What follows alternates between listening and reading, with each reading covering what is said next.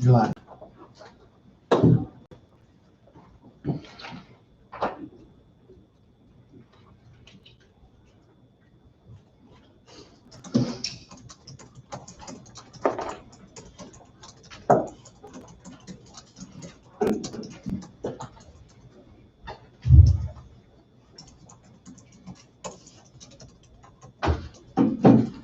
It's 9 o'clock. Join us for our flag salute. I pledge allegiance to the flag of the United States of America, and to the republic for which it stands, one nation, under God, indivisible, with liberty and justice for all.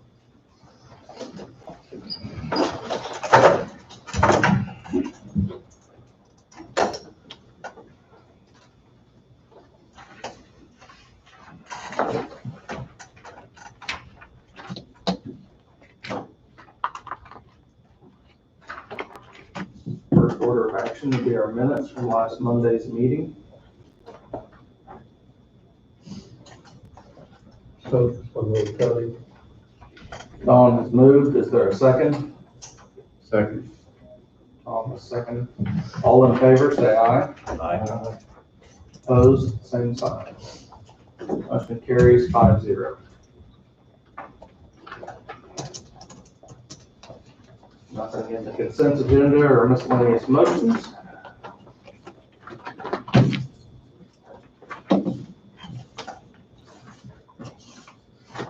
Brings us to our first item, Rhonda Gilbert from the Housing Authority. I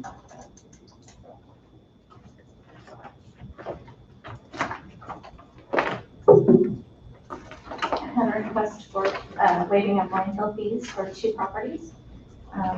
Matt Raymer has purchased down by a couple of trailers down by the Little Dam off of First Street. Pictures. Sent them around. He's trying to kind of clean up some of the trailers that are kind of not in such great shape, so he can make some more RV spots and everything. So he's asking if you guys would waive landfill fees on that. And I don't know if you want to do them separately, because the other one's in Leroy, so there'd be just different districts. Which one is in Leroy, that white town one? I'm sorry, my other one is in Leroy. I haven't got to it yet, Dawn, so this is just the Burlington one.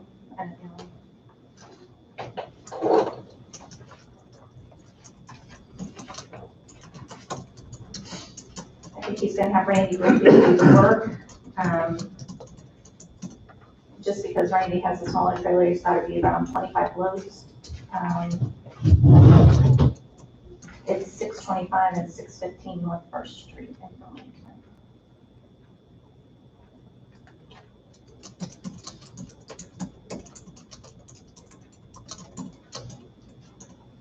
It's John's district. Neither one of them's capable of being towed.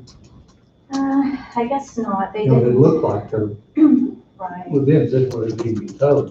And there's nothing in on, but I guess, Randy, I don't know who would do it, and I guess Randy just rather tear it down and haul it off, so. Time to take the axles out from under them. Yeah. When they. Most of the time they leave, or a lot of times they leave them on, so, yeah. Both of them are in my area, Tom. Also move Mr. Chairman to waive the landfill fees. Don has moved. Is there a second? I'll second. Don has second. All in favor, say aye. Aye. Opposed, same sign.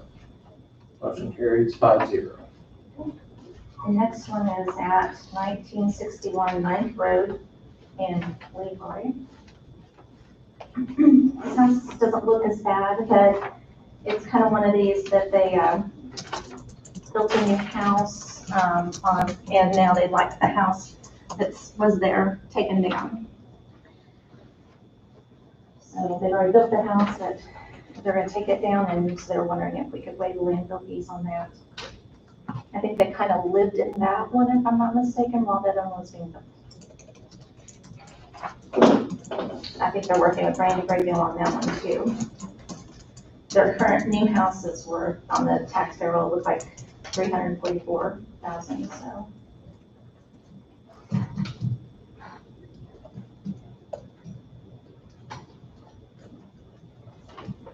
It has a cool space, so it's not a basement I can take out.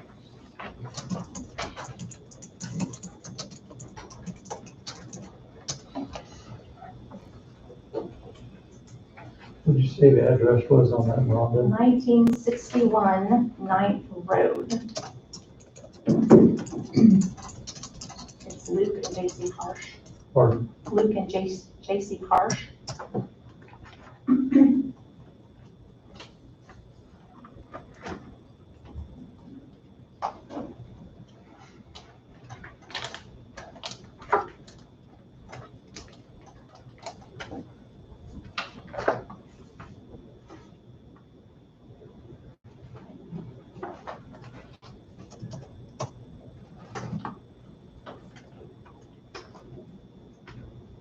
I think anytime anybody's trying to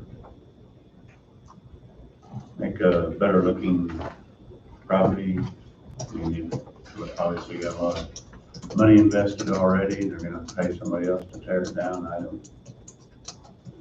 I wouldn't have a problem waiving landfill fees for that much, that effort, you know what I mean? Just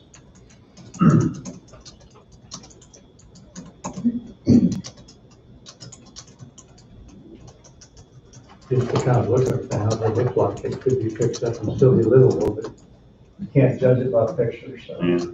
I mean, when you got a $250,000 property already sitting there, like, I don't want it in your backyard anyway. I think it's actually in the front yard. Well, I've been by there. That's actually in my district. oh, Yeah, it's, see, I don't have nothing in further north than 16th outside, so. Oh. I didn't know whether it was in Cody's or whether it's far enough west you could catch fruit. I make the motion to waive landfill fees for 1961 9th Road in Leroy. Second. Having been moved and seconded, all in favor say aye. I, Opposed, same sign. Motion carries 5-0. Thank you.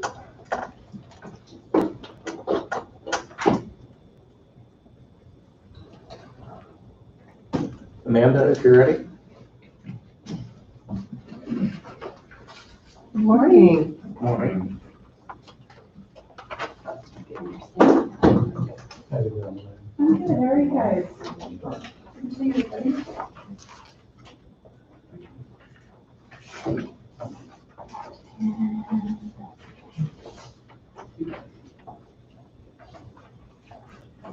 Hope everyone's doing well. Thank you for having me come in. I also want to, you all know Carl, and he remains on our board, and so appreciate him being here this morning as well. So first, a couple things. What I've handed out is our annual report, so I usually bring those up every time of appropriation request, give you a little bit of information about Crosswinds. The other is a letter requesting the funds and what we will provide in return. And then previously, I also had emailed out earlier this summer a letter just kind of talking about how Crosswinds have responded during this COVID time.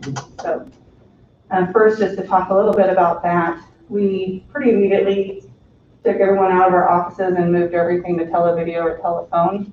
I thought that was very important for the safety of our consumers as well as our staff. We've maintained that during the summer. We've just, in the last 3 weeks or so, started our community-based services, so case management, some psychosocial groups, and for both kids and adults. All those community-based services are going face-to-face. We slowly are building in, letting them be in cars together and building homes. Our clinicians continue to do majority through televideo or telephone. We do have a slow plan in bringing all clinicians back and hope to have everyone back in our offices by September. But that doesn't mean everybody has to be face-to-face with their consumers. That's probably our tightest space restriction is when you're in a therapy office with a therapist for an hour. It's probably low donation, so they'll probably continue to do a lot of photo video. But we really have opened our offices up. All of our customer support people are in their offices. And then we wanted the offices open as well for those individuals that don't have internet or phone minutes, or really kind of just don't like or don't do well with the televideo. So we've had consumers coming in and televideoing into our providers at their homes. So we're going, it's working. It's not, we're pretty significantly behind as what we were last year at this time, but we are very proud of our ability to continue to provide services to people. Our show rate's great. It's improved and steady when we catch people by phone. Seems to have been good in that sense that people don't stay on the line as long. It's just harder to maintain that conversation and communication through phone or through the television. So anyway, that's kind of what we've been up to. In your annual report, I usually hit on the page where it has longevity of staff. You know, as we employ about 175 people. And so when we can talk about the amount of people that have been here 5 years, 10 years, 15 years, 20 years, it's always fun to talk about. Because people do tend to say, really believe in our mission and want to be part of that.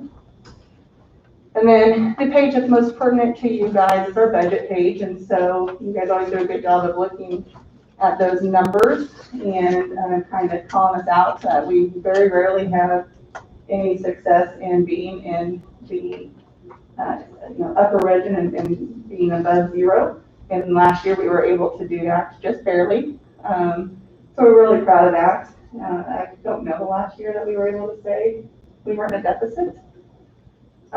So that's great. And we have started talking about appropriations before COVID hit and what we wanted to do with that. And because of that success, we had kind of decided to ask counties for the same that we were provided last year to just stay even, which I think we probably asked for an increase every year of our lives.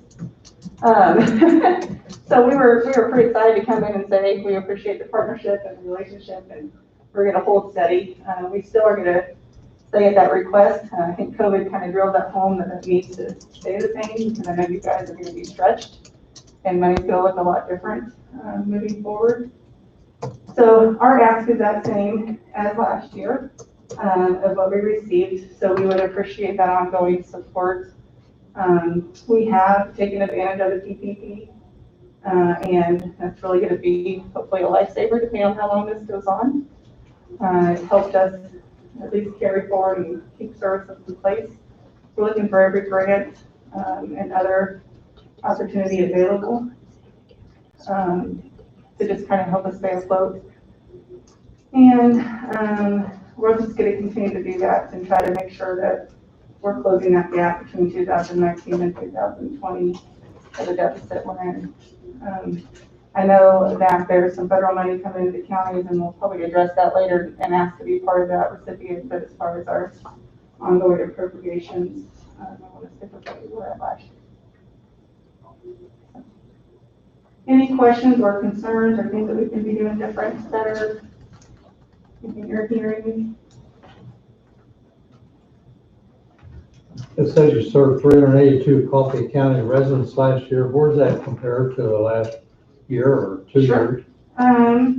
It's about a 25% increase, so we're at 305 2018. 25%. It's one of our bigger growths that we've had at county.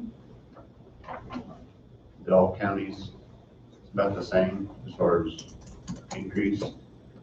It's kind of all over the place. We did leave our ask of what we were provided last year by each county. Coffee is our second, I'm going to call it, for lack of a better word, strongest county in what they provide per dollar amount per resident. Was your increase the number of clients per county? Was that up overall? Yeah, or? it was our strongest. Our next highest was 18%. And I think that's some of the work that we've been doing. I mean, if you remember, we regionalized, we have a manager in place that's been here, Kayla, who I told to stay at home because of the restrictions inside the rooms. We could we always usually have a rally of support in here, but, we've got customer service in the office, we've got people in the schools. To really have some permanent people that have been here for a year or two now that I think has helped display that strength and the growth. You think by having a presence in the county that it's maybe helped you with less repeat? I guess maybe. I don't know. Someday I would love to have that data. Some of the struggles we've had recently is we were on our third electronic medical record in 3 years. We had started a new one, it didn't work out, so we went to another new one, and that's just a long, laborious, intensive change, and it just throws your data off sometimes. So some of those really skilled data points, I hope to get to at some point, but right now we're having to pull out of 3 systems, and that makes it interesting.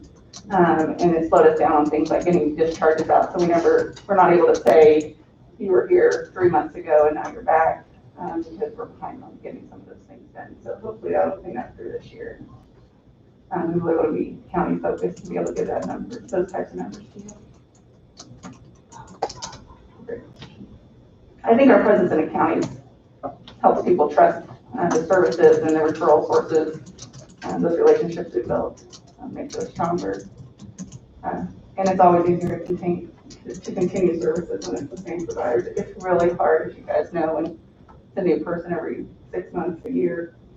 You're sharing really intimate details. So. Are you providing the youth programs that you had before? You're still doing that this year? So as part of our, so talking about the psychosocial programs for kids, I think last year when I was up here, we've seen the big buses kind of going through town with crosswinds on them.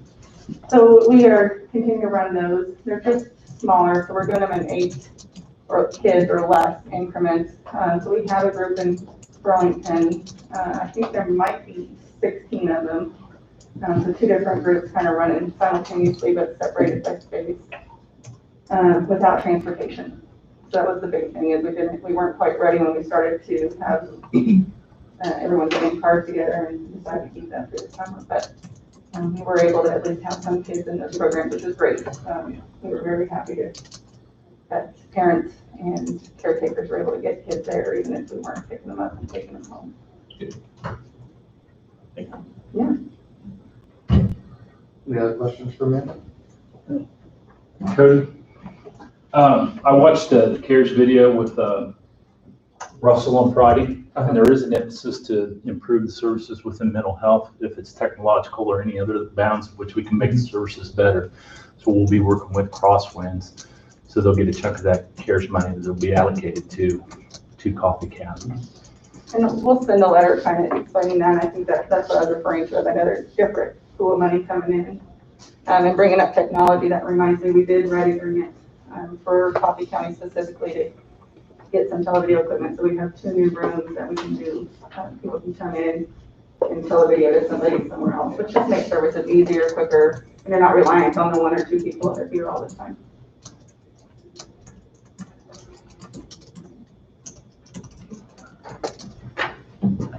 Thank you guys. Thanks for all. Good to see everybody. Appreciate it.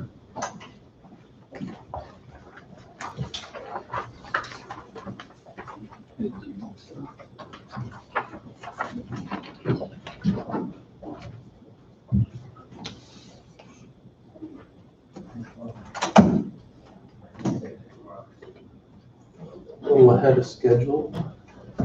Actually, yes, Joanne, if you're ready.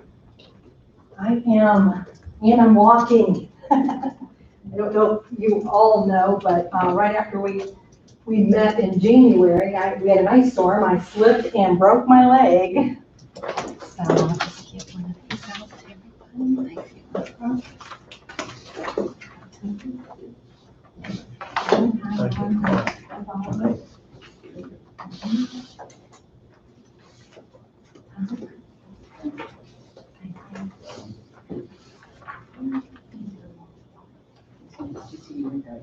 Thank you. It's nice to be without the crutches. Those are hard to maneuver. Crutches are hard to maneuver, especially when you live in a 2nd-story apartment. Oh, yeah. So, okay. Well, I wanted to come in and discuss a couple things that I've finally had the opportunity to work on now that I'm back to work and in the office, and COVID has allowed me to come in and work on a few things.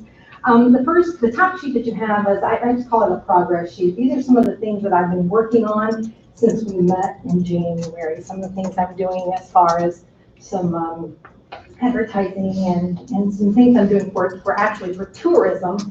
Been working on that through the chamber. And then the second sheet is a kind of a narrative of what the budget is. What I did was, the last one we spoke, I kind of walked away feeling like you'd like me to put in writing what it is I think that we can do through the chamber.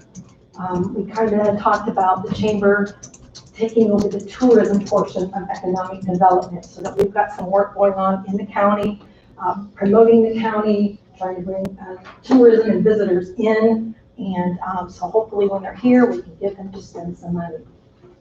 So that's what I've done. On the very last sheet, the third sheet, is the actual proposal itself. Wanda had provided me with the 2020 budget, or the budget sheet, and so I kind of just went from what was already on the sheet for 2020. And then I put down what I thought for 2021, what we, at the chamber, could use from that to actually work on tourism itself. Again, that's marketing. One of the things I noticed that there was quite a few of the large Kansas magazines that we weren't being seen in. The tour guide, the Kansas official tour guide, which comes out annually, which I've already started on that. I've got 8 listings in there for next year, for 2021. I'm going to be working on their website, because we can list on that at no charge. It had been done a few years back, but it's not been updated, and I just found out just recently, probably within the last 6 weeks, that that was even available to us. So the Kansas magazine, I call it Kansas exclamation mark magazine. I actually had someone contact me and say, Coffee County wasn't even mentioned in that magazine. Why weren't we in there? I had no clue. So I'm making sure that we're in there. They come out quarterly, and I've already submitted the ad for the fall issue. I've got a reserved space for the winter issue, and we're also going to be in their 75th anniversary special edition that will be out in December. So I'm trying to get some things together for that. I don't know. I mean, I tried to put everything in writing so you would have everything. I know you haven't had tons of time just yet to look it over. This is just what I think that the Chamber of Commerce, what we could do, what I could do for the community. Again, I have over 35 years experience in marketing and in advertising, and I just want to see our community, the tourism portion of our community, grow, and I believe we can do that. On the progress sheet, I don't know if you saw, but I actually, during the COVID-19, when I was working from home, I took an online course through Destination Creation course, which was presented by John Schaller. He's in Colorado. Usually his courses are done person to person, but with the COVID, we couldn't do that. And I have become a facilitator, so now I can actually teach classes to our community, to the businesses in our community, or anybody who's wanting to take up or start a business. And that was endorsed and approved by Network Kansas. So I thought that was a really, really good thing too. So I'm going to be attending the Kansas Tourism Conference in Liberal, Kansas in October. Would like to take the Heartland Economic Development course. I'm not sure if I'll be able to make it to this one yet or not. It just depends on financially where we're at with that, and if they still have an opening. Their classes in August. It's usually closer in the spring, but because of COVID, they've had to push it back. Oh, in the transportation vans, we're finally getting ready to start the second one. We were waiting because, the transportation department was waiting on a new van. They thought they were supposed to have it by the end of the year last year, but they didn't. So they just got it in, probably within the last 6 to 8 weeks. And so IM Design has already come in and done measurements on it, and we will be starting the second wrap very soon, which will also be the Catfish Capital, which will look like the van we already have. Then from there, we'll start with the second phase, which will be a completely different look onto the other vans. Does anybody have any questions on anything?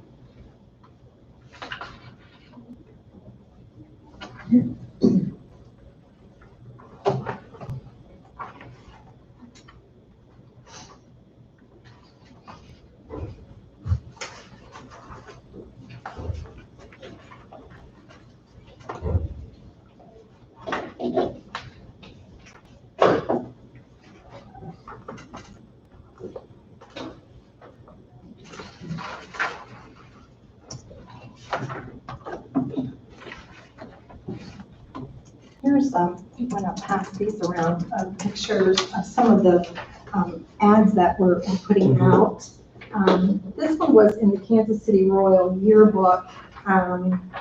This one was last year. This was the one I redesigned for this year, but it's this size. So you can see, I like that with that. The newer one, the logo, our logo shows up a lot better. You can see just as soon as you look at it, Coffee County, Kansas.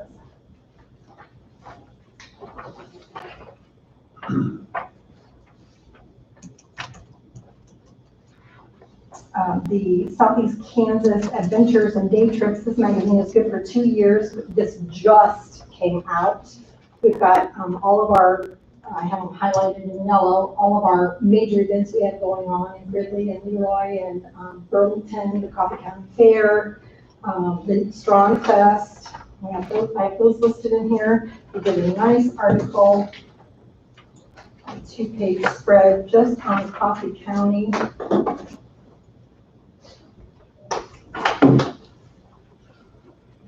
I don't know if you want to see this or not. Just so you can see some of the things I have been working on. Especially with the COVID, we don't want people to forget who we are and where we're at, and we still offer our licensing campaign and so forth.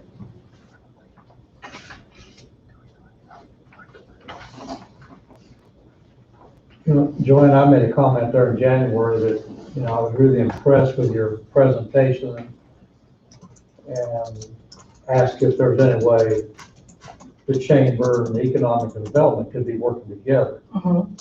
And serving and promoting Coffee County as I feel like it needs to be promoted. And I know here in the last couple of months, I've made a couple comments that we see what's going on in Lyon County, we see what's going on in Franklin County, we see what's going on in Neosho County, you know, in Emporia, Ottawa, and their economic development is going gangbusters. Tremendous amount of expansion and I'm sure new employment opportunities. And yeah, they probably got a leg up on us because they got, you know, larger populations than what Coffee County's got, but you know, we got so much to offer here, it's totally unreal. But we also know that these businesses like to stay closer to metropolitan areas where there is more housing, where there is more employment, or more employees potential. But I don't know what the answer to it is. You know, we got so much to offer here, but what type of economic development director we need to have on staff, I don't know what the answer to it is. You know, we're doing a lot of promotion for Coffee County, but yet we don't seem to have much success. And what it's going to take to be successful, I don't know what the answer to it is. I haven't called these other counties and talked to their director personally. So I know, Don. I'm not exactly sure how to respond to your proposal. Sure, okay. I've been in contact mainly, in close contact with Anderson County. They have an awesome economic development director there, a chamber director there, and somebody who handles their community and tourism person, the director there. So they have 3 people working with what we currently have Rhonda and I trying to be doing, just the two of What us. county is that? Anderson, that's over in Garnett. Oh, Anderson County? Uh-huh. They're doing an amazing job in Anderson County right now. They also, for such a small community, are young gangbusters. They have it's just amazing. And I've been spending some time with these 3 ladies and picking their brains and different things on what they're doing that maybe we can't do the exact same thing, but I can at least take some of it and turn it around to get it to fit what will work for us. I had met, when I first became chamber director, I met with the chamber director for over in Emporia. And she was a wonderful lady, but they are so much larger than we are, and they have so much more retail and business than what we have. A lot of what they do doesn't fit, it doesn't work for us. Yeah. So that's what I'm trying to develop, is what is going to work for us. Now, you had mentioned about doing, a lot of advertising. Actually, we don't do hardly any advertising at all, not to promote what we have. These are some things that we're starting on. We've been in some of the outdoor magazines and kind of a blurb and a mention here and a blurb and a mention there. But we need a campaign. We need to say, hey, you're missing out on what Coffee County has to offer. Look at this. That's why we have that picture of that beautiful Coffee County Lake on the back of that transit van, because it's like, look at this. And as soon as they see it, they say, where's that? And they look up and it just says coffeecountykansas.org. And that's what we want to do. We want to get that in people's minds of what's going on. You mentioned Anderson County. What's Anderson County got that's going so strong? Well, like they just opened up a new restaurant. They're, I don't know if it's I think it's a Mennonite-owned restaurant. I'm trying to think of what its name is. I always get the name now. So there's one that's called Dutch's. I think that might I be haven't it. been, Yes. haven't been in, but I know there's. Very, very nice restaurant. It has a coffee shop in it and things like that. But not so much the business portion, maybe so much as more of it coming in as people, as they're doing a lot more and getting more of the tourism. They're doing more internally. They're not bringing it in from outside. Exactly. They're doing the tourism, they're doing the events, they're doing the things that are bringing people into the county from outside of the county. And I think right now, that's one of the things that we need to work on. Because we are a smaller county, a smaller community. So even if every single person in Coffee County supports Coffee County at least once a week, whether it's going to Hoover's or getting coffee or whatever they're doing, if they would, that's still not enough to support our local businesses. We need more people coming in. I was just told there was a family that it came from, I think they were from the Kansas City area, and they're over in the Waverly area. And they were saying that they first came to the community because it was peaceful, it was quiet, it got them out of the city, and they liked that. There was fishing, there was boating, there was things to do here. And so they actually built a house now. And they don't live there full time. It's a getaway retreat to come to Coffee County. And I think a lot more people would feel that way about fishing and John Redmond and the hiking and all of the outdoor activities if we really promote it in a correct way. When I was in Ohio for 10 years, I owned my own publication, and print advertising is kind of my forte. I know that inside and out. And I got to looking, and one of the places that through the chamber had been advertising is a little publication that, they print a lot of them, but nobody picks them up. What good does that do? If you print 100,000 of them and 2,000 go out, how many of that 2,000, and that's 4 or 5 states wide, how many of that 2,000 are actually coming to Coffee County? And so we want to, what do I want to say? focus on certain areas and certain events to do. For instance, the fishing, one of the ads that we're working on is the fishing. The one that we're going to do for the winter issue is a hunting ad. And it's not just hunting, it's showing a picture of a deer jumping a fence with all of the colored leaves in the background. Well, that's more than just hunting. That's sightseeing. That's nature. That's where people want to bring their kids because they want to see the nature, the deer and things like that. So we want to focus on what will bring the people to our community. And we're finding that statistics, we haven't done our own statistics. I've checked into it. They want $25,000 to $30,000 to do it. I'm like, we're gonna have to come about it a different way because I don't have the $25,000 to $30,000 to go do a survey. So we're finding out that people that are coming into the community are coming here for the boating and the fishing. And Rhonda probably could attest, I think she's still here, yeah, how the fishing tournaments do. The fishing tournaments bring in a lot of people. But you know, last year I didn't even know we had fishing tournaments. And I was the chamber director. We had 2 tournaments I did in July and I didn't even know we had them. I knew nothing about them. And my question was, where did those people go? Did they come into the community? Did they eat at our restaurants? Did they come in to get gasoline or did they stop in Vito on their way in or their way out and get their gasoline and not even come into the community? So I wanted to work on that so we can start getting people into our community so they can see what we have. I had planned on working on that for this year, but then with the COVID, we weren't even sure would we even have fishing tournaments at that point. So, and as far as I know, they are still a go. So that's what I'm looking at doing. We had talked about possibly the chamber taking over the tourism portion and possibly if you decided that you were going to hire somebody for economic development, they would work on the economic development portion.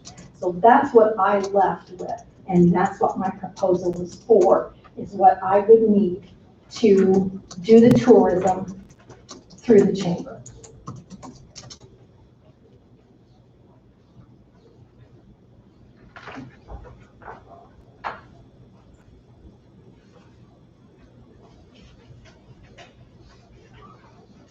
I'd like a little more time to Sure.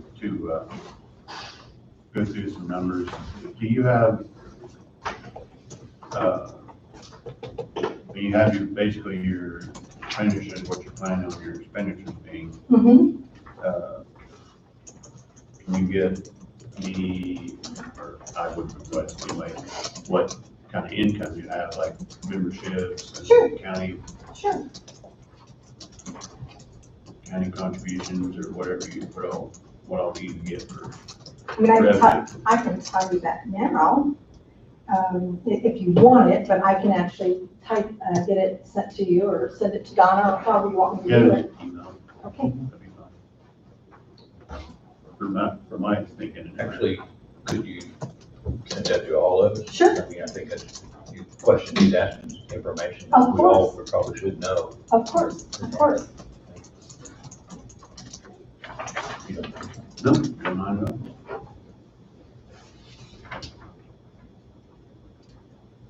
And I've said it many times, I guess. My thinking is, yes, the tourism part is nice. Getting people to move here helps as well. Mhm.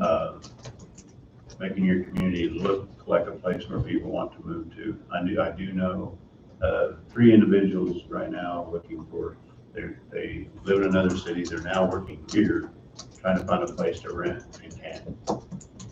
Quality housing is very Quality important. housing is lacking. I know there's a developer here in town every time. I mean, he just builds a spec house and then before it's done it sells. So Sure. I still see a need. Of course. So, I'm not saying that we don't at all. I'm not yeah, saying no, that at all. that goes along with our Right. tourism. I mean, like you said, people want to move here because it's quiet, it's peaceful, that it is. So, but we need all the above. Exactly. I mean, when somebody moves here from out of town to work in town, then they got kids and the kids get, then you have your that creates your workforce as well. So. Sure, and I'm really hopefully we're gonna find out Wednesday about the daycare center, you know, that the school has applied for, so that's another great thing that will definitely be a benefit to our community, for sure. Yep.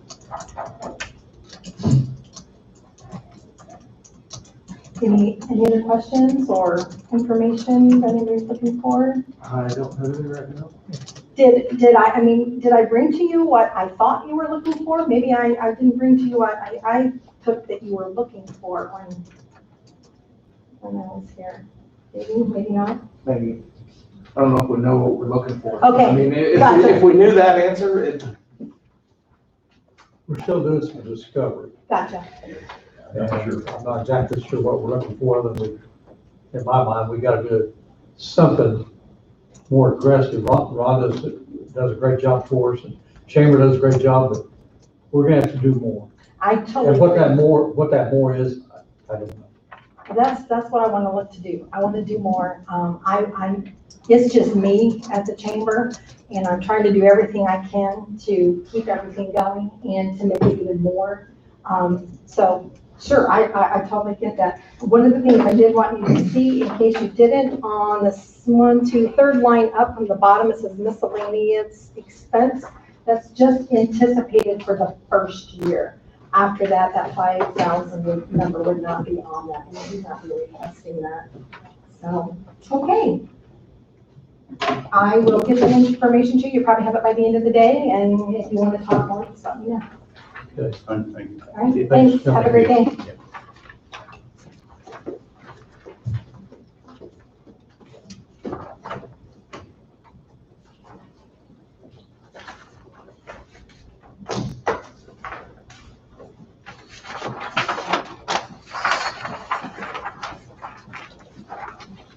can't see, is Wayne hiding behind the pillar or not?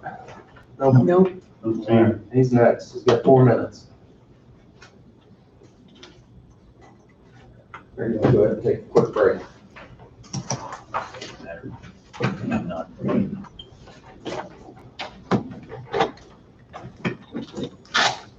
We're gonna have a long day probably, so might not take a break when you have a chance too. So Might not be a bad idea.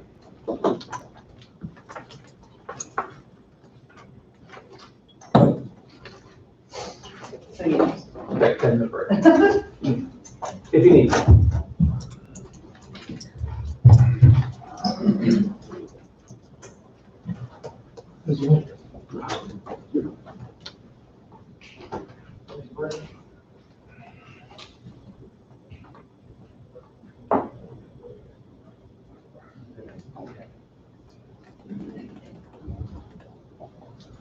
Grab one of these tables.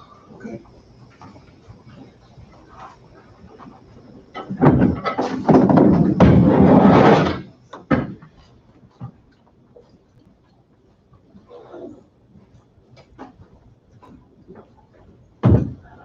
What are you up to, Russ? I was setting up a screen.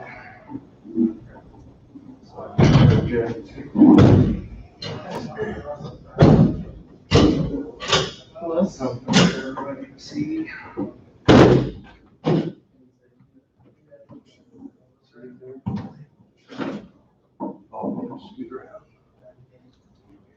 Stand over there.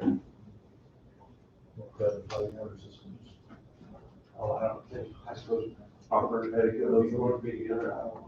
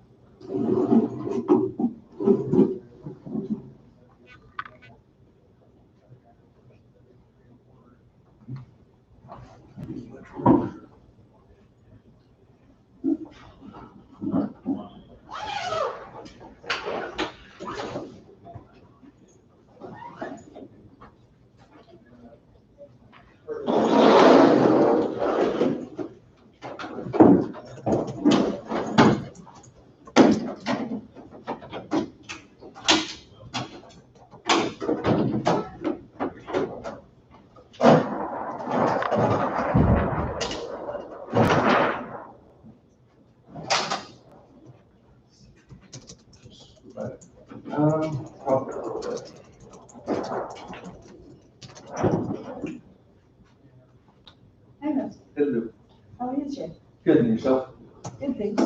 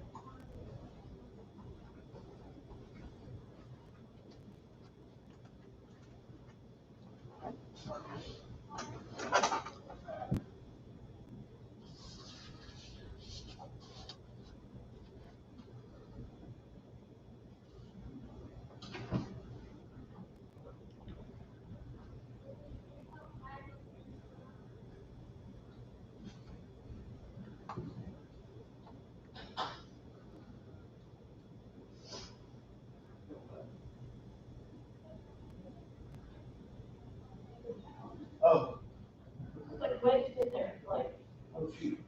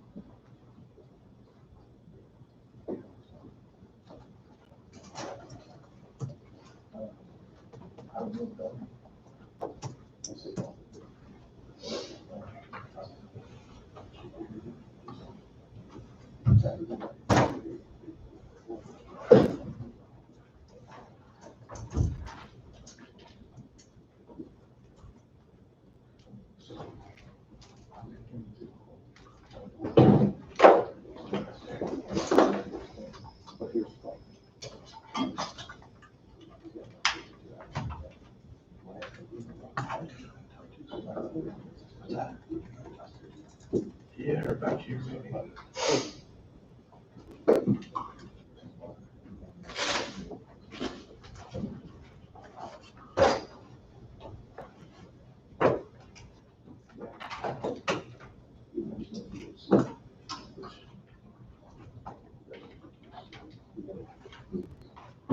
Read this morning, good, now you're good.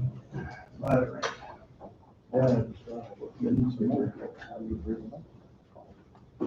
Four. How'd you get up there? Projector. Oh.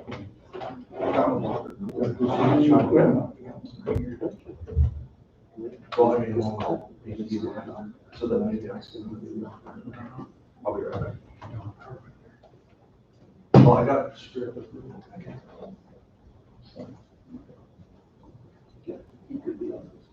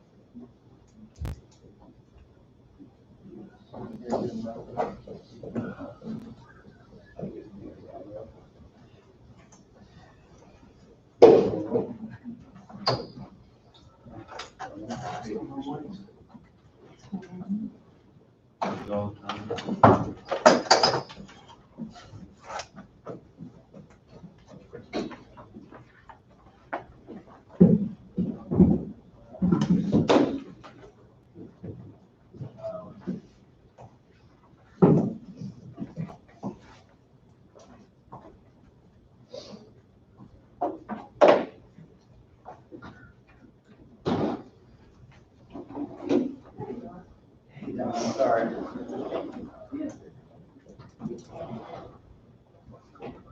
Just walking in. He probably knew that place was gonna buzz.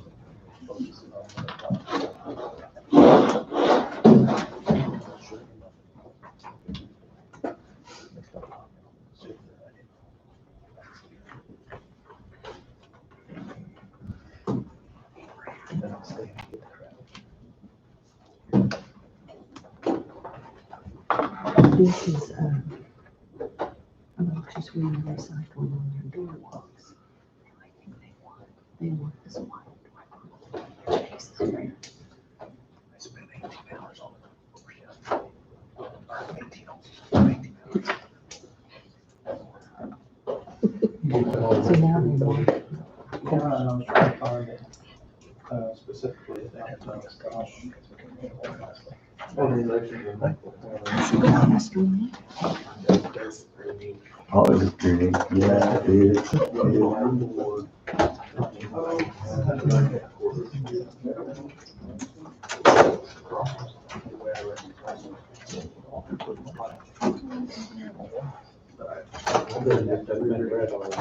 much to it.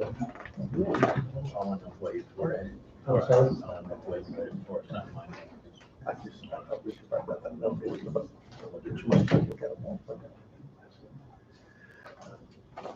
Wayne, if you're ready. Okay, yes, sir.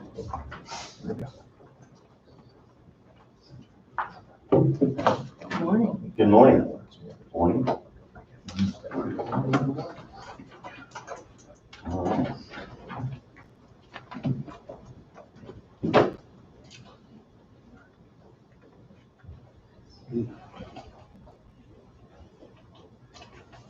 Construction zone.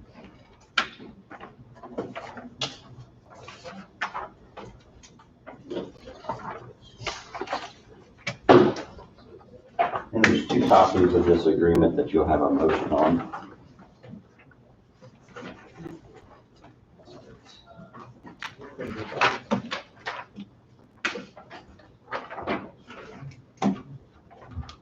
Okay, no road permits, no zoning permits, landfill, just to report, kind of goes right along with construction zone.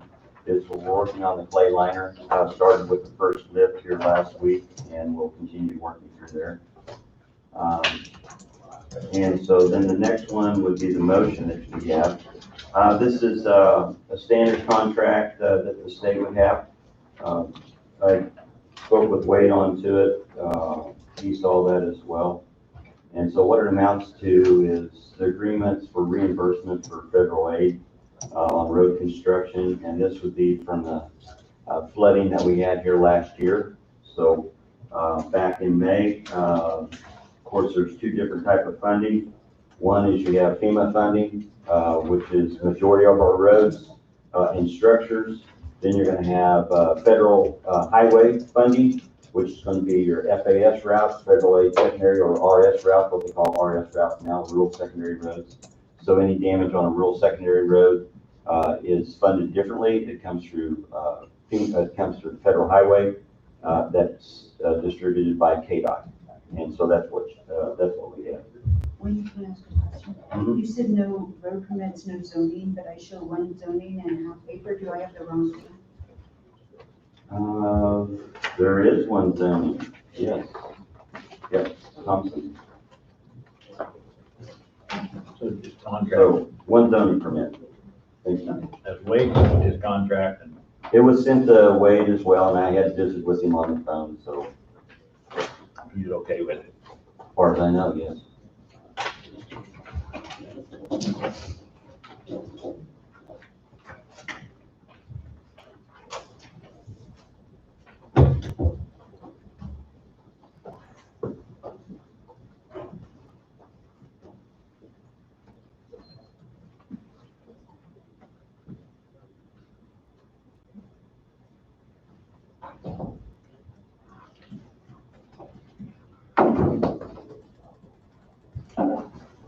Resolution 2020-37, based upon the recommendation of the county engineer and approval as the form of the county attorney, move to review and sign the KDOT Emergency Relief Federal Aid Road Construction Reimbursement Agreement, KDOT Agreement number 106-20.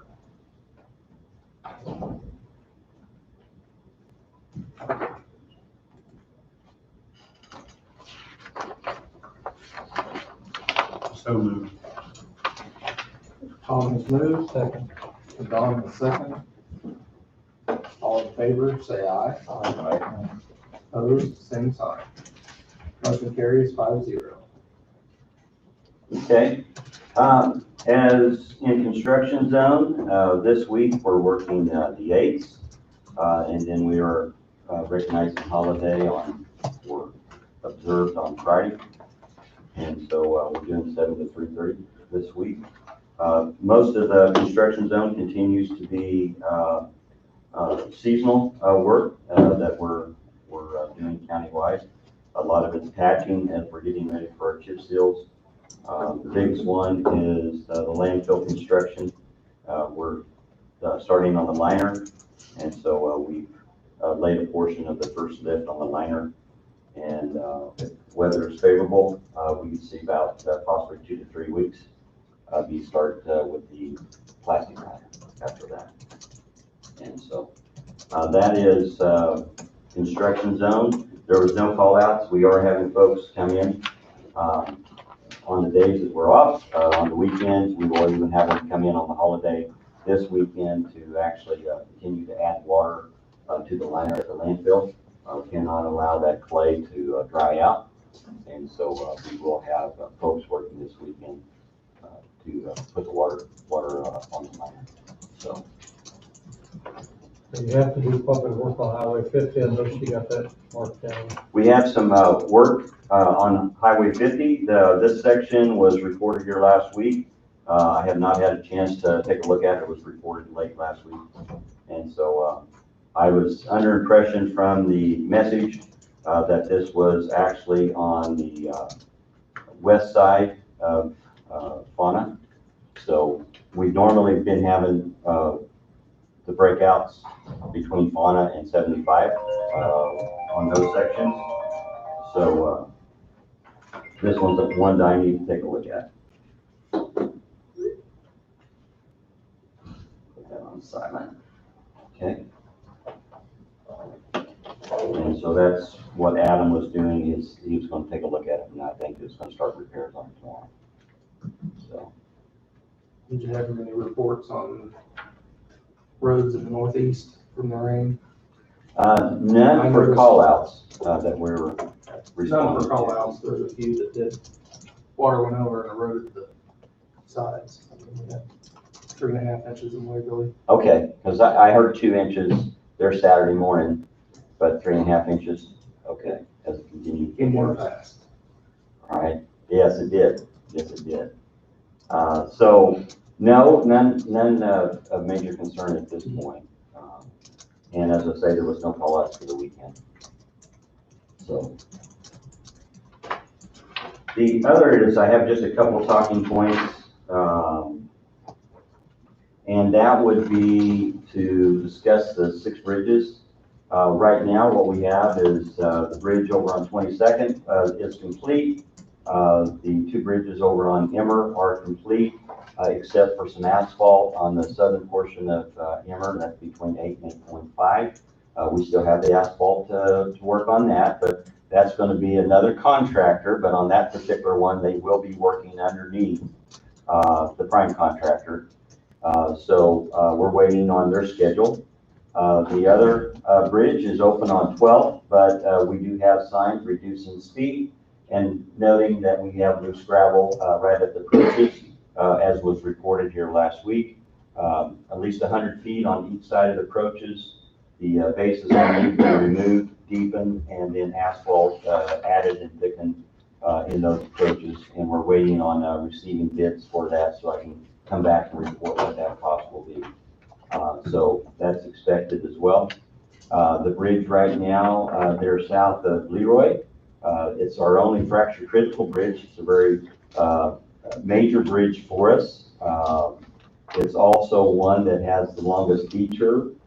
It's by far probably with that detour as well. We have narrow right of way. We have hills within that detour that does not basically allow a lot of safety to the traveling public, but it's the best detour we had, because the only other one that was possible was if you went down to Woodson County, and that was discussed before they even started. We did not want to spend any money in Woodson County to fix the roads, so we chose not to go that route.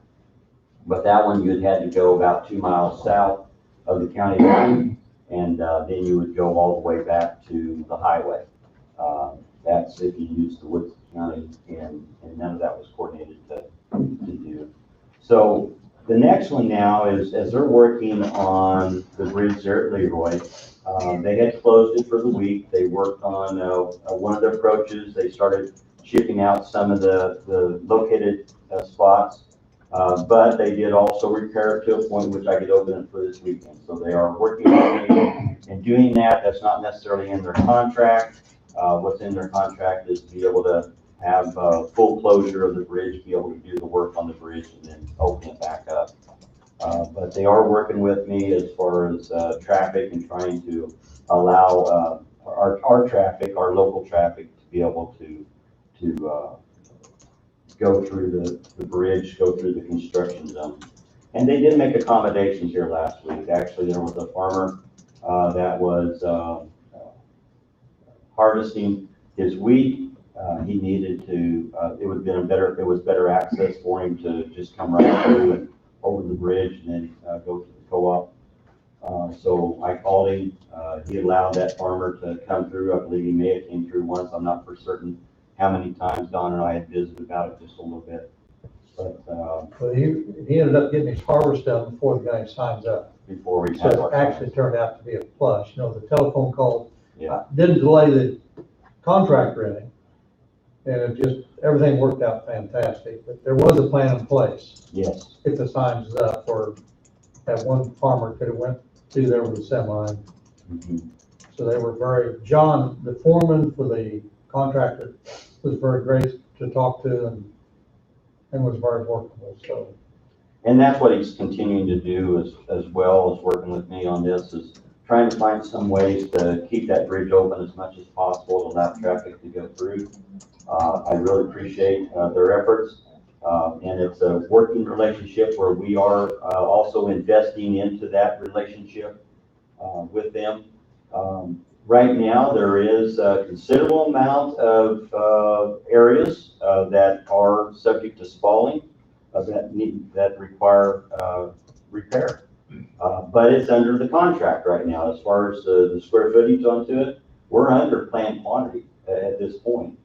They had measured up everything as of last week. That's what was reported to me, unless more actually starts chipping out, which can happen. I mean, once you start onto it, you may find some areas that didn't necessarily show up in the chain test or show up with the hammer to actually be weak and then starts falling out.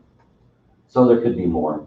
But at this point, the last report is under quantity. It's under planned quantity, which is good. And then the other side is most of it is more of the surface spalling. It's not necessarily a deep concrete spalling that's occurring in the deck. So everything is happening for the most part to the first layer of rebar.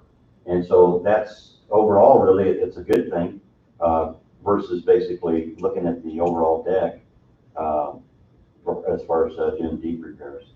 So, but there is quite a bit. There's most of it's along the edges, on both edges. There are some that he had marked out, and you can see that's down the center of the bridge, but most of it's along the edges. And so with all that being said, is looking at this week. We got the holiday coming up. We're trying to do everything we can to allow at least one lane of traffic over that bridge for the holiday. And so with that, I have been working with John, and John is willing to do one side and actually just chip along one side. He'll open it up. He won't have the concrete patched onto it, but he'll at least open it up.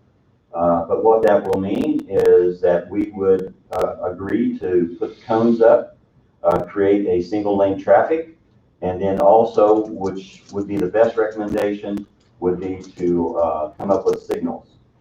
Because you have two curves when you're approaching that particular bridge, if you're familiar with that area, that if we put signal lights up, we can definitely improve the safety. If not, then what you're going to have is folks within less than a couple hundred feet come around that one curve to the north, and then, only then, they will have full view of the bridge and to see if somebody's on the bridge or not before they actually proceed across. So signals would be best. That would be my recommendation. At this point, to now come to you and visit about this and talk about signals, there will be cost if we proceed with that. And on the county side of it is the same folks that we rented the signals from for the plant road are willing to rent some signals, but they do not have any in the area. They would actually have to ship out from their office. And so by shipping out, they would charge us $3,500 to do it'd be set up on Thursday, it'd be in place for Friday, Saturday, Sunday, and then they would take it down Monday and haul it back, $3,500. I know that's a little high. The other option, one of which I started working with this morning, is contacted Glenn Tice from Osage County. They have purchased a set of signals, and they may have some signals available to us that we would just borrow from them. Now, we have borrowed quite a bit from those folks. They've been really a very nice county to work with. And so Glenn is checking on the availability of those signals, because he's looking at possibly using those for part of his asphalt projects, but he's needing to check with Kilo to see if they're going to be working or not working. So long story of that one is I might be able to get them for free, but my other option would be to pay the $3,500, but I would have to really know that by the end of today. So if John Thomas Inc. Would be able to put that on their schedule and deliver them on Thursday. So my discussion with you is to say, would you want me to proceed with one way or the other acquiring signals, do what I can to see if I can acquire them where they wouldn't cost us anything, because I also understand Lyon County may have a set of signals too, but I have not had a chance to visit with them. So I might still be able to have two options of getting them for free, just loan out from another county. But then the third and final option, which if those signals are not available, then we'd have $3,500 invested into these signals for 4 days. What's the set of signals cost? That's a good question. I asked Glenn, he would not give me a number, but Bob, I'm thinking somewhere around the $60,000 mark is what I'm looking at. But Glenn has said that he's used them multiple times and they've been well worth it. On his end, I have not been able to get a report from Lyon County, but I'm sure that's what they would say as well. There's multiple uses. One of the things that Glenn places the signals on is when they're doing like their chip seals and they have a pilot car, then the pilot car has a remote access or remote button onto it. And so what he's doing is he'll turn the signal to red, take the traffic through, and then basically, turn it back to green on the other one when it comes back. So it's been very convenient for them. So one is you can do it remotely by the remote. The other one is you place it on a timer and you figure what the time difference would be as far as the traveling between the two signals. And so they definitely have some measures of safety. Person says, well, what's the benefit? Well, one of the benefits is now you don't have two flaggers, you only have one that's driving the pilot car. And you actually also increase safety is because now you take that one person or those two people out of harm's way as far as traffic. And so there are some benefits to it, but at this point, I have not been in a position to ask that request, but it is on my list. I would like to have signals at some point. I think it would be justifiable in our county and very safe. But, 65,000, 65,000.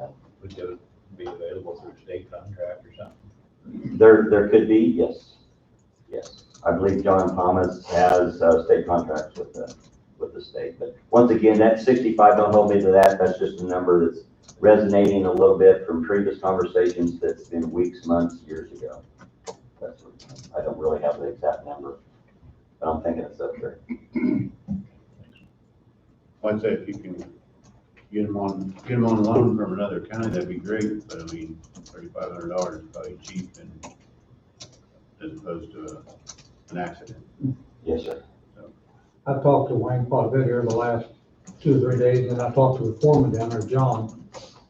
But the detours going around, I don't know whether it is familiar with it or not, but the south mile and a half next to Woodson County line, there's 4 hills there, and 3 of them are sharp. And I know I've been driving it, of course, I drove it a lot when the river was out last year, and then I'm driving it here lately. We're seeing people on there that are driving totally out of control, and they're people that I don't know, so they're unfamiliar with those hills. And we've already had 2 near accidents that wouldn't have been good. People driving that not familiar with those hills. And so that 1 mile and a half stretch is not a good situation. I do want to mention the Wayne. I don't know who the blade man is for that area, but he did a great job of getting those roads in the shape that they're in. So you might want to pass that off. I don't know who that blade man is. Thank you. But it is still not a safe situation because it's too narrow for, in a lot of places, 2 cars can't even pass. If you're gonna meet somebody, you're gonna pick a spot. So it is $3,500 probably the money, but to me, it's $3,500 well spent. Yeah. If we gotta go that way. Exactly. I think.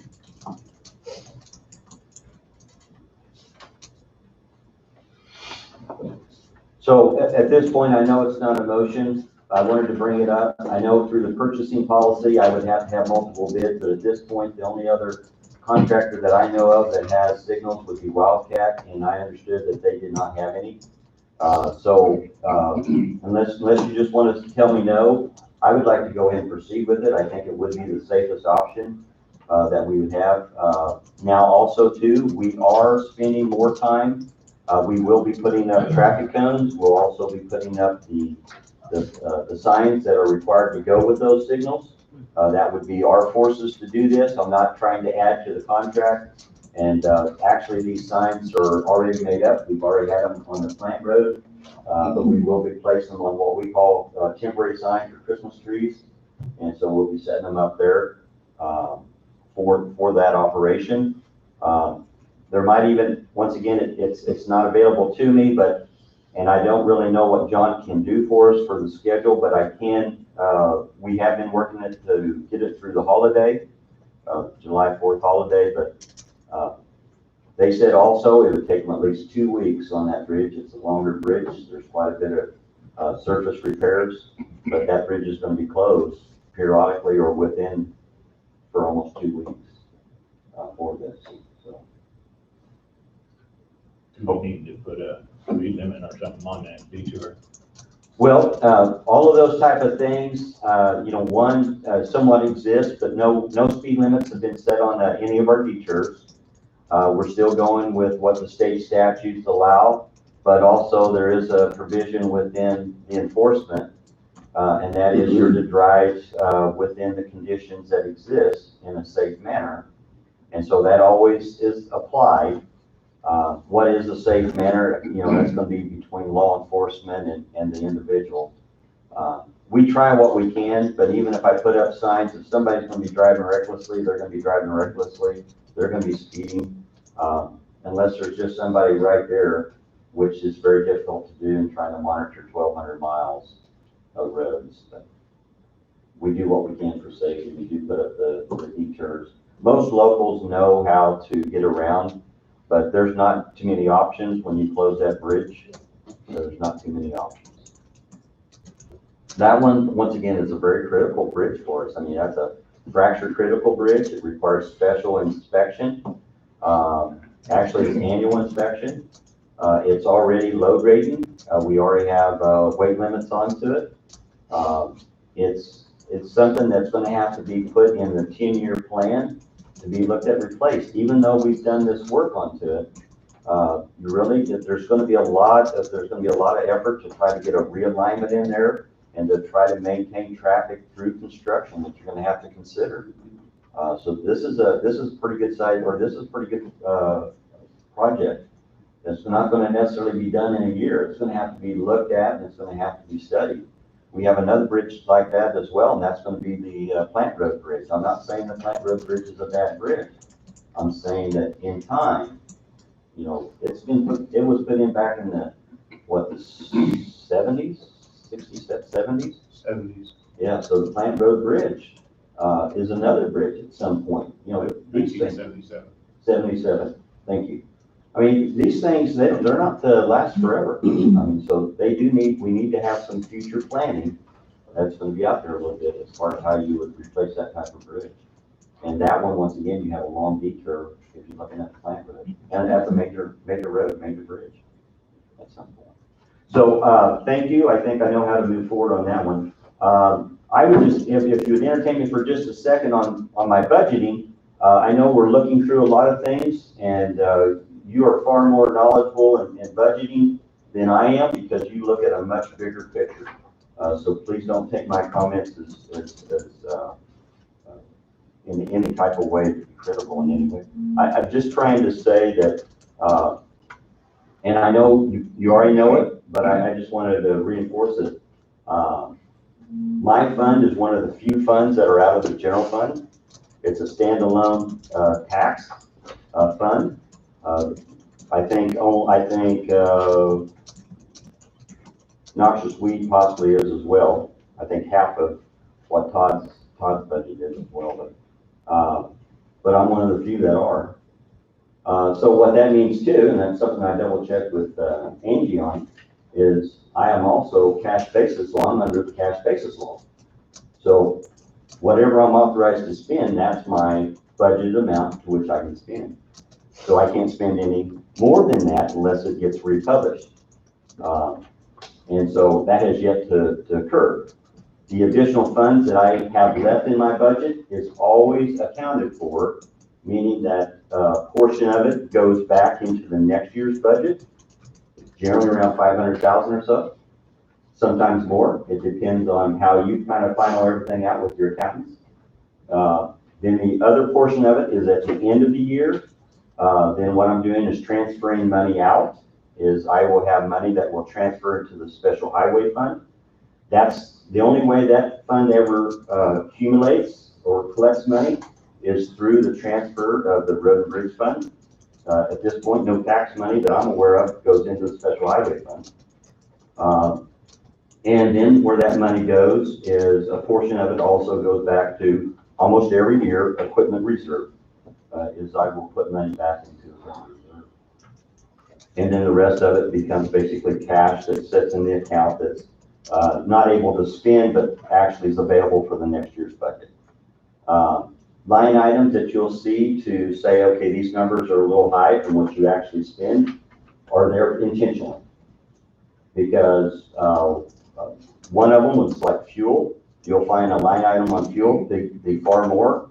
And what happened was, and Bob, you might remember the year, I don't recall the years as well, but when we had that fuel that was up to $4 a gallon, that brought my budget down real quick when you start talking about fuel and all the equipment that we use. So that one, once again, I could not, even with that occurring, I was still at a cash basis law. If I basically exceeded my budget, you couldn't necessarily fund it from the general fund, not as I understand it. That would have been republished. So mine is always a little bit large with the intention to basically show the transfers out. All my purchases that I make is I follow the policies that you have, and that's the purchasing policies that you have in place. And then also all my personnel must go through you for approval. I cannot advance anybody. I cannot change their positions without any changes that you approve by motion. So all those things is in my budget, all is handled by you through your policies. And so you're going to see those numbers to be a little bit different if you're looking at line items. But mine is at the end of the day, what I'm looking at too is my ability to provide service. Is when I provide the service, say when we had the disasters here last year, from the funds that I had from special highway and the funds I had in road and bridge allowed us to put our roads back into shape that they should have been. Otherwise, other counties could not. They couldn't do it, which is understandable. But we're able to respond to those type of instances more quickly because we have the funds available for that. But once again, at the end of the year, I give you an accounting. At the end of December, I give you an accounting where all my money went by statute. and you know where the money, the projects, and everything's funded. And so, that's my budget in a nutshell, but I'm available for anything, if you have any questions. Okay, fine. All right, thank you.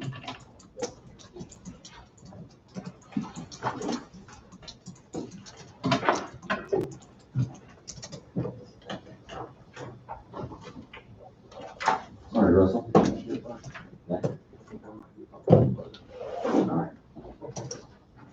Are you all set up, Russell?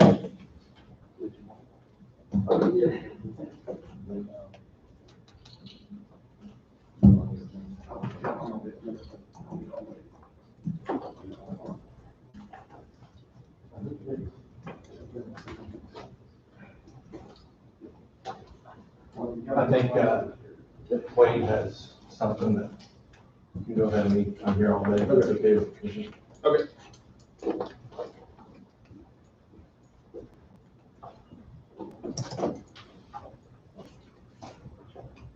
Bob Johnson is here, and I think go ahead and let him jump in. And then Russell, he's got a PowerPoint or something he's gonna present that may take a little while, so that may be the best way to handle things. We met last week. I would request as your attorney that you go into executive session under coma for attorney-client privilege to discuss potential litigation for 20 minutes. With yourself and the commission? Yes. I so moved. Second. Tom has moved and Fred has second. All in favor, say aye. Opposed? I'm gonna abstain and excuse myself from this again. Motion carries 4-0-1. We'll go in for 20 minutes. At 10:22 to return here.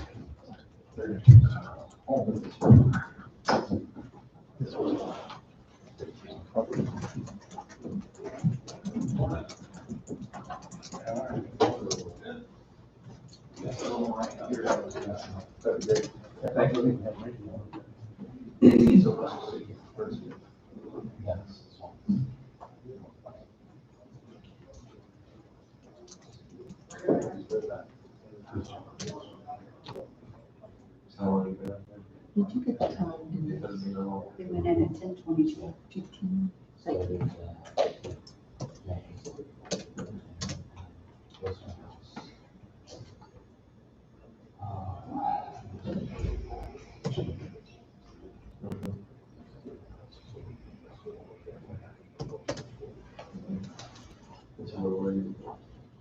Did they say 20 minutes? Yeah. 20.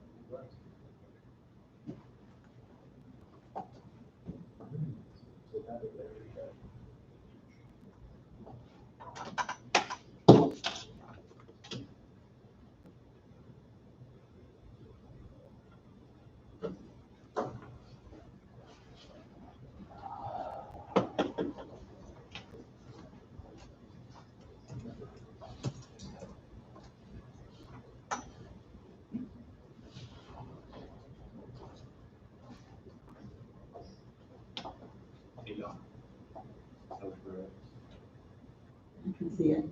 Okay. We could probably turn that light off. See if that helps. Yeah.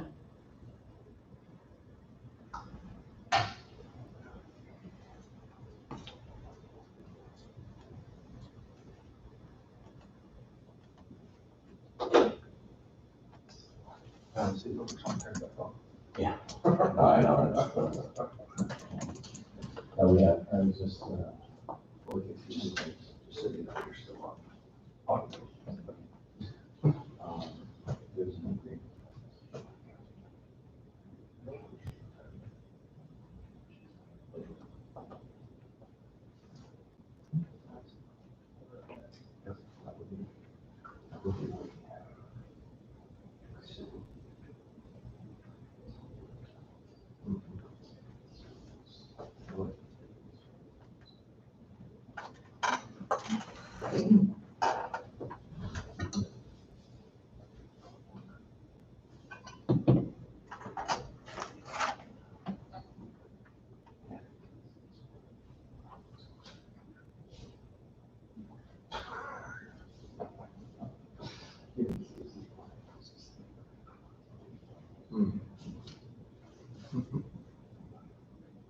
Always. Always.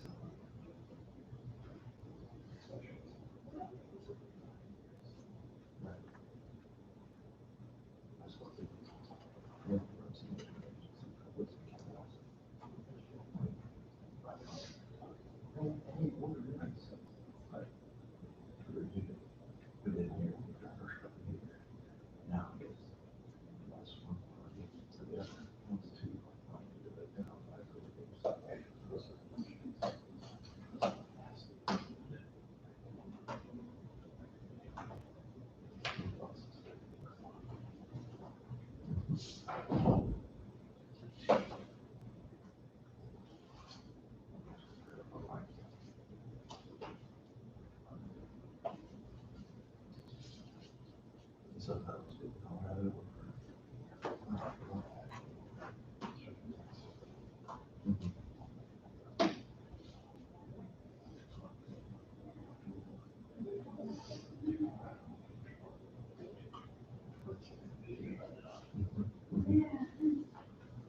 Yeah. Yeah.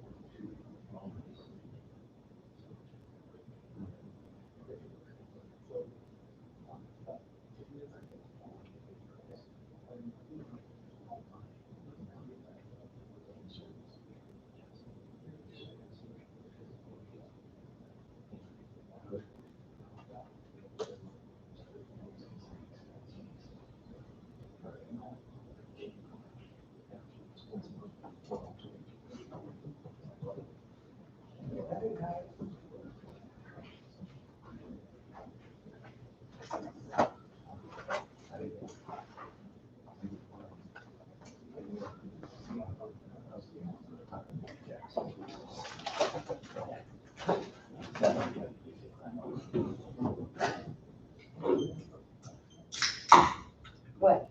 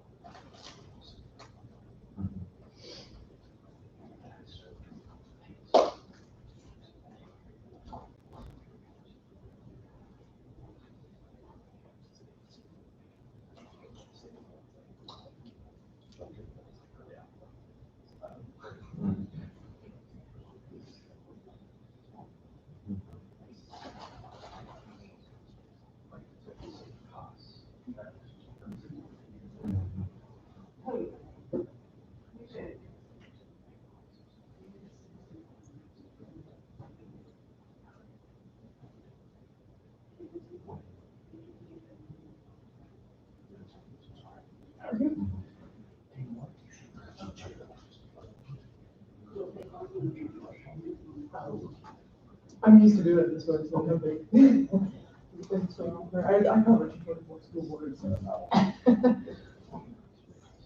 This is a really different flow from that. He's on vacation, they left on, Becky left on Thursday evening. And they went to Nashville, I think, and so they're on the way back today. So, I'm getting the feeling.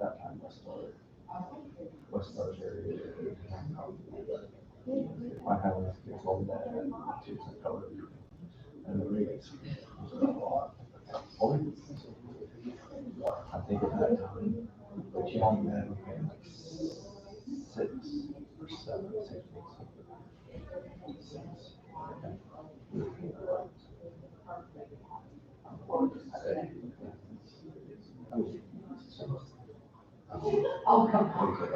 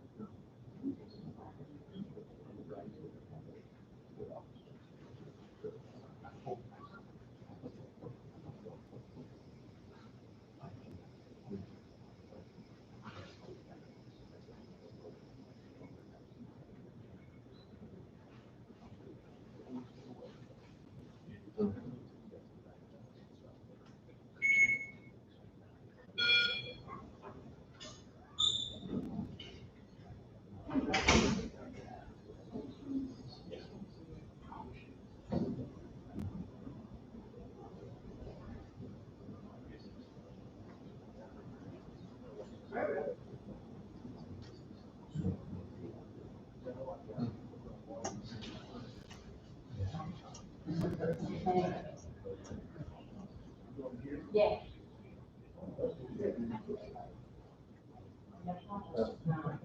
Not that way.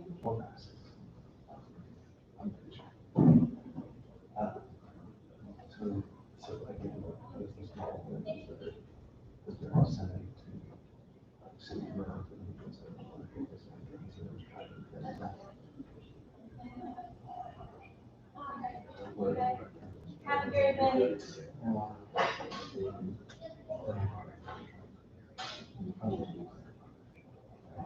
There we go, 70 pounds, by the time name.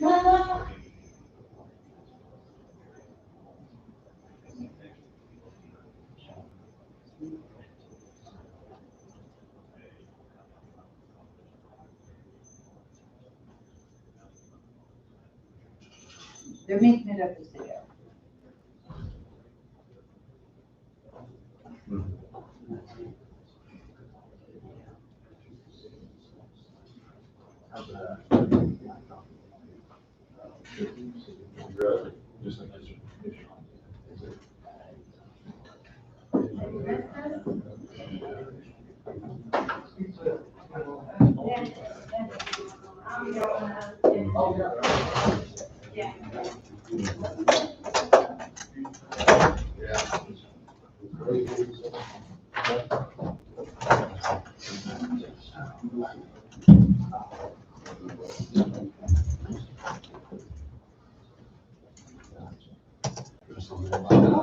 Well, we're gonna see if it's gonna be Russell or if Dennis needs to go first. That's fine with me. I'm here all day. Dennis may have other things on his agenda. Well, I'm at your disposal this morning. I really don't have an agenda. I'm just here to say hello and introduce myself to all of you. I'm Dennis Swanes, the general manager and CEO of Four Rivers Electric Cooperative. I think most of you know Radiant and Lion Coffee merged together to create a new co-op.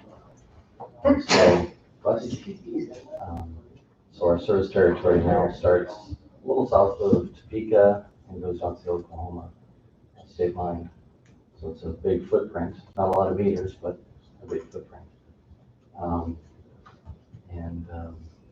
So like I said, I just wanted to say hi. My wife and I moved to the county about a year ago, bought a house in New Strong. So we've been living there since June. Actually, first month we were here, we lived in downtown Burlington, just in time for a little bit of water issues to put downtown for renting a place. So anyway, so like I said, just wanted to introduce myself. We do a lot of work in the county. I know that we had an agreement with the county that has expired, and we'll have to get that worked through to get that updated. It expired at the end of the year in 2019, so we'll have to get that going. We'll start that with staff, and we'll come to the commission for consideration. But anyway, that's all I had. Let's introduce myself and see if you had any questions of me. And Oh, really, Dennis, you know, of course, I'm a user of your tower, but your annual meeting was postponed temporarily. Is it permanently postponed, or what's your thoughts on it? It has been canceled. Canceled Yes, till next year. till next year. Yeah. That was a tough one. Well, you have a huge turnout for that, or Yeah. or LCEC used to, and I'm Yes. sure Huge turnout. So it's a great event. Yes, and Radiant had a great turnout as well for theirs. And so we're like, okay, for our first county meeting, we were expecting a lot of people. And that's why the board decided to cancel it because of all the people. And the demographics of those that show up for the end meeting typically are a little bit more on the elderly side. And we didn't want to put any of our members at risk with all of the concerns going around this year.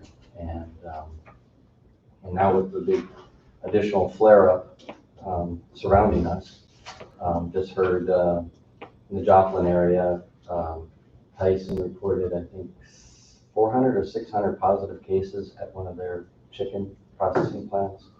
So it's a concern. We didn't want to bring all those people together in a pretty confined area. There was no way that we could figure out how to do it and keep people at distance from each other. So yeah, that was a hard one. But it's been canceled now. Our board struggled with it for quite some time, and they decided finally to cancel it. The good thing is that there was not an election this year because of the consolidation, so we're able to push things off. And so we do have to have the bylaws approved by the membership, but we're able to work through the one that the board had put in place temporarily. So we're able to keep moving forward on that. So hopefully next year we'll get it back on the schedule. Hopefully nothing will make us postpone or cancel that one, but we'll see. Any other questions at all? Appreciate you coming in. I met you here several months ago. Yes. I'm gonna leave some of the business cards so that if anybody wants to get a hold of me, please feel free. I'll just give it to you. Thank you. Thank you. And any questions, please feel free to reach out to me. Thank you. Thank you.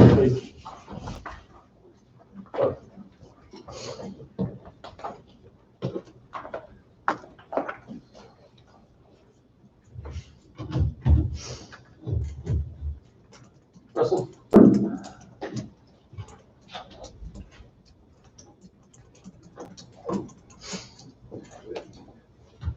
We were supposed to bring something down.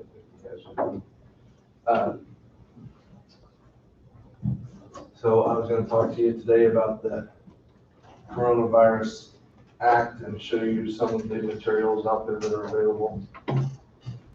And you don't necessarily need to make any decisions today, but it has to be made by a certain date. And so the website for your information to go to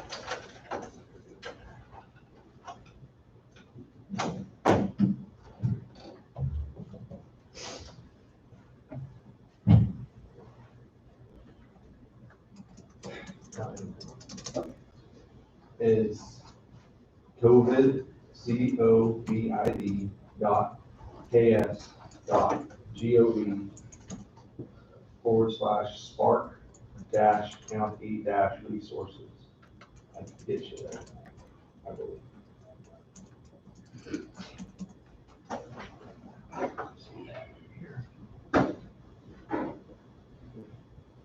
And so I'm gonna go into the toolkit. That's the one thing. And then, this is a pretty thick book, so I didn't make a lot of copies.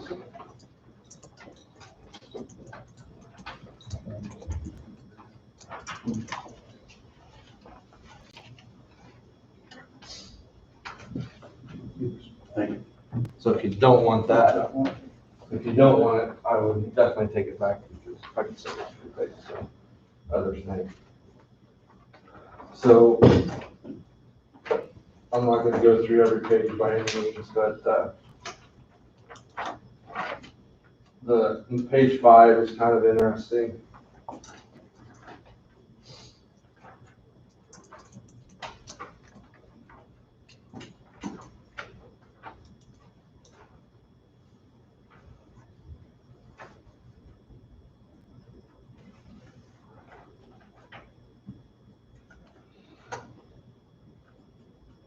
shows a map of how some of the different counties were affected, and part of the funding is based on infection rates. And so you can see the dark blue counties are the highest infection rates, then we're in the light blue, which is the next highest, and then you have the grays and the whites.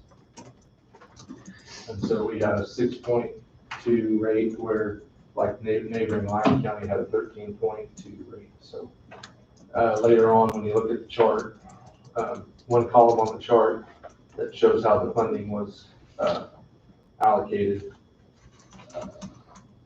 That's one of the metrics that they use to figure that out. If anybody's interested, the SMART Executive Committee, it's on pages, 12, 13.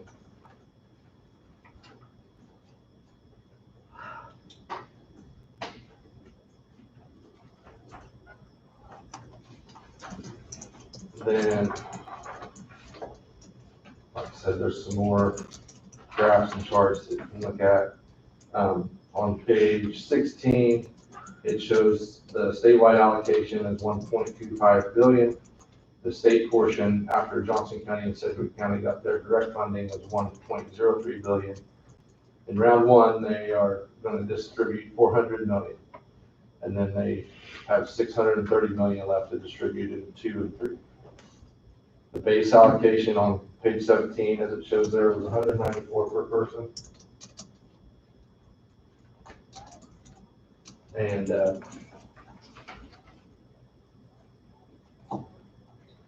then the 50 million was determined by, like I mentioned, the COVID rates and a couple other factors.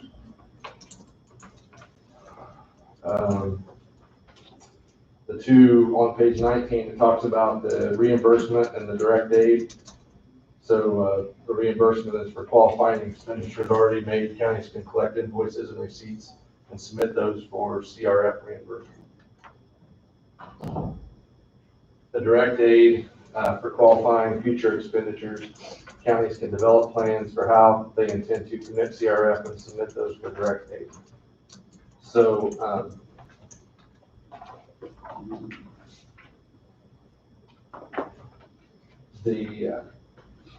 in their sample resolution, it gives some guidance, but they're supposed to be coming out with a more detailed guidance document on what the money can be spent on and what it can't be spent on. The money is going to be distributed to the counties, and then the counties be distributed from the counties by at their discretion following the guidance. Any money not spent by December 30th has to be returned to the state. On page 24, it shows some of the dates.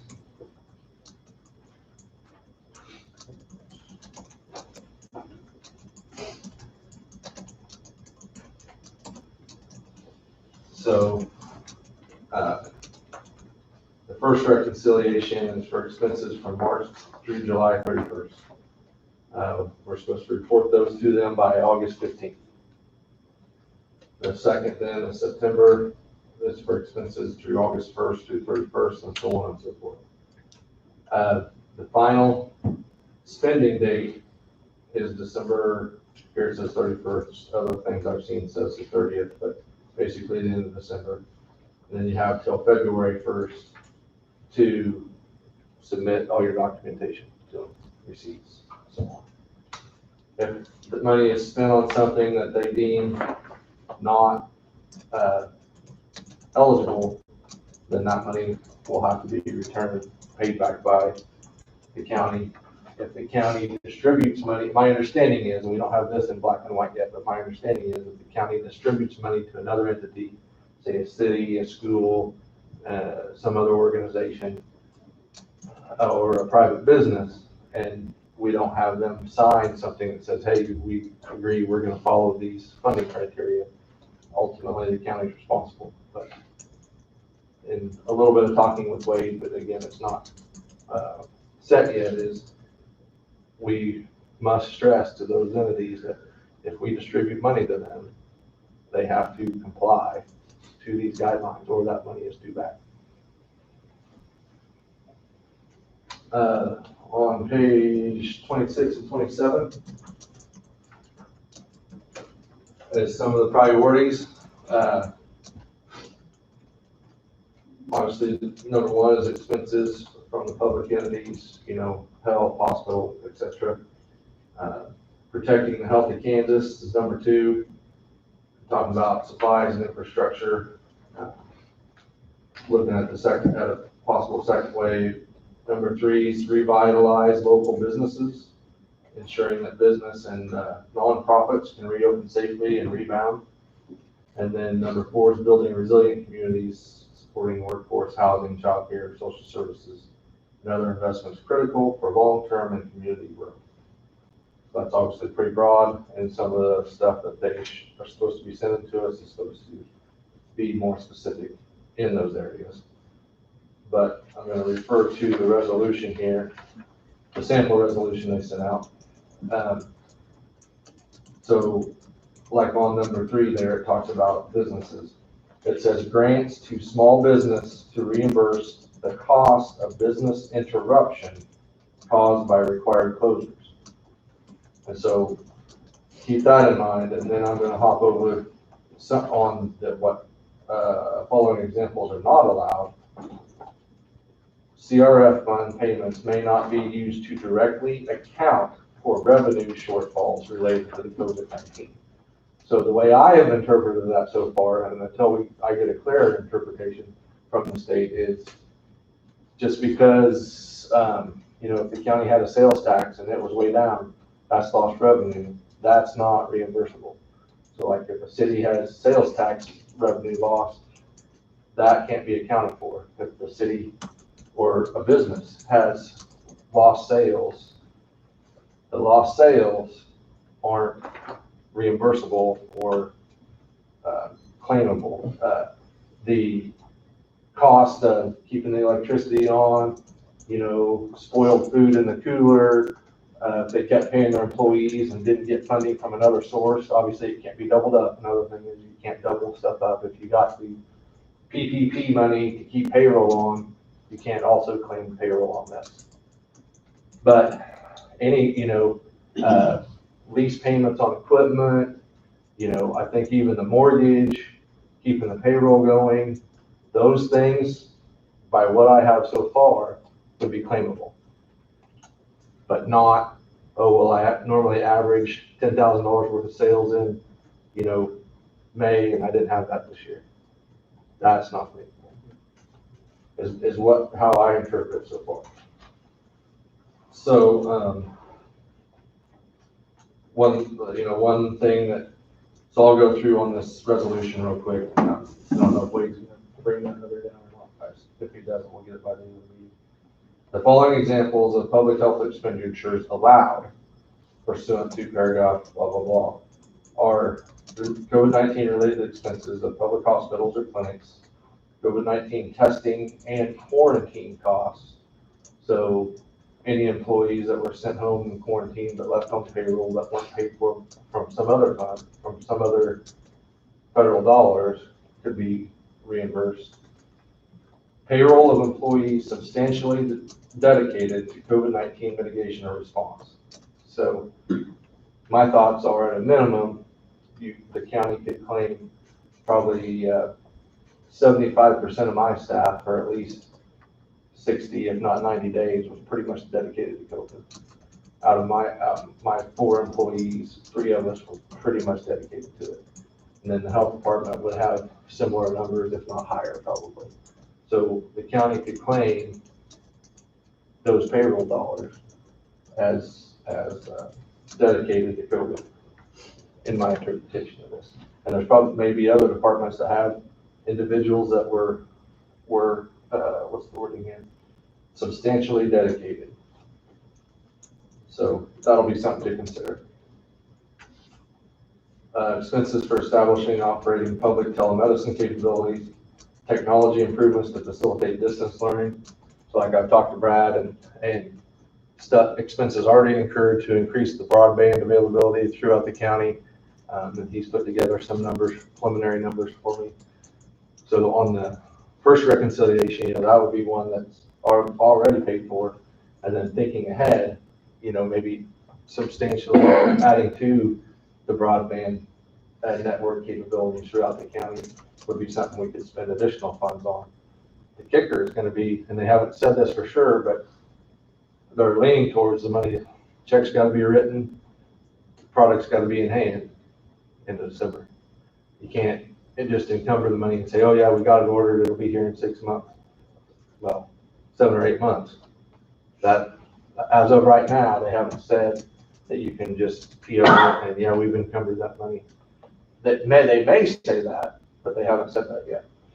So my recommendation, as of right now, we have to plan for any money that we're gonna spend has to be receipted and the product or service received by the end of December. Again, like I said, grants to small business to reimburse the cost of business interruption caused by required closures. Government payroll support program, unemployment insurance costs related to COVID-19. So if a business or a county or city agency had unemployment insurance go up quite a bit, that could be according to this. Things that are not allowed are damages covered by insurance. So if there was an insurance policy that had a claim on it, loss of business or whatever, and you claimed it, you can't double claim that. Payroll or benefits for employees not substantially dedicated or dedicated to or mitigating response to COVID-19. Expenses that will be reimbursed under any federal program. So if there's other federal money, and like I know the hospital's example, they've got some federal dollars already. They can't double claim those dollars. Reimbursement to donors for donating items or services. So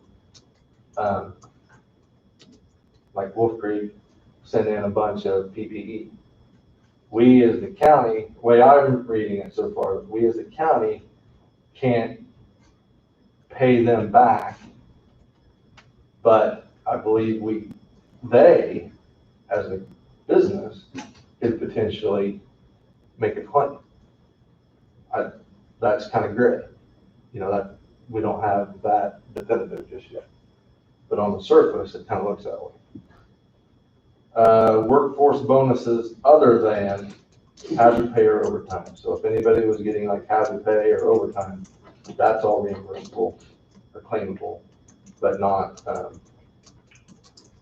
any kind of bonuses. Severance pay or legal settlements. And again, the CRF payments may not be used to directly account for revenue shortfalls related to COVID-19. And so everything, I guess I should back up a little bit. In general, it's got to have some significant COVID-19 connection. The broadband distance learning obviously does. The schools, I believe, any laptops and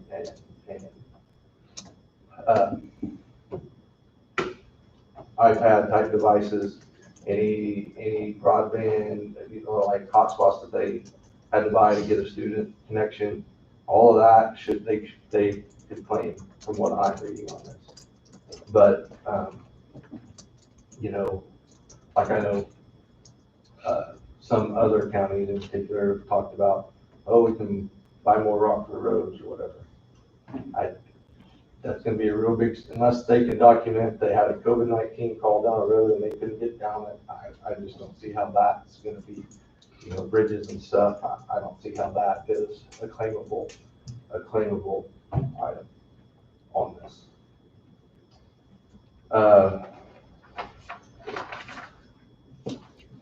So let me see here. And so on that next page, on 28, it talks about the ideas, some ideas that are there. And I've been on some of them, I'm sure, but I'm sure I did. So, that's there for everybody to look at.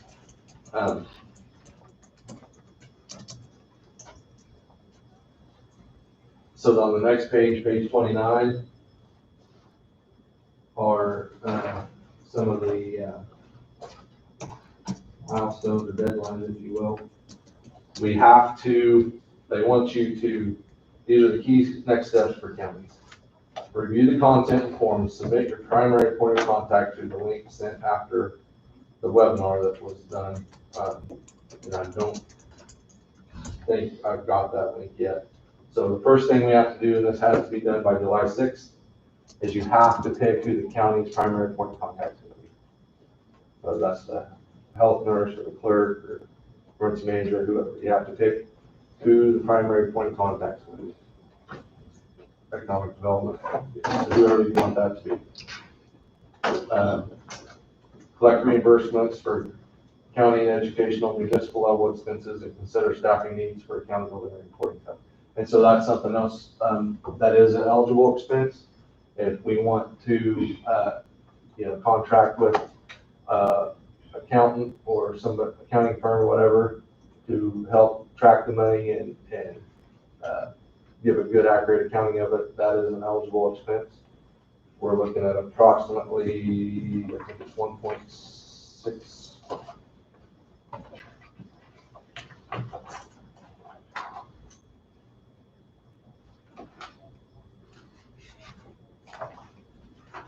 $1.760, $1,760,000. I'm following the right line. That's what it shows, that's what it is 1.7. Is what we're looking at. So start collecting the receipts, the statements from the different entities, hospital, etc. Develop a local process to consider proposals for new programs from cities, businesses, etc. And then there'll be another webinar next week for additional information. And so as far as the process, we've come up with just a rough draft form for a spec. We'll probably use it for, if the commission approves it, we'll probably use it for everybody. We've kind of made it all inclusive. And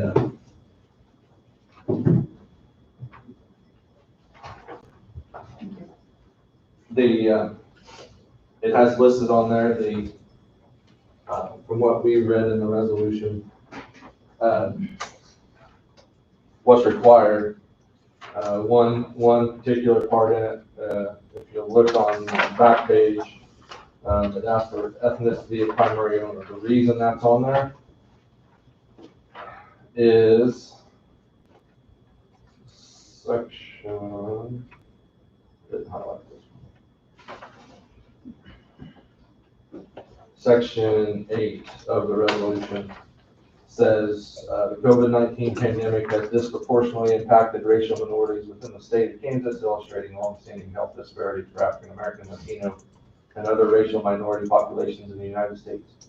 Accordingly, and then it says insert county here. Accordingly, Coffee County will consider and incorporate the efforts to address such disproportionate impacts on racial minorities in its direct aid plan.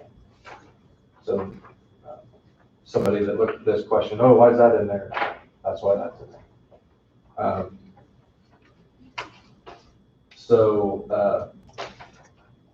That's our rough draft of our application. I think that, well, let me flip through here. See if there's anything else I want to bring up.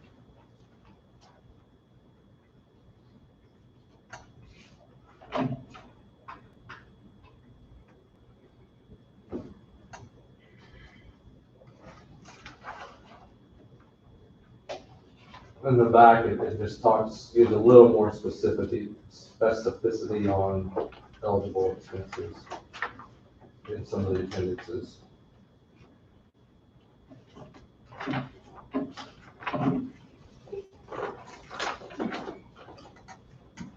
And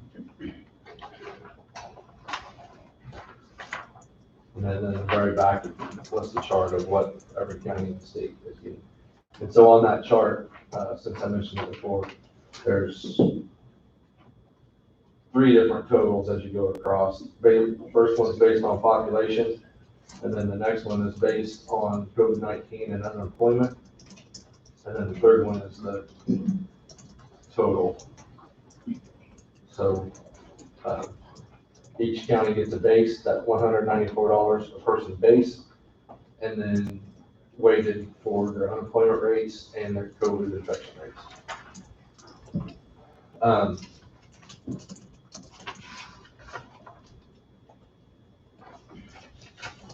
That's something else I was gonna, I had off the tip of my tongue and I lost it. Oh, so as far as like, collecting expenses, I think my staff and I can handle, collecting from the county agencies, the hospital, the schools, the cities, and reviewing those and, coming to the commission with a recommendation of, yeah, we think these are eligible expenses. When it comes to the business side, I think that needs to, my recommendation to the commission, that needs to be if the commission even wants to do this. I've been told that there may be some counties in the state that elect to, we don't want to participate.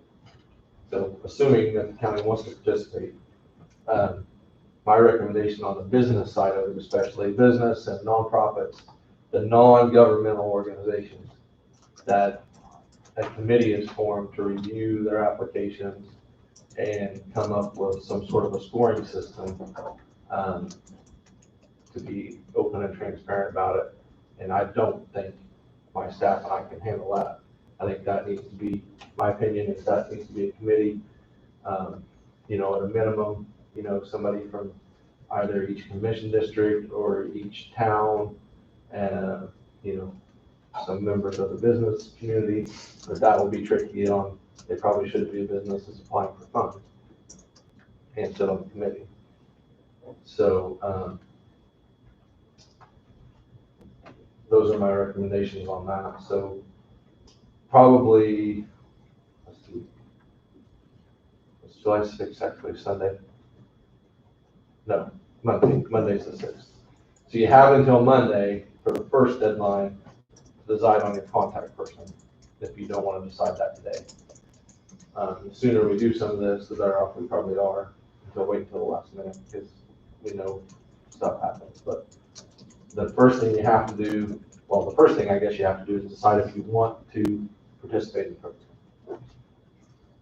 And if you do want to participate in the program, then you have to pick the contact person, point of contact. And then the next thing you have to do by the 13th is sign and submit this resolution, which Wade has been working on as far as inserting Coffee County and looking over it. I'll put these names back down here.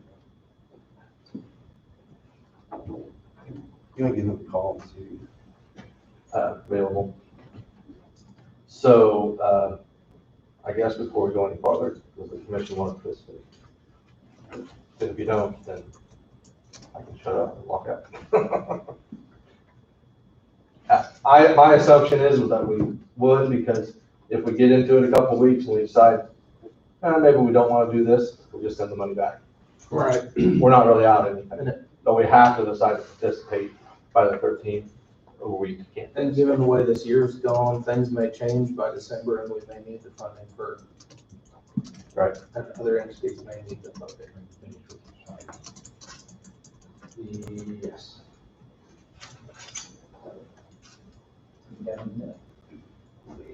Question 7, section 7 Of the resolution. A sample resolution.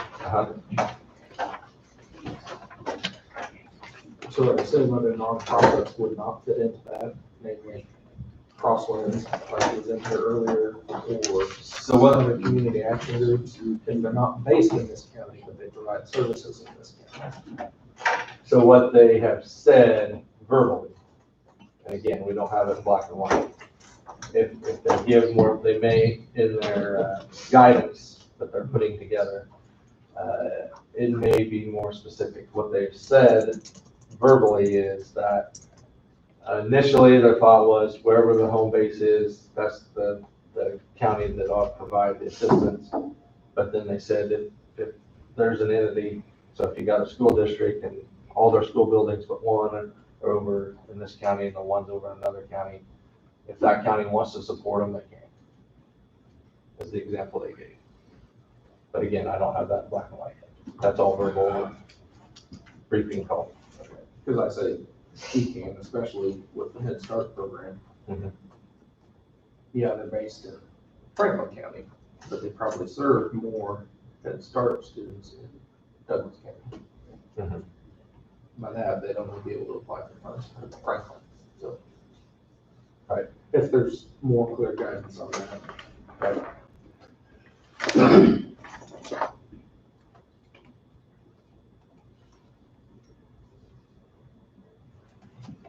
So like I said, the first guidance I need is if the commission wants to participate in the program. We're gonna be here for a while, but you guys wanna think about it or? I'll make that decision now. Like Russell said, if we participate and then find out we don't need to, we can send money back. But you can essentially back out anytime. Before you've actually spent money. I mean, they could send us the check and 2 weeks from now, we decide we don't want to do it, we'll just send it back. But you have until, to make the first decision, you have until the 6th.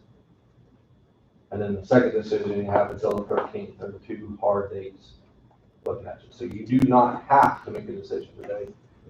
It would be nice though, just over the next week, if you thought you were going to participate, to go ahead and give them the point of contact so that they can send them the information.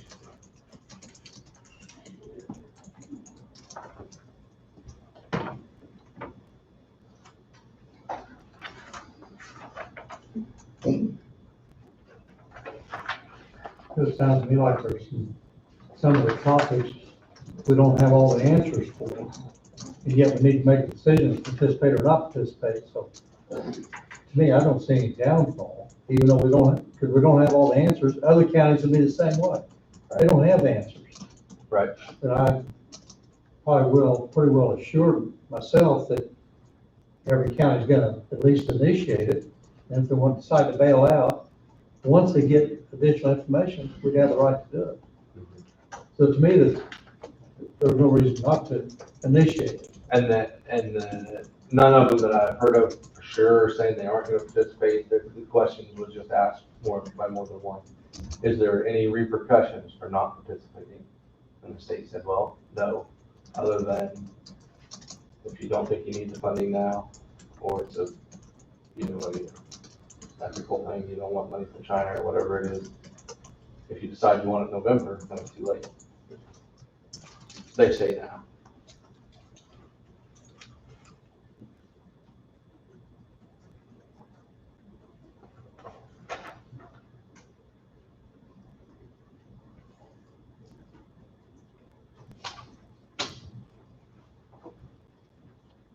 Your recommendation is just to at least initiate it, move ahead, correct?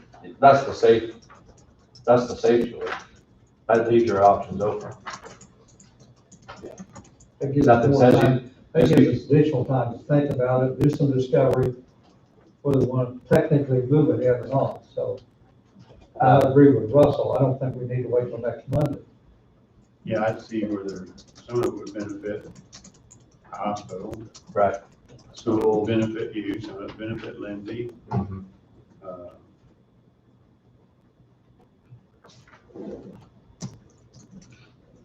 Yeah. Even the sneeze guards that Karen had to buy Right. for her office, I think the clerk bought some. Well, and that leads into a little bit of another discussion as far as like the architect side of it. If we have the architect come and look at the courthouse offices, the part other than the jail, they're looking at that stuff, and they can get that done and get it in by December. All the social distancing parts of it, you can use some of this funding for that, if we decide to do so. But yeah, what's already been bought could absolutely be reimbursed for. Yes.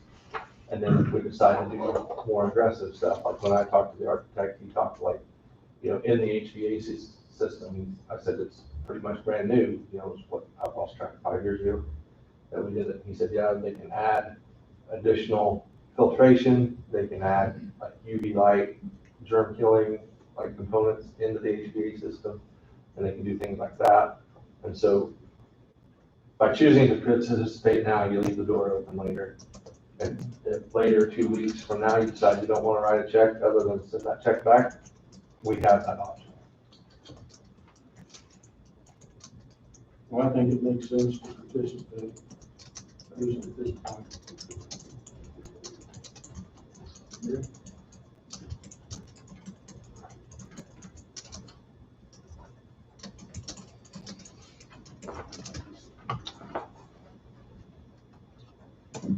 Need that put in the motion, Mr. Chairman?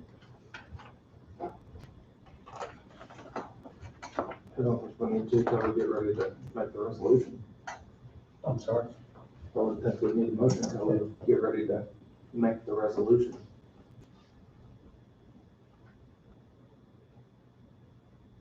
And then I don't know if you want to pick the point of contact person today or wait till Monday. It has to be done by Monday. Right, Monday's the 6th, correct? Yes. Monday's the 6th.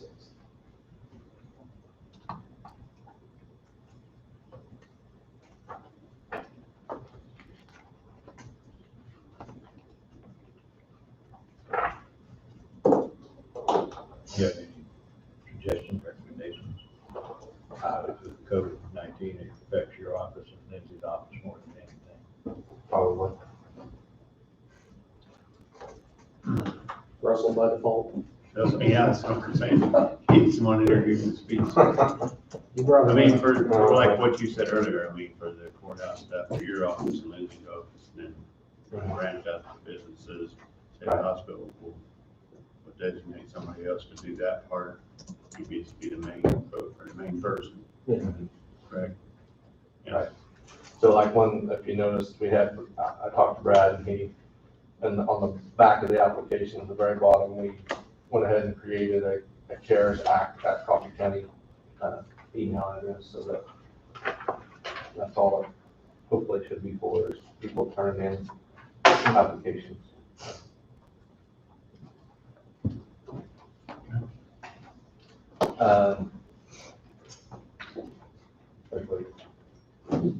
Did you have the resolution form, the sample of the draft to look at? That's it's a draft. I don't know if you had anything to add. I just went through this with what you did, some of the more specific stuff.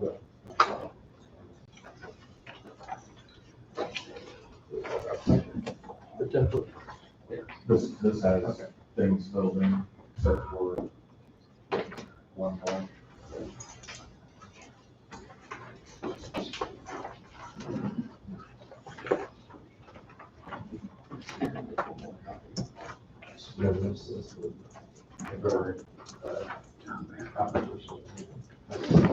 Mr. Chairman, Yes. may I just add a couple of things?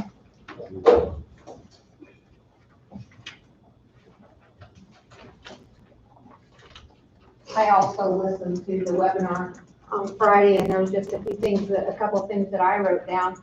I think, if we're gonna go through with this, we need to set up a specific fund for it. And also, I would think it would be better to set up a separate bank account, so that all the money comes out of there, so that you have a bank account that matches the fund, so that we can do that. So if you once you guys decide, and you want me to, I could either check with the banks. I have existing checking accounts that are really not being used. They've just been set up in the county, so I could maybe see if those are, I know some of them are money markets and they only allow a certain amount of checks to be written. So I need to check on that, or decide if we need to open a completely separate account. And then another thing that I had written down that I don't think I heard Russell say was that the reconciliation, once that's done, that has to be posted on the website too. So we'll need to make sure that that's done. And it stressed, the part that I heard is that the I's all have to be dotted, the T's have to be crossed, and you have to meet IRS guidelines.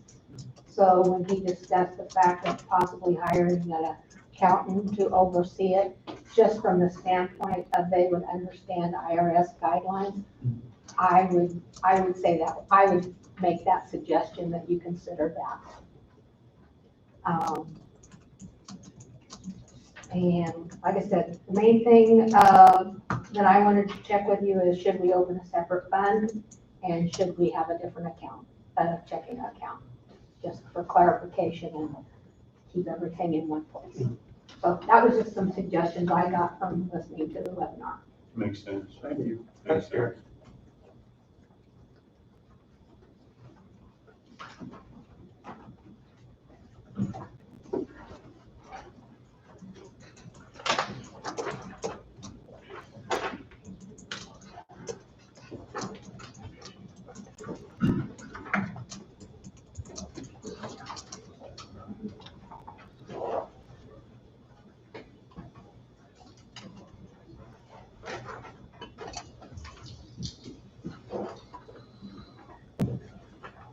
We hire a separate accountant to do this, is that come out of this, can it come out of this?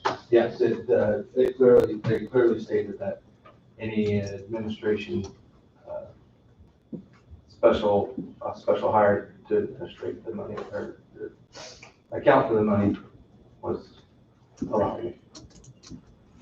Said that,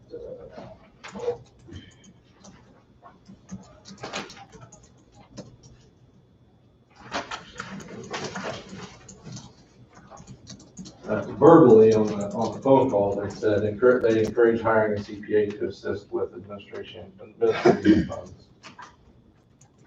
And I don't remember where it was in there,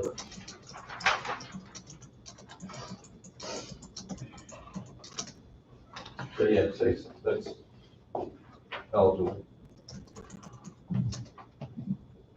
Wade, I'm sure you've read it. Do you have any recommendations? I'm still trying to wrap my head around it. And I just printed off the toolkit that Russell, I think, presented. So I think the idea of having separate accounts, as Karen indicated, is a smart idea, as well as having somebody from the outside that helps make sure those funds are accounted for and dispersed in accordance with what the requirements are. So I'm not sure the process to get an outside accountant, or any language in here that indicates what that process looks like, but Nothing specific that I've seen yet. You haven't seen anything specific yet, have you? I hadn't seen anything specific. They talked about that they thought maybe there would be some like consulting firms that might take care of multiple counties. But I haven't seen names or anything yet. And then the other thing we talked about was the as far as the hospital and the government agencies, I felt comfortable that my staff internally could collect those and present to the commission, well, the hospital or the fire district, whoever had these expenses, and they appear to be eligible. But as far as the business, the non-governmental organization, I felt like the committee will need to be set up. And whether that's, somebody from each commission district or each town or some combination of all the above, to evaluate the non-governmental applications, and come up with some sort of scoring system or whatever, or, how that would be administered. I don't think my staff and I can or should handle that. That needs to be a little bit broader. Part of the group.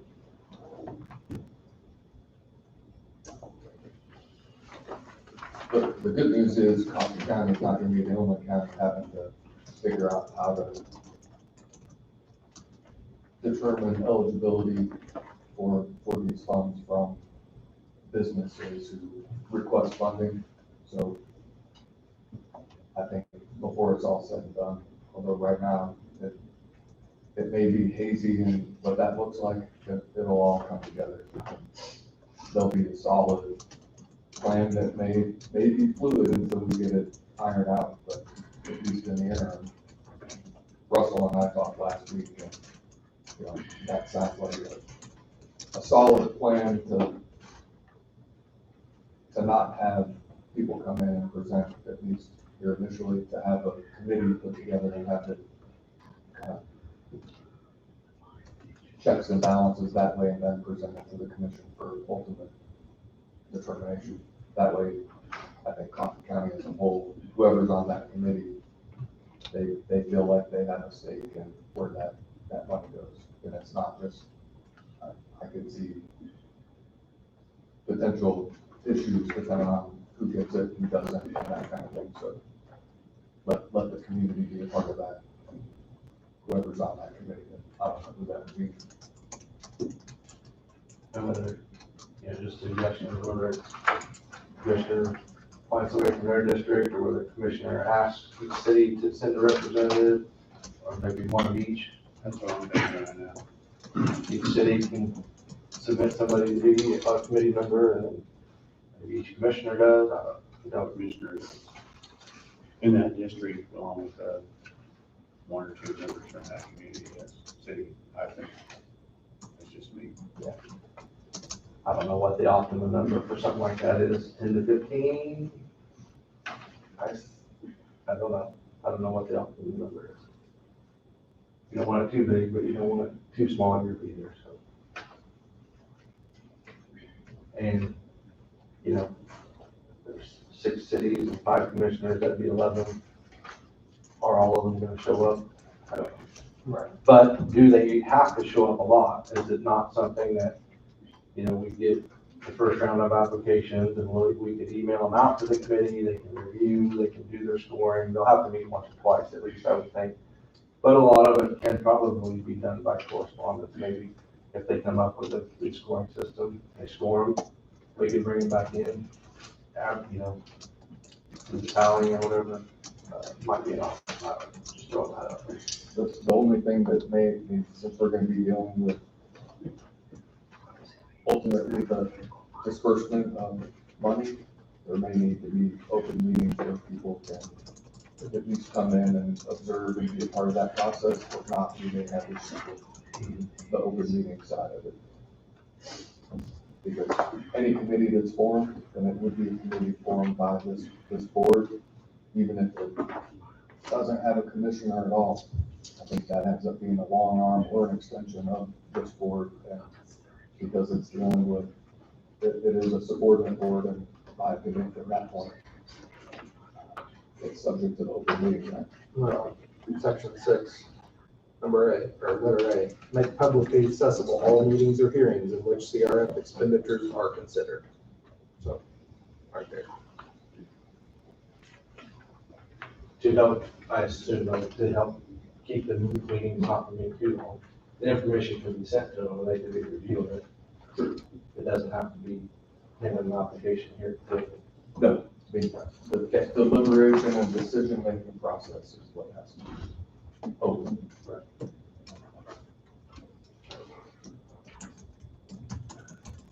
I just like to add, the other thing that I heard them talk about was the importance of having the resolutions with like the city, school, Right. hospital, that was there, they stressed that. Yeah. more Yeah, I than mentioned that we wouldn't want to, I don't know if I had that conversation with you or not, we wouldn't want to distribute any money to another organization without having them sign any documentation that they're going to use the money for the expected thing, and if it's not used for the expected, they would have to return it. So that we don't get in trouble, because ultimately the county will be the one. Now, they did say, I don't know if it was in this one or another one, this webinar, that they anticipated that any federal audit would probably be at the state level. But if they got in trouble, then it'd be state auditors coming in trouble. Now, whether that's how it really plays out, who knows, but.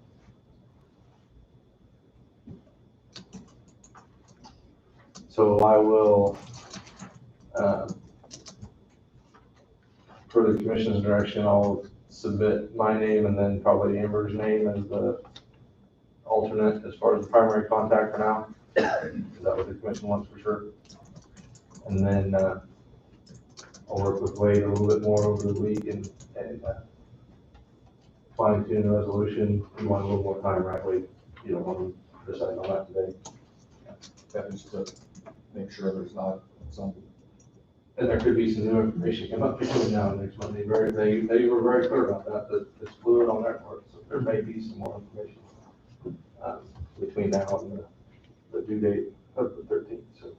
What's the total amount of money that will be distributed? Coffee County was 1.76 million. Total amount, was that what you wanted? Yes. For the state? 400 for the state. Well, and then, when it's all said and done, 1.25 billion for the entire state. But the first round for Coffee County is 1.76. And the round 2 and 3, they've yet to be determined what they're looking at there. That's gonna be more, I think, my impression was economic development, business, NGO, non-governmental organizations driven. At one point, on this webinar, they did not say this. On one of our previous calls, they made the comment that they anticipated not wanting local government to keep more than 45% and the rest to be distributed. But I did not hear him say that in this, did you? I don't recall.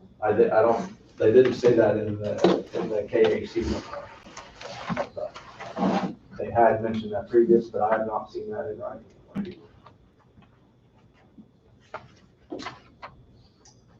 Any other questions or directions from the commission? So if you can look over those application forms, and Wade, look it over, and if you have anything that ought to be added, let me know. I can talk to Wade about getting more of a finalized draft of that. That's just something for you others.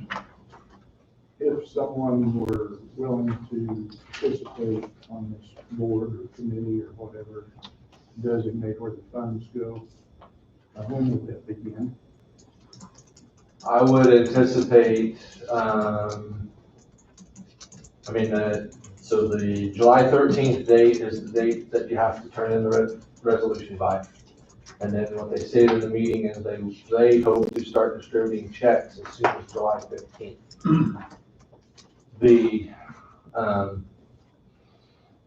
That would be, in my mind, the earliest, but I would say it would take at least probably to end of July before we start getting any real applications back in.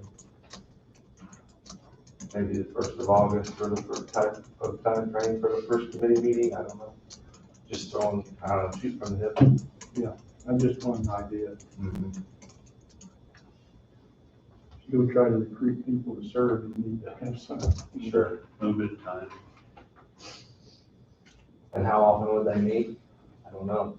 I mean, it's totally, I did be totally guessing at how many businesses will apply. I don't know. I mean, some won't, some will. I don't know.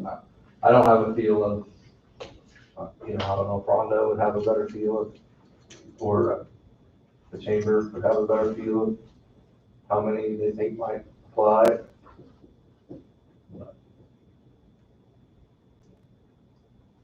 All flow of unknowns. So Right. as we get further down the line, we'll have a better understanding of those answers to those questions. And so it got touched on there before as far as like Goldberg, does the commission have any desire to have any more discussions with them or get the ball rolling on that anymore, or are you wanting to wait on that for a while?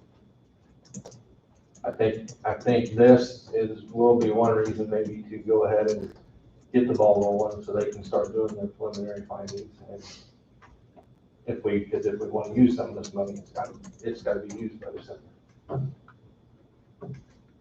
But whatever the commission is interested in. So, section 5. A.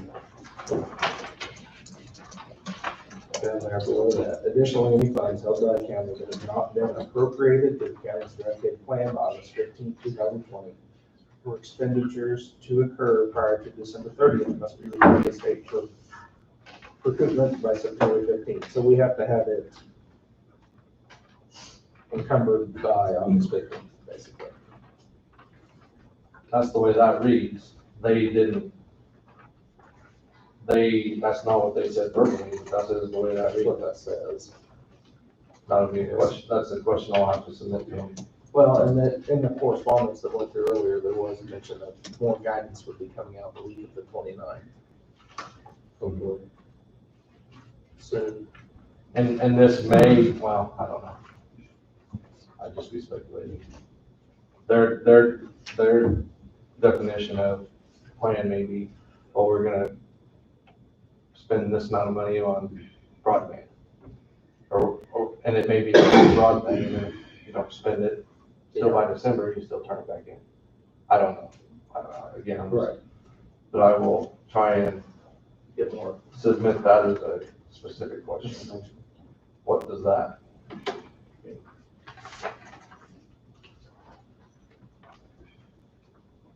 Yeah, because they did, nothing that I heard, and I don't know about you, Karen, nothing I heard on that call talked about that kind of a deadline, spending deadline. They kept talking about spend it by December, spend it by December.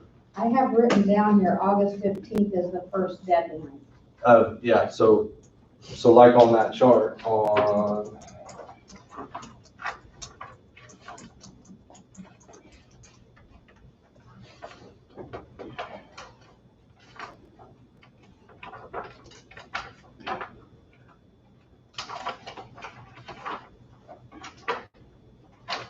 page 24.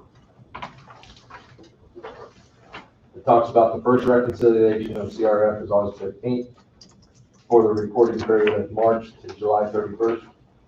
Second reconciliation, September 3rd, November 4th, December. And then final is the 41st for the period of November 16th to December 31st. So it's a little bit, in my, that's just reporting though. Right.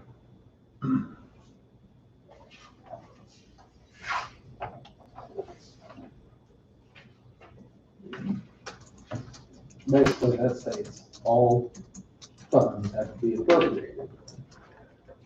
Yeah, that paragraph you cited there. That's the way I read that. Usually.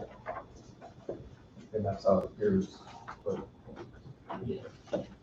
there'll be more guidance this week, I'm sure. I know there was a email this morning from KAC that had some things Oh, to look at. Yeah, that was an email this morning. So if anybody has one of these that doesn't want it, I will take it back just so that I don't have to kill a lot of people for somebody else. But if you want it, by all means, keep it. I feel like every online. What's that? Said I can pull it up online.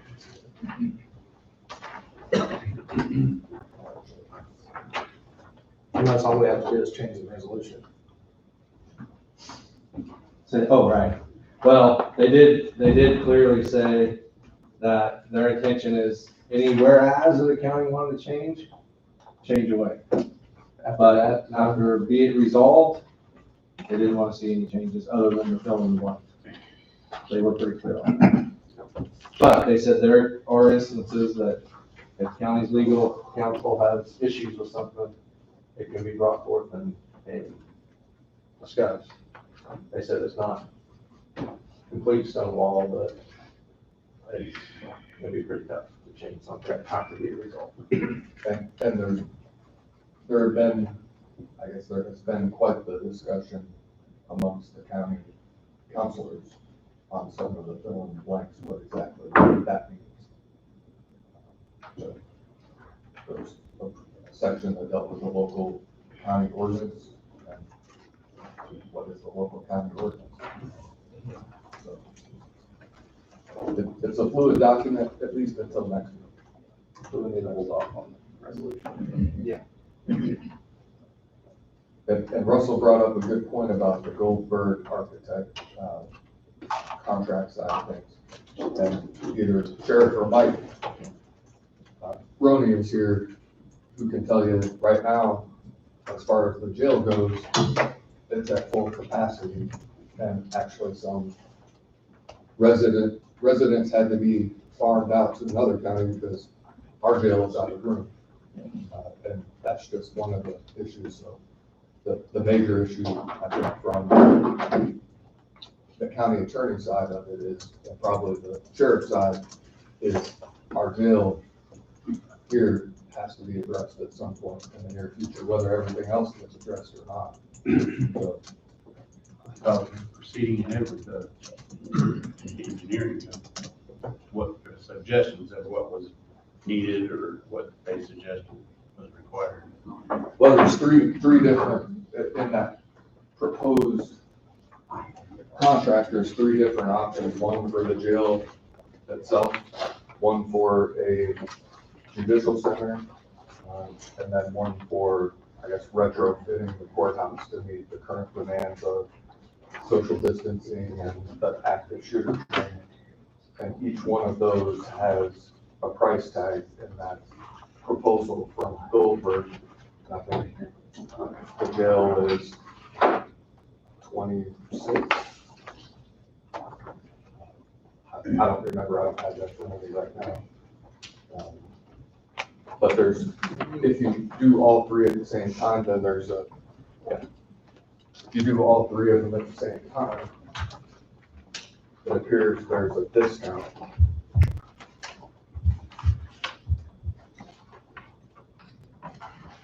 It'd be nice to have something comparable to compare to those two, not just one. Three different options, so we can compare. So the law enforcement center for the jail and sheriff's office, the proposal for the architectural renderings, which is phase one, $24,500. The justice center is $18,000. The county courthouse is $22,000. The total would be $64,500 with a discount to do all three of them of $8,000 for a total of $56,500. And then there's a phase two, which if this is way on down the road, that if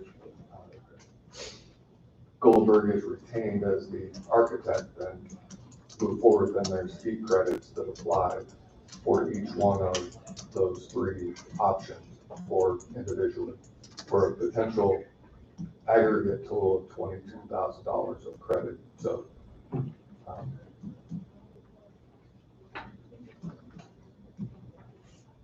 I know the consensus is for the board to not spend money, but I know at least with the jail, it's looming kind of in the background, and it will need to be looked into one way or the other. So This jail's been an issue for 2 or 3 or 4 years, and we really have just discussed it and let it go at that. So it's probably time to take some action because it hasn't gotten any better. Sure. And I think the reason I mentioned the numbers and why I'm mentioning it right now is I think internally, the board knows that's an issue, but outside these walls, and since it's being broadcast to the World Wide Web and YouTube, I think so the county residents also know what's going on behind the scenes, and there's figures and numbers and what ties to each different thing. And that doesn't mean that it's going to happen today or tomorrow or the next day, but it's something that at least needs to be looked into so that the board, whether it's this board, whether I'm here, whether you're here, whoever's here, I mean, that's kind of an investment in the future, and the jail is one of those big key components.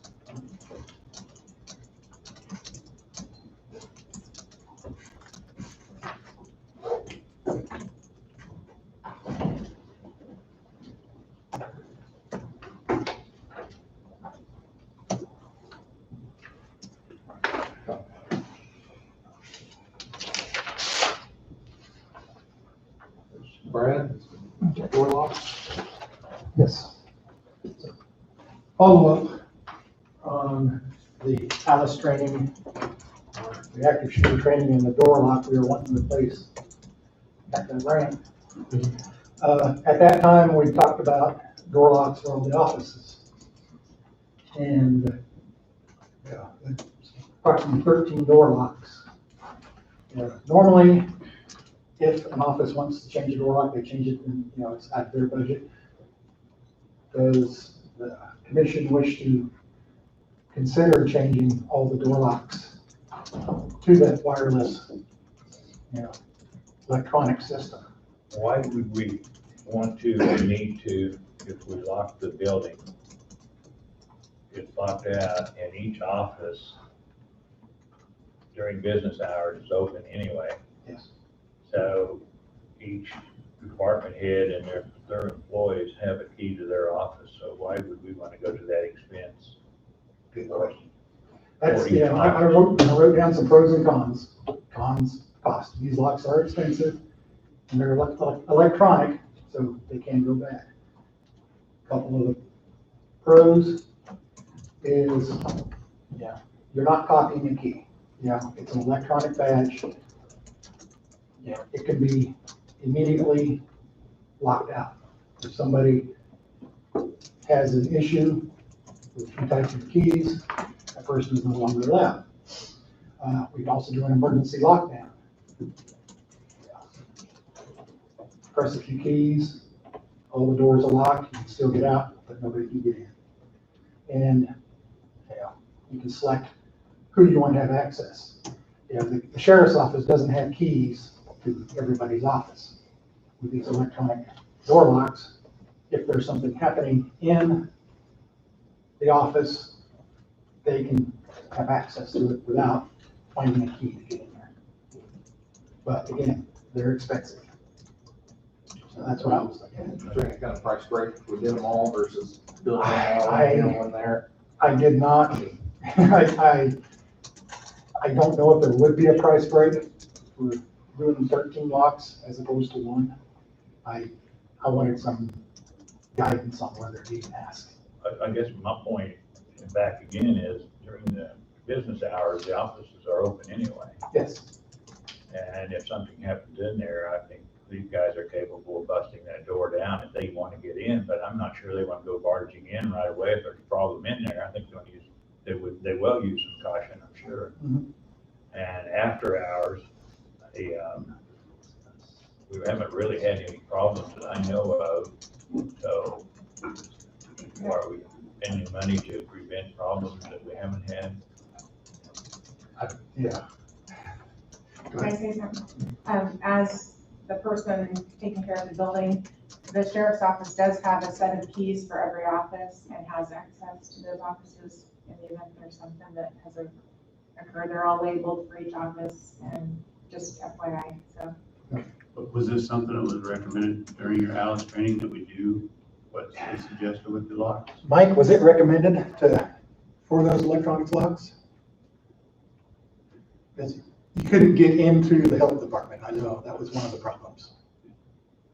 That's the security strategies and response strategies. I'd like to have us be careful on discussing those specific strategies in open session, just because of the security aspect of things. Just that's something we should talk about in a close executive session. We're going to talk security responses. Just because good people and bad people watch the World Wide Web. I'll say what my question was, does the courthouse want to bind as one, or if an individual office wants to have one, would you be opposed? That can be out their budget balance. I'm for one. Get this thing, I'm for one to get it started. That was the issue. Yeah. Through 2 or 3 years ago, and we never followed through with it. Yeah, well, I'll get that. Basically told people we would, but we didn't. I'll get it over. And now that door is actually locked anyway, might be the appropriate time to continue on with that. We did recommend electronic doors. They can charge the individual offices, so I guess if they want one. Okay. But it's not like.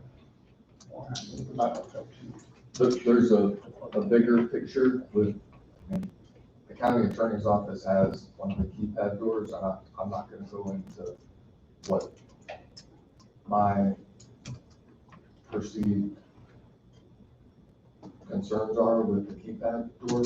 And the keypad door is great, I can get in, get out, but there's another component to it that I think needs to be discussed, maybe it needs to be discussed, because it is a potential security issue. If the commissioner, or if the board's not aware of it, they need to be aware of it, and, I've talked about it with the sheriff's department. I've actually talked with Mike and others about it, and I don't know if there's a delicate way to talk about it without. Well, then, why don't we just move So- to the one door and then, So kind of answer your question, kind of thinking about this, to say it, we did leave that up to each department head in each of their offices. But one of the problems that comes up with that is everybody looks at a different style of lock. And it's the push button that can create a bigger issue down the road, or just a totally different lock, there's no consistency. And if we went with one style, one brand, that'd be a Pro. And we could order them individually as we need them. Correct. We don't have to do it all at once. But we left that up to each office on what and how they wanted to handle that. But my recommendation would be a consistent straight across the board on whatever. I would agree We with do it that. to the That same would be purpose. perfect. I think your question was more of who's gonna pay for it. Correct. Okay, right. So are we as commission, I take that money from building facilities or each part. I know the back door would be running facilities. Maybe we ought to poll the department head, see how many actually want one of those on their door. I asked them all, and all but one. Over one. That was, I did not say they would be paying for it. So when it comes to them paying for it, I may get a different answer. Right now, you don't have any idea what the cost is gonna be for 1 or 13. One lock is about $1,300. Okay. And multiply that by 13. Well, I think I know exactly where Wade is headed, because I think it has actually been discussed with this before. Yeah. But, we'll discuss that, but I personally, as the president, I want to see the back door, might as well get one on here. We told people 2 years ago, we would take care of that, and we haven't taken care of it yet. And like I say, now might be the perfect time for it, since that door is locked at the present time. And some people are having a little problem evidently with the key. All right, I'll get that one ordered and we'll leave the rest of them. I just wanted to make sure if we're Ask gonna the order question. one, ask the question before we. Right, yes, whether I need to order 10 or 100. Okay, I'll get that one ordered. Thanks, Brad. So you're going to pay that out of courthouse general because we don't have a building facilities line item. Yeah, but that's actually an over for the whole system, so that's fine. That's all I had, thanks. All right. Randy, you ready? Yeah.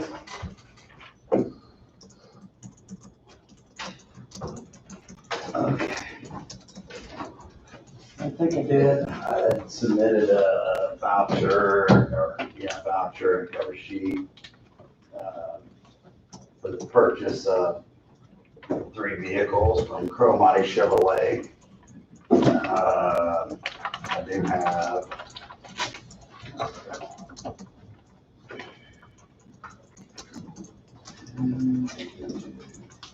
back there information.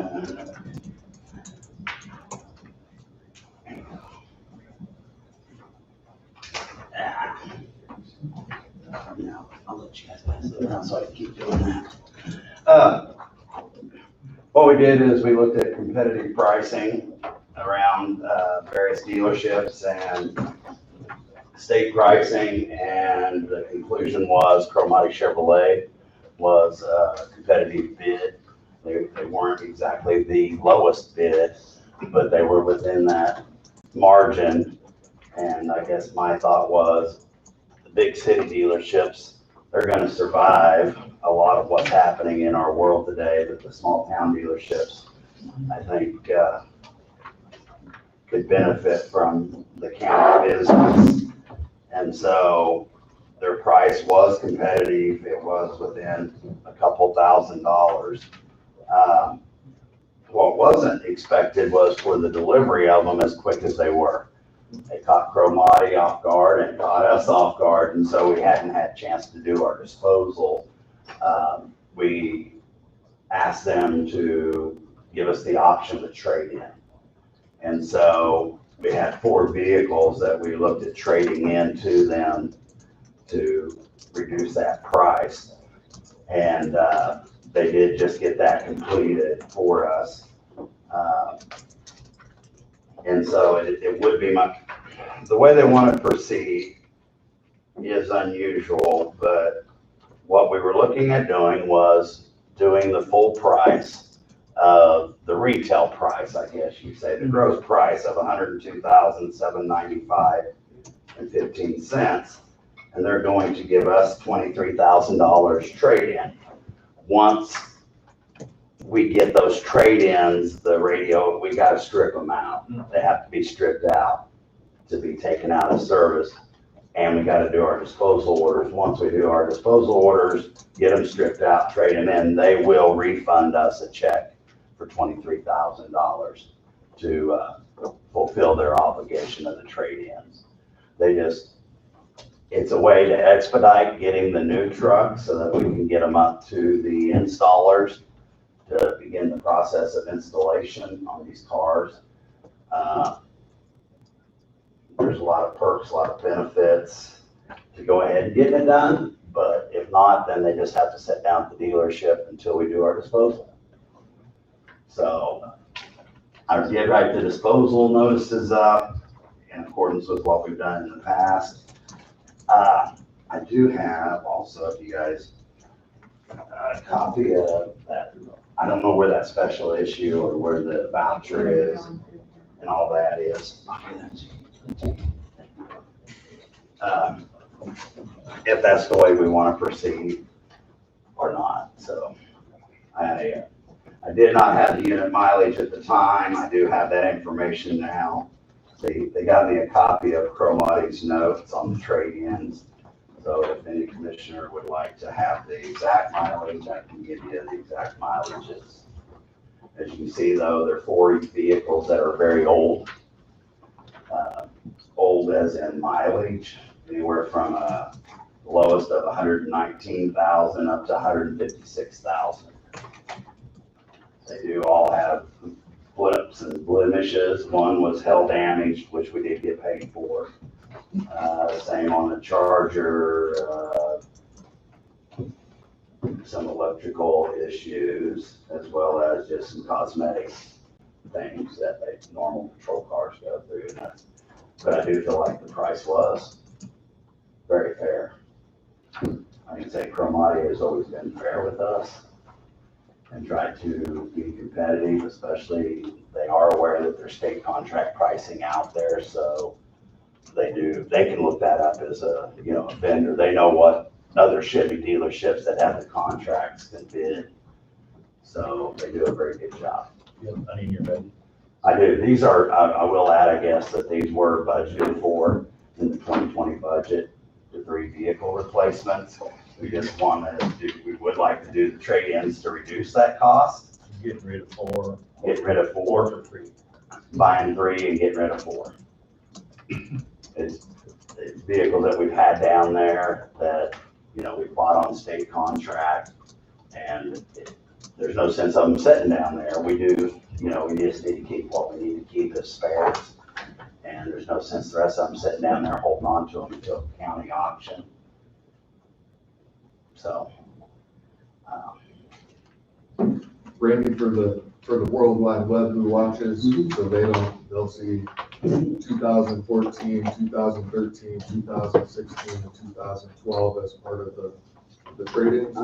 What the mileage is for each one of them, so they're aware, and then what, for law enforcement purposes, what is the ideal range for the high end of mileage for law enforcement, if that makes sense. Yeah, that makes sense. What I can do is I can go through each one for you there. The 2014 Dodge Ram, and I'll just go down the list on the motion page. The 2014 Dodge Ram has 156,986,000 miles. It does have hail damage to it. That's on the very excessive high side mileage for patrol vehicles. So that's why it's being traded in. The ideal, I guess I will say 4 years, normally 125,000 miles is where we see they start having issues. So then the 2013 Dodge Charger has 119,514 miles, and it does have light cosmetic damage. That's why the price is lower on it. It's had mechanical issues and stuff, and it is on the low side of the mileage. The next one, the 2016 Dodge Charger, has 138,787,000 miles, and it does have light body damage also. As you can see, the cars, I think, have a harder time holding up than the pickups do. And then the last one is a 2012 Ford F-150 with 131,775,000 miles. And it also has some cosmetic damage in it. If I remember right, was a K9 unit. And so those K9 units take a little more abuse, and they're just a little rough around the edges. So that's the 4 vehicles that we would recommend the county get rid of. The prices are still pretty good. You can see the 2013 Dodge Charger might look a little out of consistency with the others, but like I said, it's the one it's rough. Not all cars hold up depending on who drives them.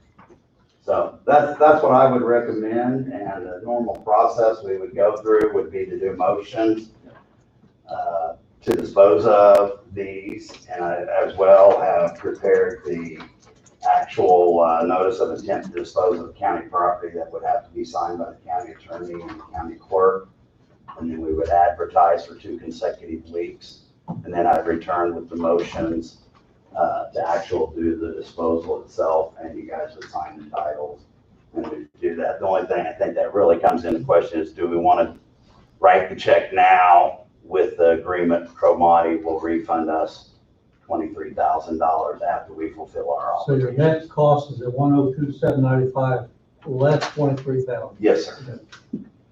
Yes, sir. So I do have a packet. I didn't copy everything. It's all the comparison prices and documents from the different vendors that we've contacted. It's a pretty thick package, but I will be glad to pass it around or make it available if anybody'd like to look at it.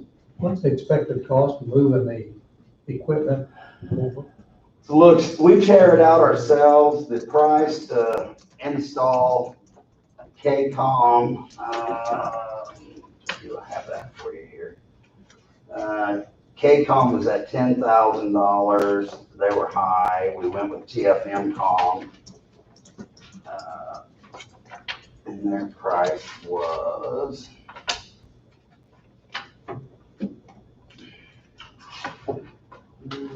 For all 3? No, that's per. Yeah, Caged Electronics are manufacturing with $6,700 per unit. They're out of north of Topeka.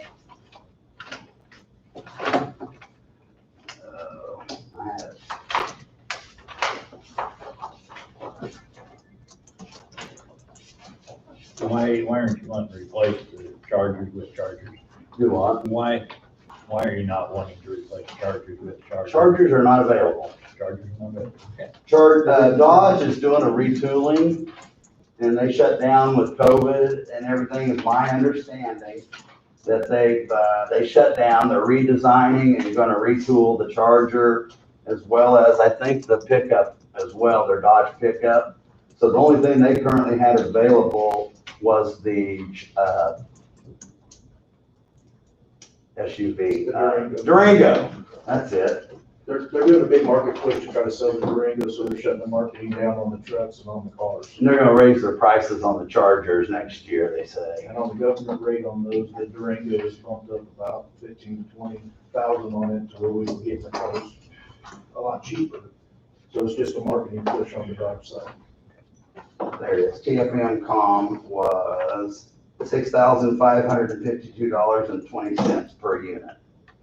It's quite expensive. We're actually saving money because we do a lot of our own tear outs now. We can cut wires, but we can't cut the wires and stuff that get down into the electrical system because we could screw something up. And that's one reason as well with the installs that the price has gotten high as it's gotten complicated. And so they obviously have to insure and protect themselves and stuff. But TFM, the county's done business with them for a lot of years. They used to be the county's maintenance radio company and stuff. That'll get your net cost right back to $100,000. It's gonna be close, yeah. Well, the days of It's almost a wash compared. It is, and that's why I think the trade-ins are very important, is to try to keep that cost within the range of what we had budgeted. And the days of having the $2,000 to $3,000 installs are long gone. Yeah, Everything else that cost goes up. I'll be honest with you, I lose the price of, my wife says I'm still living back in the 80s or 90s because I think installs should only be 2,000 or 3,000, and it is what it is, unfortunately. And so we did go out with 3 different bids for pricing through KCOM, KH Manufacturing, and TFM. TFM was the lowest, and they're a reliable vendor as well.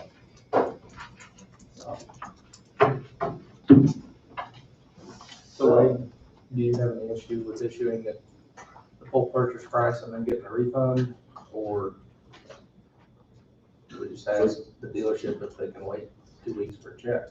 So notices go out, and then somebody, what if they put a bid on for one of these cars? What's the contingency for that?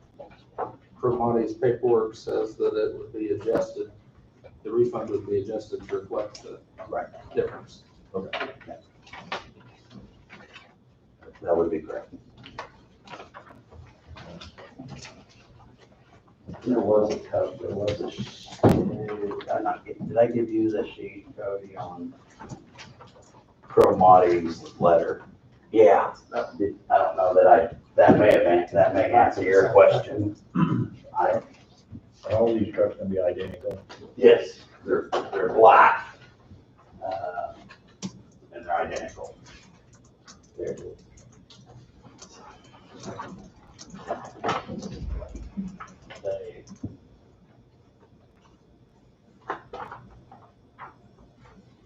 Yeah, I didn't see that. It'll be an interesting, we've not actually put Chevy pickups on the road in quite some time, so it'll be a good test to see how they hold up compared to the Dodge pickups. So I guess next year, future, purchases will be interesting. Last year, purchased one. Yep. 2019. I mean, it's not a patrol unit, but it's. What's that? The Chevy? Yeah, Mike's got a Chevy. Working out though? Yes. Not had any mechanical issues or anything with it, so. So, 4 motions here. Based upon the recommendation of the county sheriff, move fund at 2014 Dodge Ram pickup. I'm not gonna read the VIN number, but it's there. Is no longer required or cannot prudently be used for public purposes of Coffee County, and as such should be disposed of by trade-in Cromati Chevrolet of Burlington, Kansas, in the amount of $7,000. So moved. Second. Tom has moved and Don has second. All in favor? Aye. Opposed, the same sign. Motion carries 5-0. Based upon the recommendation of the Coffee County Sheriff, move to fund at 2013 Dodge Charger then ending in 84840, is no longer required or cannot prudently be used for the public purposes of Calhoun County, and as such should be disposed of by trade-in to Cromartie Chevrolet, Burlington, Kansas, in the amount of $3,500. Bob moves. Second. Tom seconds. All in favor? Opposed, same sign. Motion carries 5-0. Based upon the recommendation of the county sheriff, move to find the 2016 Dodge Charger, then ending in 50976, no longer required or cannot prudently be used for the public purposes of Calhoun County, and as such should be disposed of by trade-in to Cromartie Chevrolet, Burlington, Kansas, in the amount of $6,000. Fred has moved. Second. Tom seconds. All in favor? Aye. Opposed, same sign. Motion carries 5-0. Based upon the recommendation of the county sheriff, move to find that 2012 Ford F-150, then ending in 87159, is no longer required or cannot prudently be used for the public purposes of Calhoun County, and as such should be disposed of by trade-in to Cromartie Chevrolet, Burlington, Kansas, in the amount of $6,500. So moved. Don has moved. Second. Tom second. All in favor? Opposed? Carries 5-0. Gave way the originals for signatures, and then I'll give it to the county clerk then. So, just the voucher, the purchase invoice, I did not write a motion up on that, I apologize.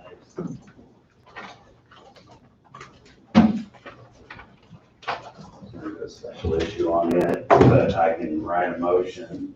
If you want to do it through a formal process, the motion. Well, we're doing check the vouchers today anyway. Okay. We can't just go through it. Yeah, we don't need, yeah. They can just go through with regular vouchers. That check, Yeah. the one today, well, she ran it as a special issue. Oh, okay. So it's, I mean, It's gonna get signed yeah. today. There's really no way, I mean, We'll be she's all right. already run the check. So, sign it today. All right. Don't have anything else?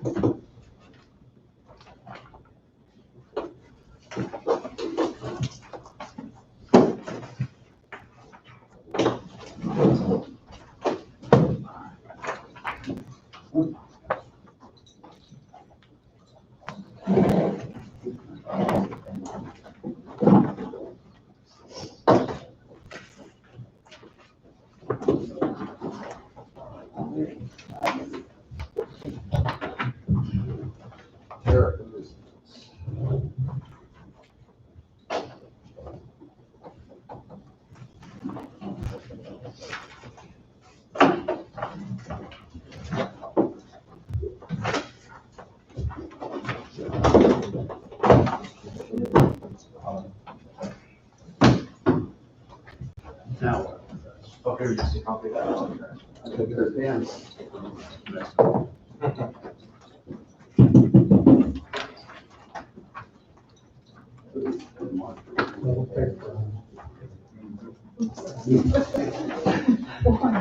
Here you go.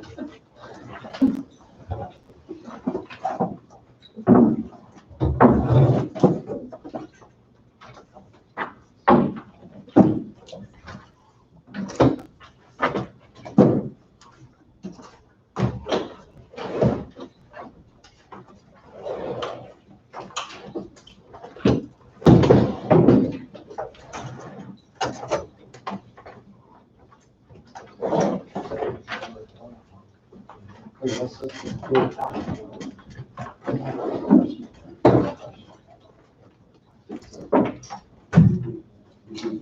round table. Yeah, round table. Or you want to take a quick break first? Let's take a quick break and then do round table.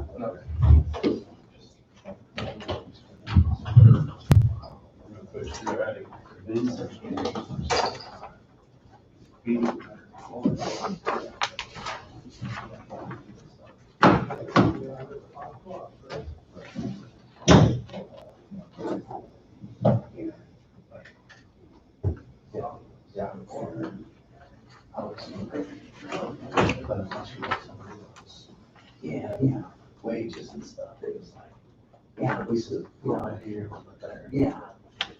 But to me, it's just art, it didn't add expenses. Right. Because of their salary, you know. Right. They were hourly, and it's like, you get, you know, they have, but I'd like to see this with recommendations on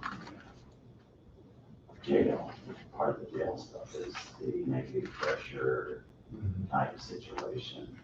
Just like right now, we're running into that with inmates that are, I don't want to be in the cell with him.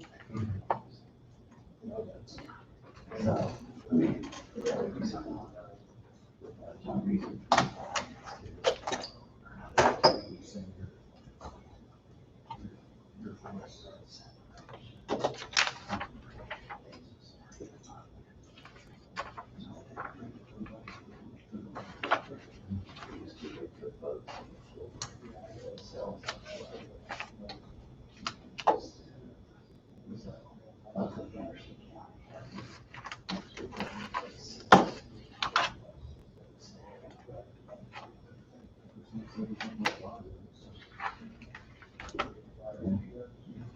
People, you know, agencies are struggling to take people up on arrest warrants. That principle that warrant, you know, they was going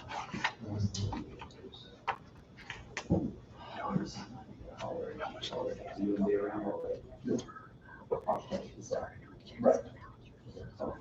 I keep thinking, I need to, and then when I think about it, he's on to another mission. Yeah. So you want to take vacation? Sure. Where we go? Oh, you see the grandbabies and stuff? Yeah. So you are in charge I'm in charge. For a day. for a day? Well, Friday and today. Oh, they're gonna be back. They left last night. They're on their way back now. Oh, they're just a short, quick trip. Yeah. It's hard, it seems like, to get away for any period of time, because then everything's here when you get back. Yeah. But with you on the job, you've got it under control. How's your parents? Good. I haven't seen them with all this going on, and I Yeah. haven't seen your mom and stuff, so. We're all kind of ready for vacation ourselves. Are ya? You gonna take a vacation? I don't know if we're going to go anywhere anytime soon or not.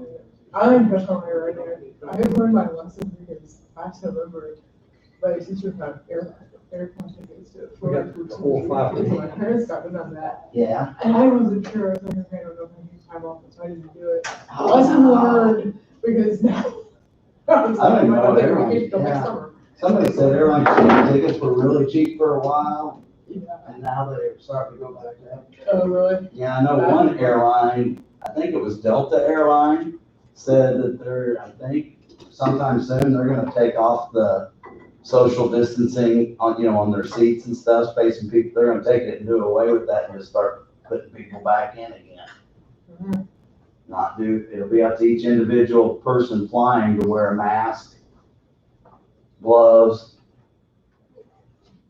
if they're gonna fly. That's interesting. Yeah, I don't know that I wanna fly right now.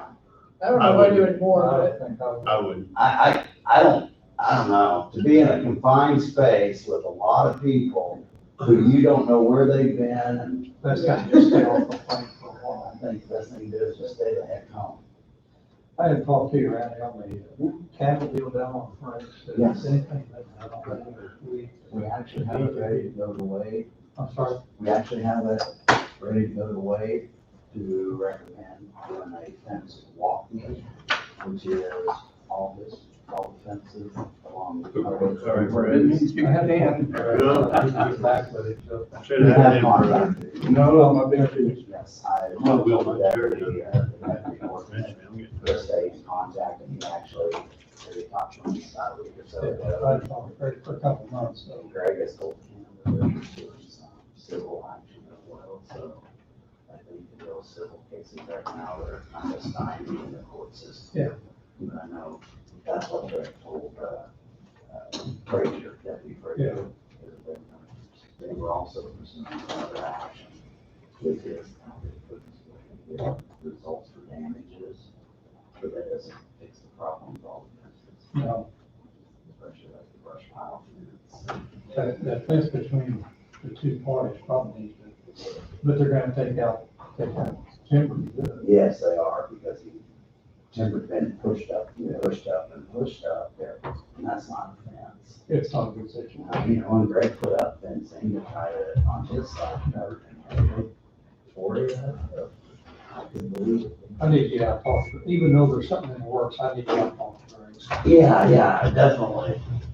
We need to try to also, get a chance to the cemetery. Out there on Spencer's, the old Plumley place. We need to get that looked at, because I had to, and then I remembered it the other day, I seen it on my desk in a folder. Dang it. The Connie said it's just about 100 yards east of the buildings. So it's not where those trees are in the middle of the field, it's right there east of the. See, I was looking on that GIS mapping, and I was thinking of those trees, that big grove of trees, and when you told me that, we I started looking assumed at that's where it was at. Me too. But apparently there's a lot, so I don't know what the answer Said it was big is. grove. So, I don't know, I don't even know what the legal answers. But I think Wade was wanting to go when we go out there. Would he still want to go? Whatever you get ready, give me a holler. Okay. Okay. I think it'll be interesting. Yeah. Well, you're kind of a history buff and stuff. Well, anyway, I so- wasn't, when I was in high school, I didn't enjoy history, but I do, I enjoy that more. I enjoy it. Yeah, I do. History and government. Yeah. I enjoy it. Okay. Mark got you sitting in today? Yeah. You still want to go?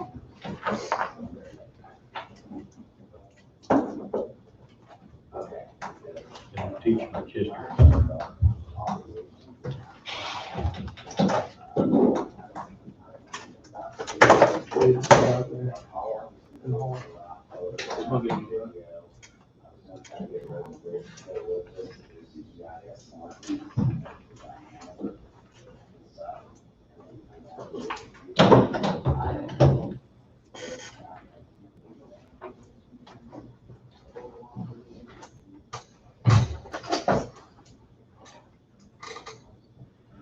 Bridge first, Yeah.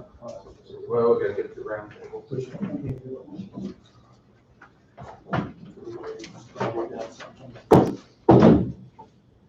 Well, can you reach in? If Yes, I can. You put them right, you put them right. That'll be- Definitely. But also, I can get. So we're gonna do that. Okay.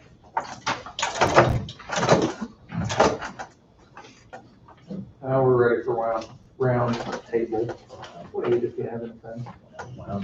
Round table. I don't want to speak for Russell, but he did mention to me the county emergency disaster declaration is soon coming to its end date, and I remember that's the ninth, maybe, the ninth or the 13th, somewhere in that neighborhood. So Russell will come in and tell you that the recommendation is to extend that. So just, so it's on the radar. But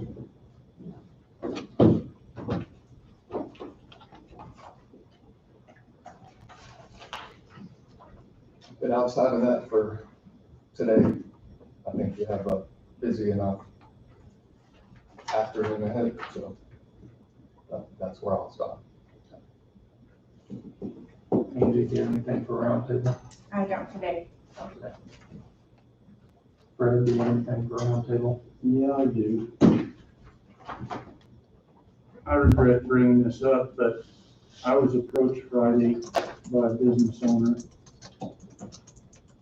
He told me that our county clerk accused the commission of illegal activity and conduct. If this is so, if she believes this is so, I would ask that she report this to our county attorney so that we can be investigated, and if necessary, this can be corrected, or whatever it takes. That's really all I have.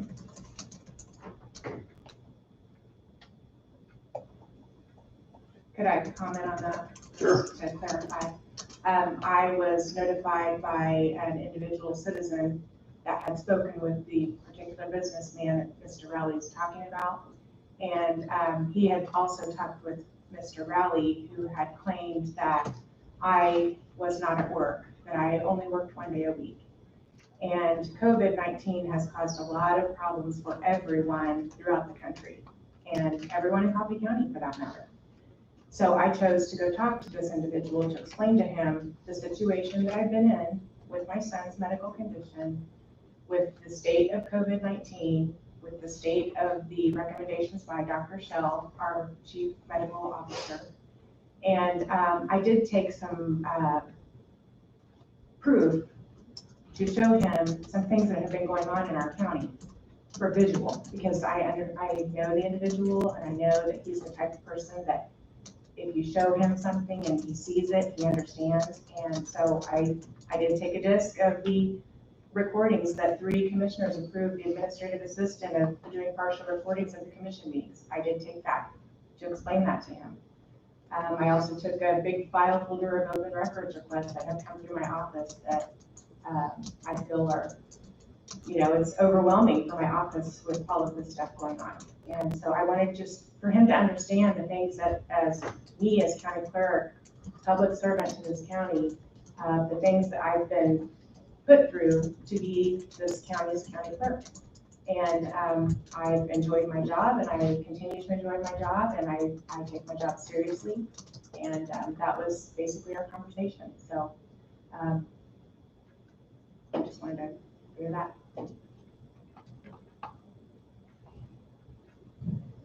I don't agree with everything that's said, but I'm not going to contradict her. She's got a right to her opinion.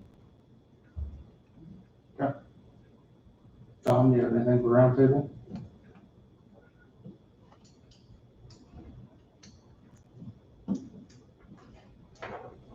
I'm dumbfounded by that, I guess. The documents left the courthouse that are supposed to remain in the courthouse. Is that what the deal was, or? I took documents as county clerk to go visit with the individual that I did return that very same day. I work for the people of this county.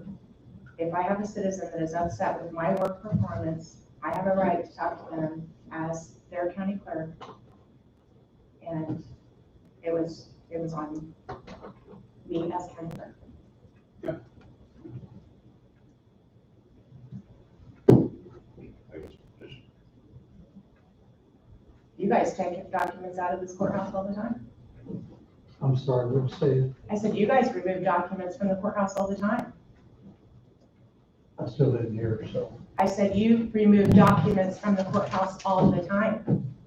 You take books home, budget books, you take payroll books. It's no different. Okay. Okay. I'm just curious. Sure. Bob? And I have nothing. Don? I don't have anything. This is the first time I kind of heard, I've heard a little bit earlier on this. I can't tell you who from now. Don't even recall it. It'd be nice if these type of discussions didn't take place out in the county, but I don't know what the response to it is. I don't know what the answer to it is. So are you But I don't saying, have nothing, I don't have nothing else to you. can I ask John a question? So are you saying that I'm not allowed to talk to citizens of this county? Absolutely, but to me, everything needs to stay as positive as it possibly can. But I just heard that there was some discussion taking place that wasn't real positive. And so what I heard was by the grapevine, wasn't correct. So I'm not gonna I don't have that. I don't have anything. We've got tax and vouchers, and we've got 3 budgets, and then do we have any more additions to the budget? Or the budget There were some revisions. revisions?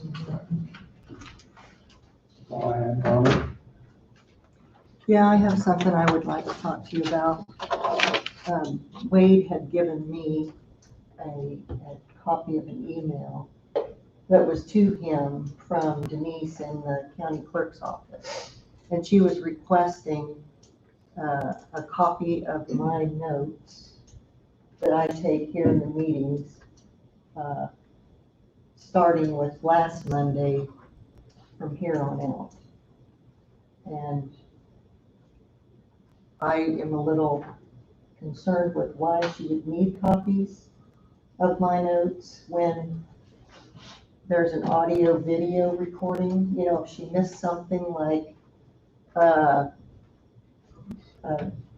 motion that moved or seconded a time or something like that, I can understand. But there's an audio video recording that she could get information from.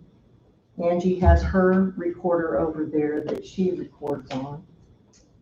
And then there's your minutes. I don't know what more input she needs from my notes from the meeting. So I would just like to get your input on this, and if you think that it's necessary that I pass this on. I've looked in the policy procedures and manual, and it's on section 22.5, right to refuse.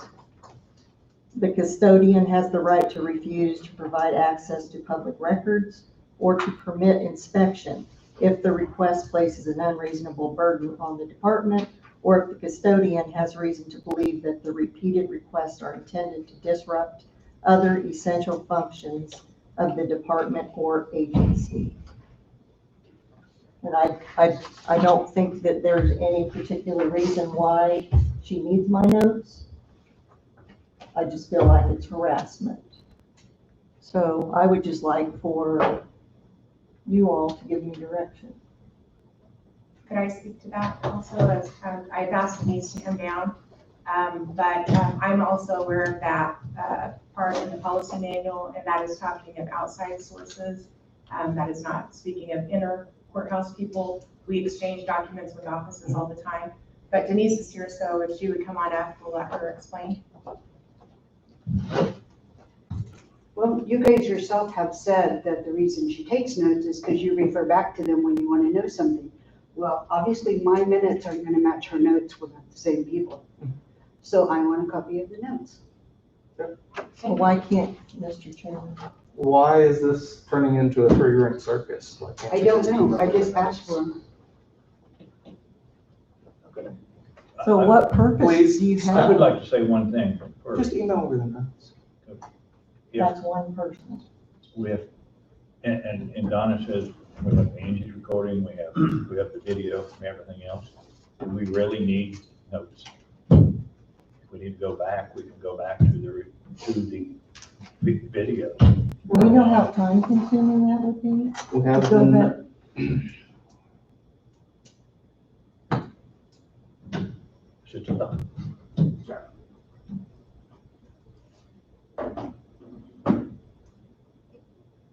anybody have a problem with Donna emailing the notes?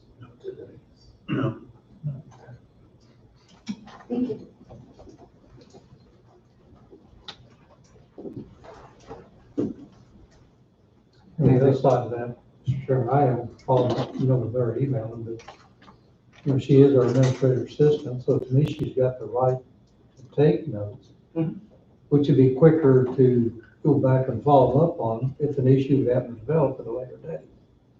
Right. Rather than reviewing an hour or two of video. But, my understanding, that's her responsibility on behalf of the commission, is to Yeah. take notes. The notes help to find what video you might be looking for. So you know what day to go back to, or know an idea within the video where to start with the conversation you want to hear.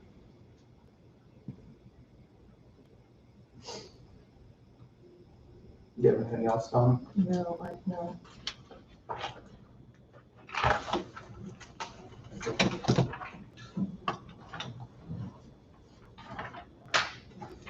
Do we want to break for lunch or just get into checks and vouchers and then, okay, we still got budget reviews. It doesn't matter. It don't make any difference to me. I can work right straight through, or we can take a break. Go through, maybe we'll do it quicker. That might be a problem. No. Be a long As long as we got more peanuts upstairs, I'll be good. Fred? You I know, don't get any concern. Okay.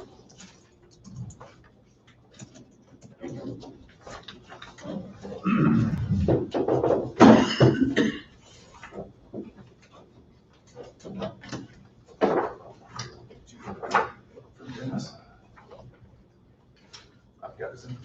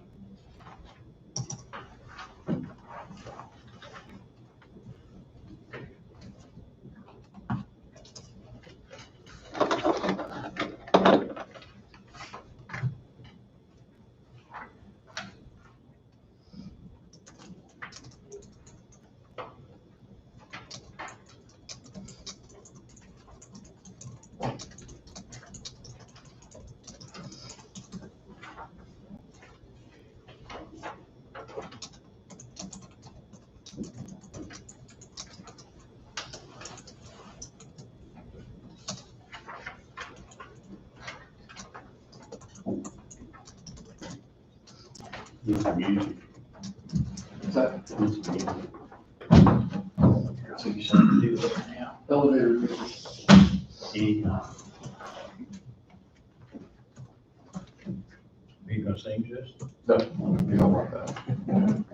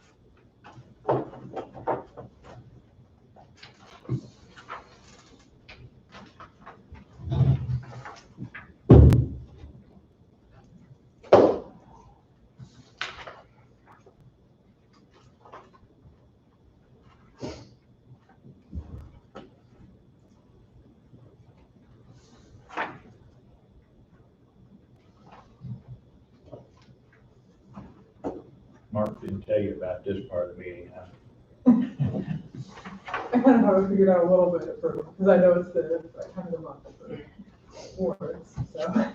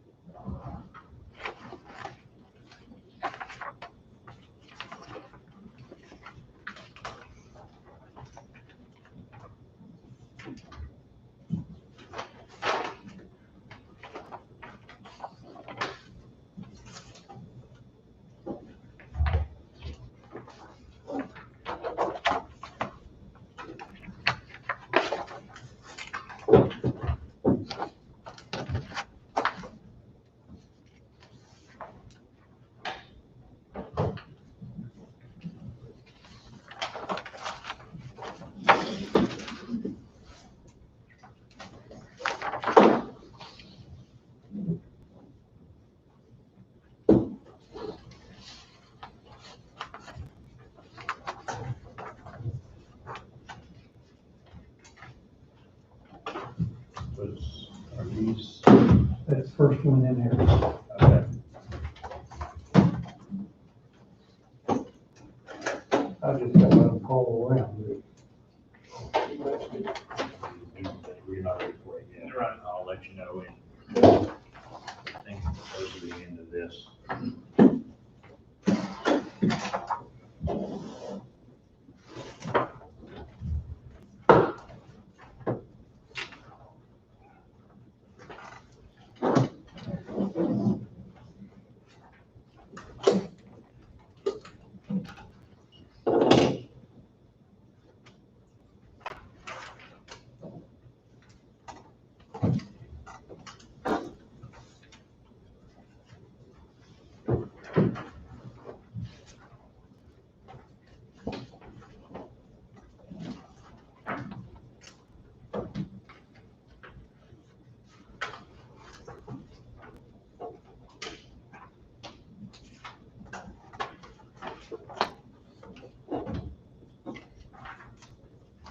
Say that is the end.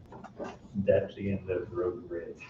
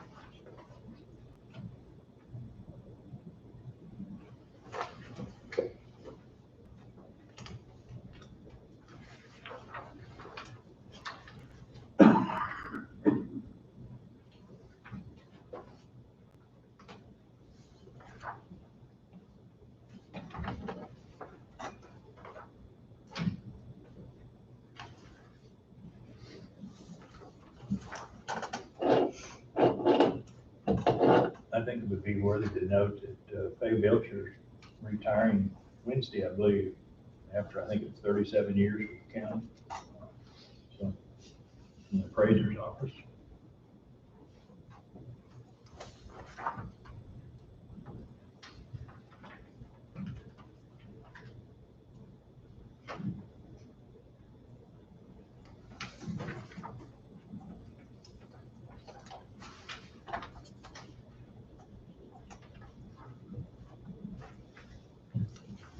Someone had a little gathering for her, or?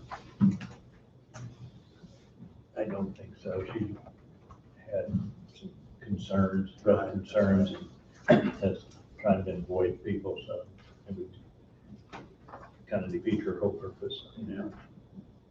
But I always want to know, I do appreciate the time she's put into the county. And you're only done. Worth noting.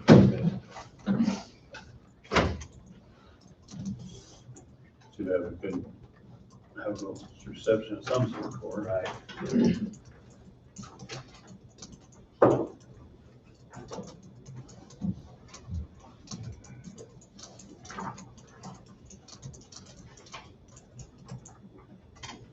I probably should know the answer to this. Here's a $2,000 check for entertainment to the fair. That's over and above the 20 or 25 we give them. She's a fair board.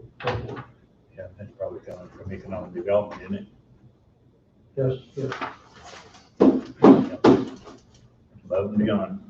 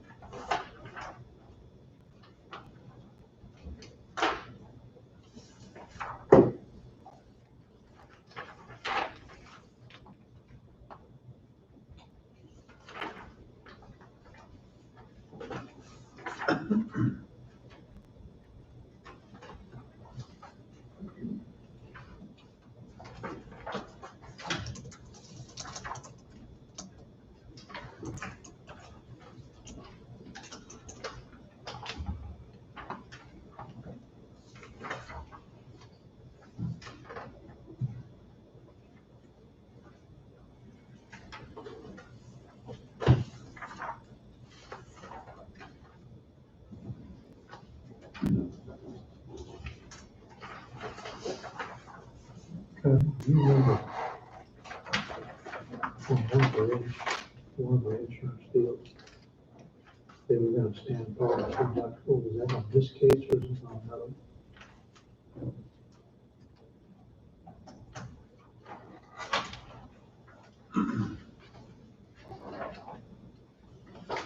Something, I remember that they were, the insurance company was gonna stand.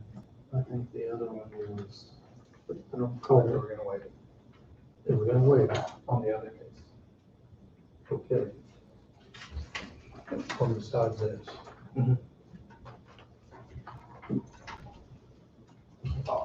Pardon? That'd be a waiting question.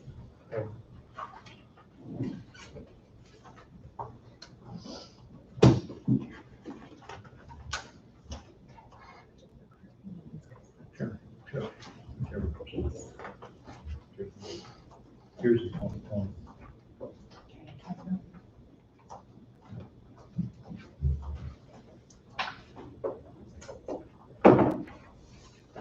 You want me to see if Wade's available? Sorry? You want me to see if Wade's available? Yeah, the, well, like Cody said, it's a Wade's question, and there's probably nothing wrong with it, but I do know we talked about waiving the deductible. So, probably need to have Wade at least see if this is okay. Which it may be, and that waive may have had something to do with another case. You'll see him. He'll go through the vouchers. Okay.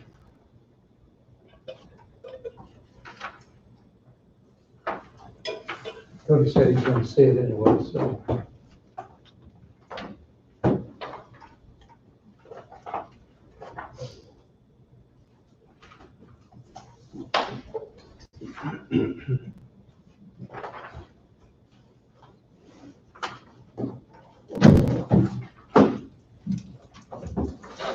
Look at the second one.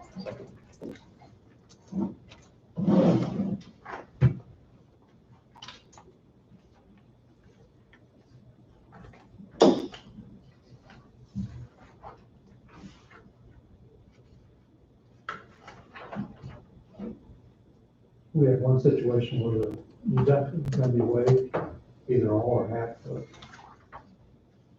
But I don't remember which one.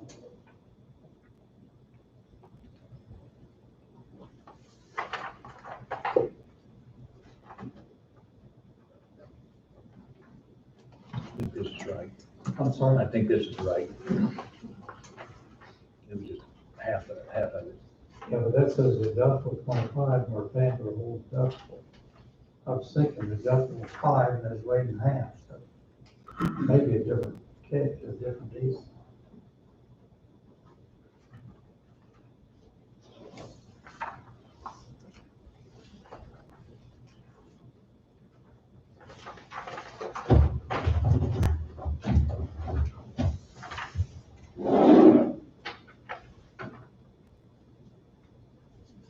I don't recall these. You got it right on here. I think, yeah. Wait, check it. Because,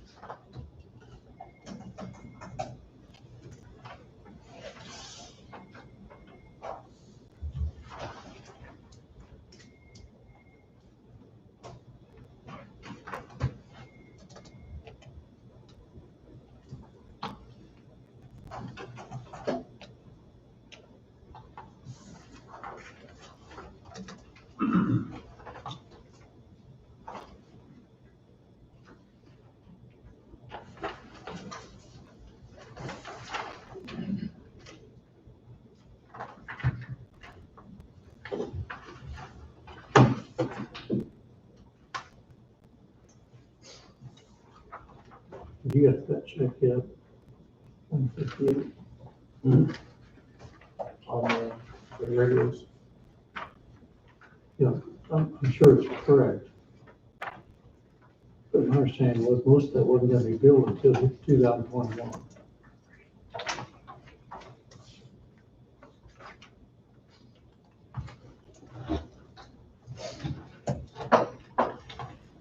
Have we taken delivery on that and that? Oh, yeah. We have to take delivery on it? A lot of it.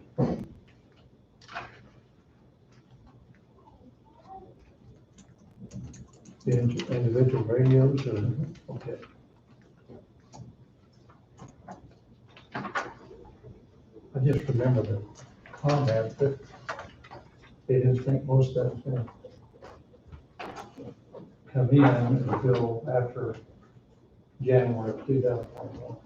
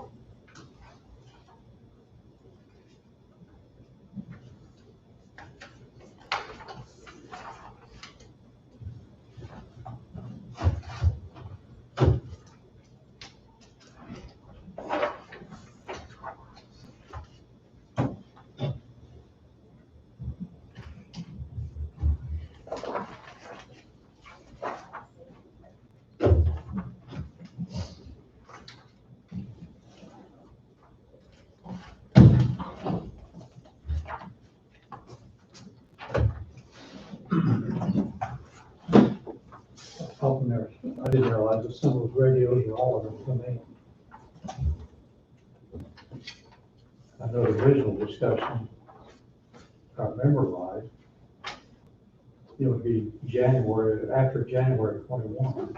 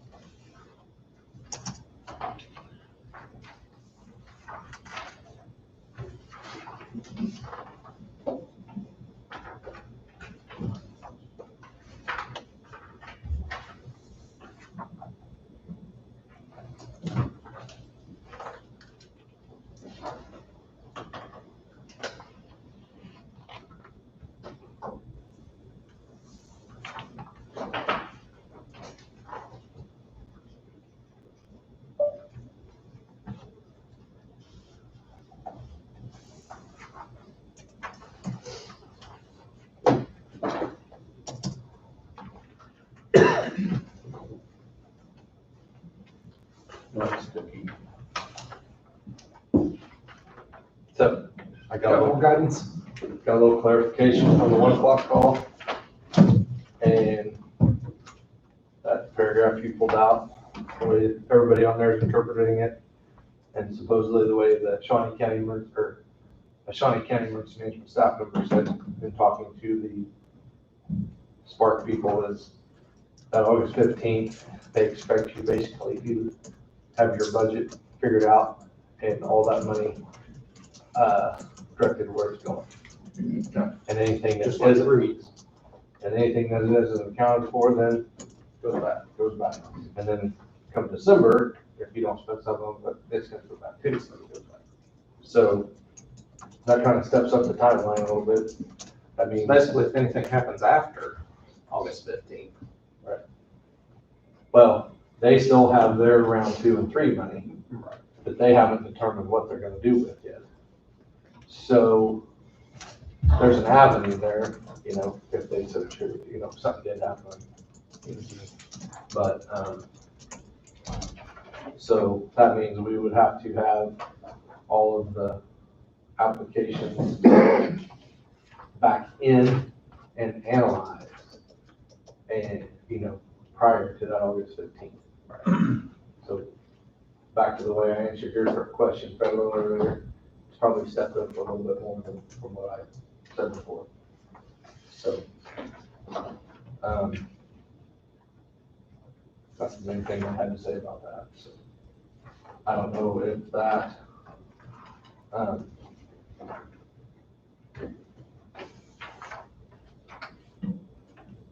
has anybody's thoughts, how that affects your thoughts as far as like what we talked about before about Goldberg and stuff. Like one thing I could do is they have a submittal thing. I don't know how fast they'll get. I could submit, like the courthouse portion of the Goldberg contract to the Spark Committee, question deal and see if they would approve that, if they would approve for that portion. You know, maybe we go ahead and do that. They approve spending these dollars on that, if that's something the commission wants me to do. They indicated on the conference call the other day that, you know, you can come up with your plan and submit it to them, and they can basically give you pre-approval so that you know the money's not gonna get. But later on, you can say, hey, you pre-approved it, if they try to say you didn't spend it right later. But if that's something the commission wants me to go ahead and do. Okay, you say no. Right. Okay. Yeah. Okay.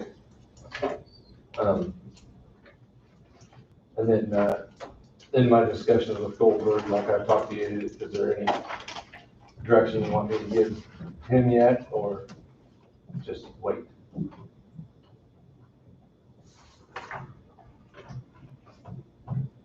Give some direction to Russ. The architect, I'm sorry. the architect, Goldberg, the architect. You know, he talked about, you know, and construction people concerned, you know, prices are down right now on rebar and stuff. The faster you get the preliminary stuff done, the faster you can make a decision on whether you actually want to build something. The faster you do that, potentially the cheaper it'll be. Who nobody knows for sure. I thought we already had this discussion, but we're gonna just proceed. And so upon wage complete review, meaning you're ready to sign the contract. We can discuss it, we just got a print copy of it earlier.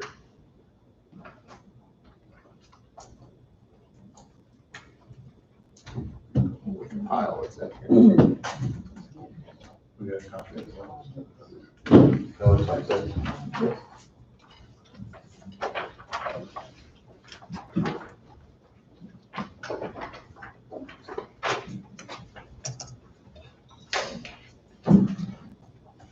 I know it consists of more money, but I think with wage approval, I think we should go ahead and take a look at all three options. And get a price. I mean, we should probably be moving on with this. This has been a discussion for years.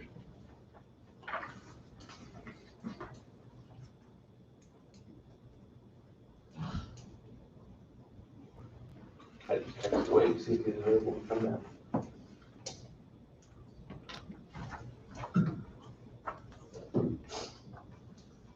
mean, if we don't get all three options, how are you going to prepare? What needs to be done? I think you got to go through it. I think it's a choice. That's what I think. And they do it, so it's gonna save, you know, approximately 12-13%, so they're doing all three at one time.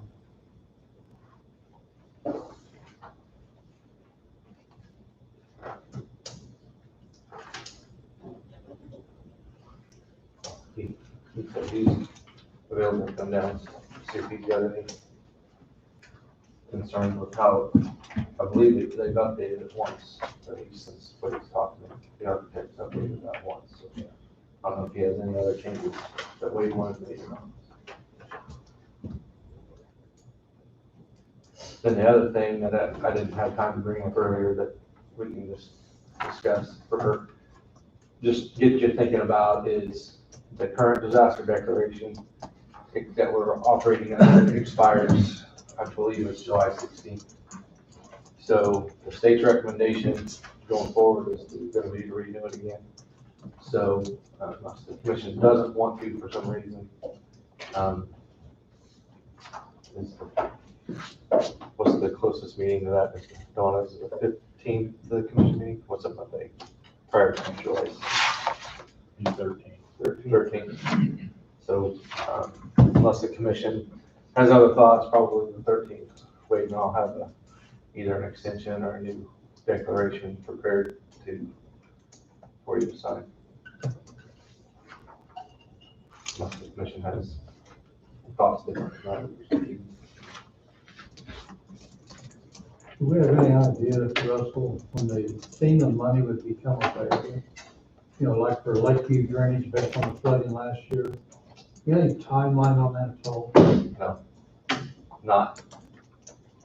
But just total guess. I mean, I don't know. We got preliminary paperwork done and, you know, are signed up and they hear 3 or 4 weeks ago, I think, maybe, give or take, they had a conference call and we did like the very preliminary sign up, like, yes, we want to be involved. And, but they haven't came back and asked for numbers or anything yet. So they haven't even asked for original numbers. Not, well, let me back up. They've asked for the original ballpark numbers that made us eligible. But to my knowledge, unless they sent something straight to Wayne, they haven't asked for receipts yet.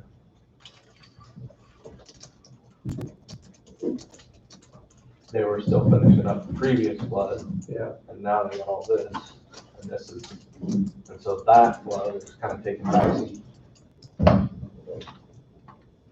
Or at least the side seat for this.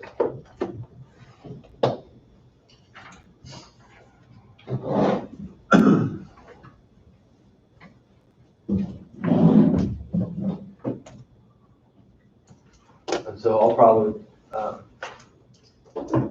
type up an email then to all the government type agencies back to the CRF funding, especially since it's going to be a tighter timeline, and kind of outlining to them what we believe it to be, and that they need to put together their receipts in order, if that's payroll, if applicable, and give them to me ASAP. And then it'll be, then we can also, once Wade's reviewed it, and if the commission has any more input, say, next week on our application form, then hopefully maybe next week we can start submitting that to business, the non-governmental organization, to start giving them time to get those filled out back in, so that the committee that the commission appoints has at least a couple weeks to review them and hash them out and come back with a recommendation. So we were talking about Goldberg contracts, and correct me if I'm wrong, but that's they're ready to go forward with it if you don't have any additional changes you want to make. No, I've talked to Mr. Goldberg. There were some parts of it that I didn't like in the original version. He accommodated those questions or concerns that I had. He removed the provision, but I told him that if it remained within the document, that I would not recommend the board sign it.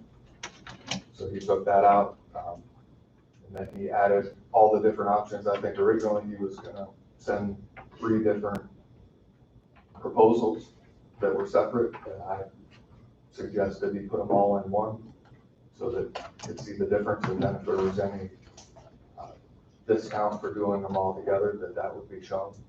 And probably more importantly for the board, for the board's viewing, but for whoever's watching on YouTube, so they can see too, and hear that it's all one, and what the discounts were, and what each of the individual projects would cost. And it's separated in a way where if you just want to go with option 1 and option 2, then that's what it'll cost for each one, or option 1 and 3, or all of them together. So. And one thing I'll add is Wade asked, and I think a couple of commissioners asked me to make contact with my counterparts in a couple other Kansas counties that have them do work. One of them said that he wasn't involved too much, but he thought it was okay, but not perfect, their performance. The other one said they were great to work with, work hard for you, wonderful. So one kind of a lukewarm, and the other one great. Was there?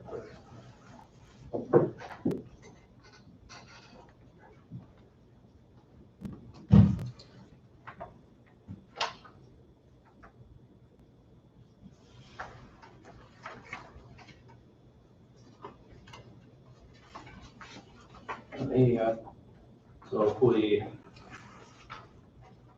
submit the courthouse portion of the social distancing and sneeze guard, coronavirus countermeasures for funding under the Spark program, do you think they offer guidance very quick on that? If we knew by next week and then made a motion next week to go ahead on this? I can ask the question today. It's hard to say. You would think they would get back to me, but they may not be geared up to that just yet. They're still submit, see. they're still trying to put out get their guidance document out, so. My assumption is it'd probably be at least a couple weeks, but, you know. But at least we'd be higher up on the list. Of getting an answer.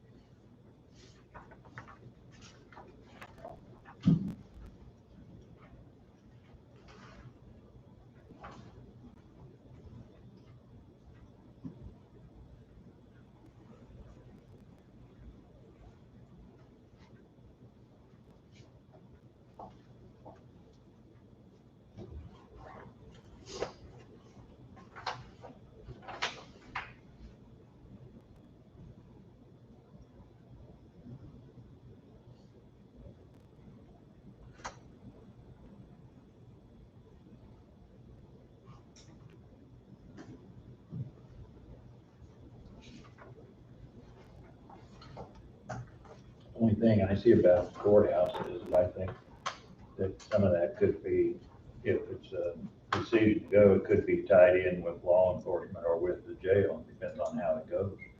Right, yeah. So, They're all tied together. yeah, there are, and so. I'll say I would do. I just think we probably would just have to do all three, you know, where we're at. I would offer that we probably have them focus on the stuff that we may be able to use the spark money on as a priority. And the others is second or third.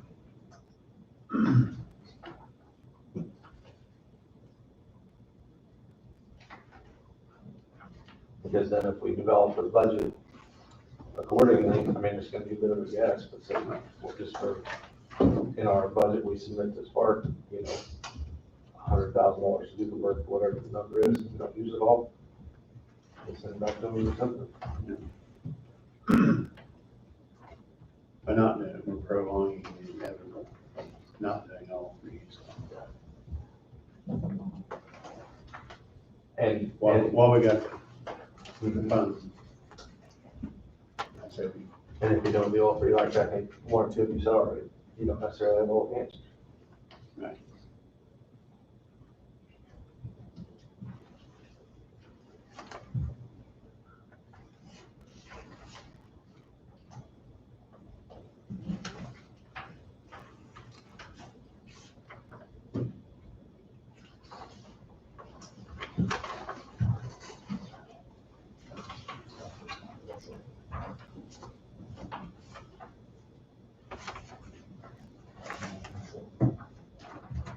We need a motion to proceed ahead with it.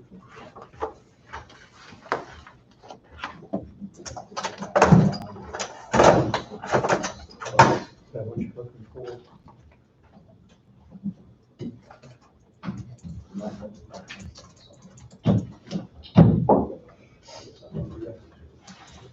Last of it. Pardon? Is that the last? And we're still trying to just need to. I haven't done it since we've been talking about this. There's one part of what's in there that I think Russell may be able to explain. I had the question, and it's why is the third option for the courthouse, why is the cost for those renderings more expensive than at least for our justice center? And Russell contacted Mr. Goldberg, and Mr. Goldberg gave an explanation, and Russell can explain it better than I can. You know, it's building new, they have a lot of their stuff already drawn up, they know how they build their jail cells now, their cell blocks and everything within reason. But going into an existing building and renovating pieces and parts tends to be more expensive and harder, because they have to figure out what's already there and how this fits in with that, whereas when they're building new, they're just building new and they don't gotta go fit the pieces together as much. And Cut 'em old and new. And one of the things you mentioned that stood out to me is for the current HVAC system is putting in Yeah, I guess that. the UV deal to kill whatever's in the system. In a new system, you could build it that way, but here you have to retrofit, which is more involved. And our system is slightly more unique than other courthouses.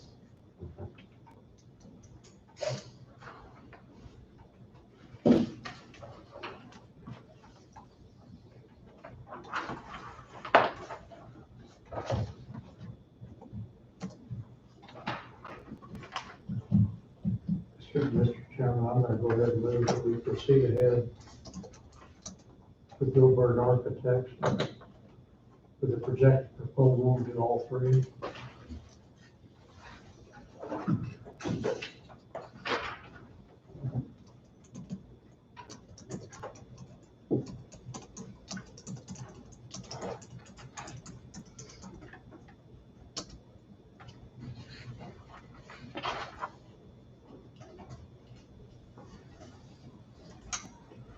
Funds to be paid from, We just pull funds from the general, it's 56.5 for all three. So, capital outlay, or is this? eventually it's gonna be capital one. So then courthouse general, probably contractual services. General fund, courthouse Is it? general, contractual services. I'm just asking, will this be professional technical? Yeah. So general fund, courthouse general, contractual technical line items. Yes. Whatever it is, gonna come from the general. Which they all, Whatever it is, it's gonna come from courthouse general. Yeah. Just depends on what line item you take it out of.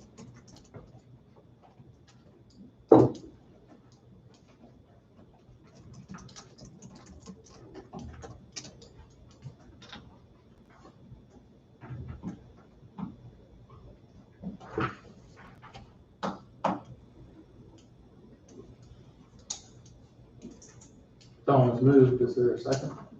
Second. Don was second. All in favor, say aye. Opposed, same sign.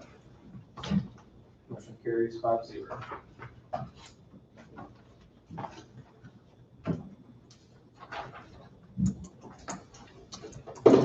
Anybody have any other questions for me for either topics?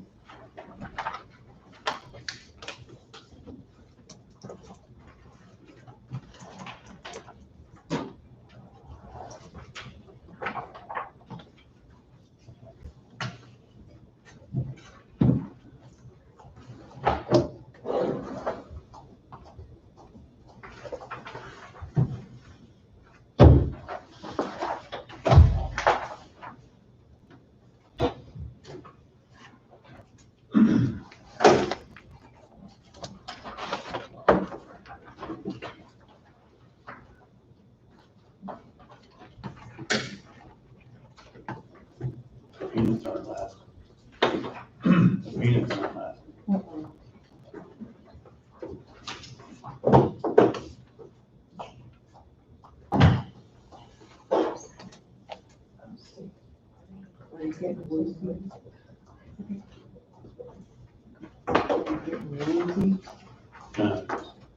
getting noisy down.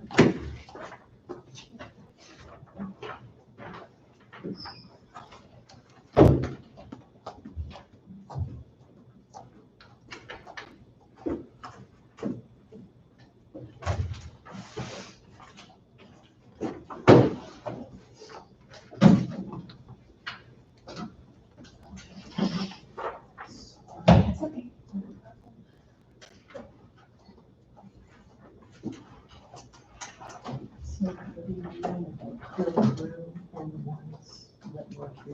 The changes, yeah. I can tell you from my notes.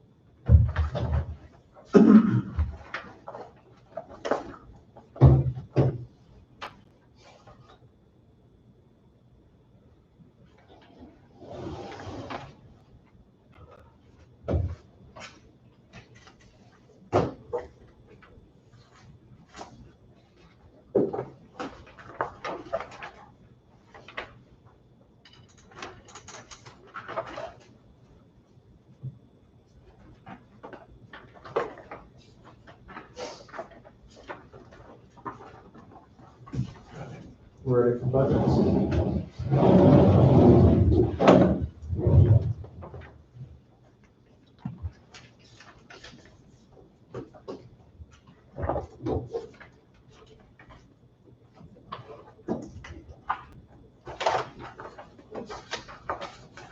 Which ones we got updated, Donna? The first one's the commission one, number 2. And I included the 3%.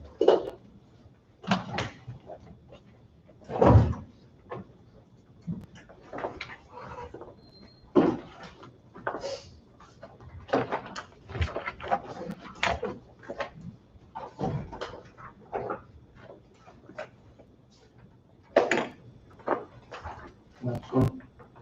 Attorney, number 7. Same thing. Included the 3%.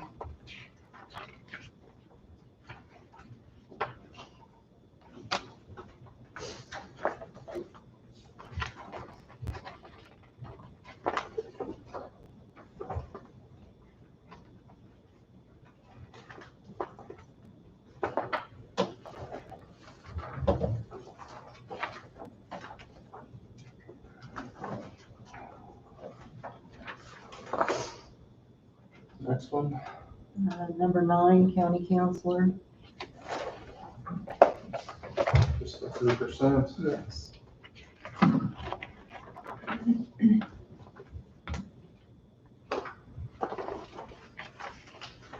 Next one. Number 10, registered deeds. 3%. Which one she said? Number 10. Sorry, Don.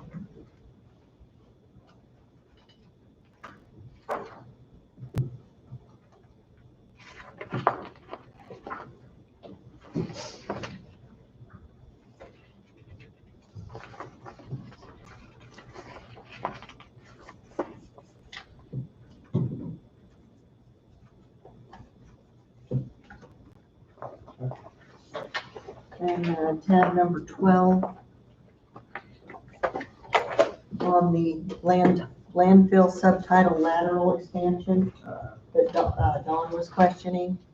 So for 2021, it needs to be 80,000, and for 2022, it needs to be 80,000.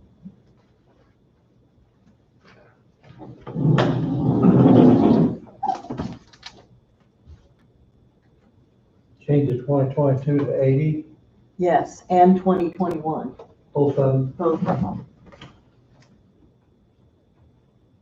See, a year ago, the 2021 was 60. So we're gonna change both of them to 80. Yes. And I'll make that change on the capital improvement plan.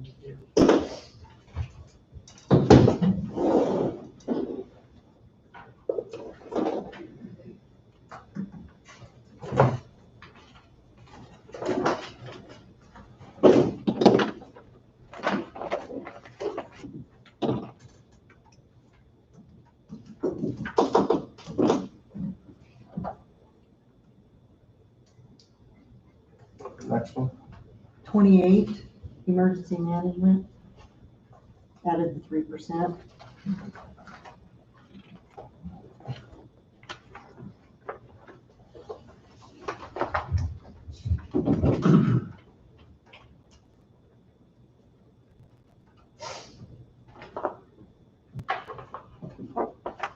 And then also,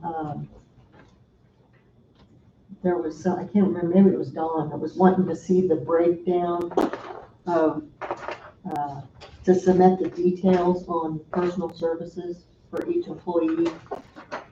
And I talked to them about that, and they're working on that. On the emergency management. No, on, highway department, number 50. Okay. And she's gonna put it together in a spreadsheet and get it to me, but I haven't seen it yet, so as soon as I get that, I'll put those in your book.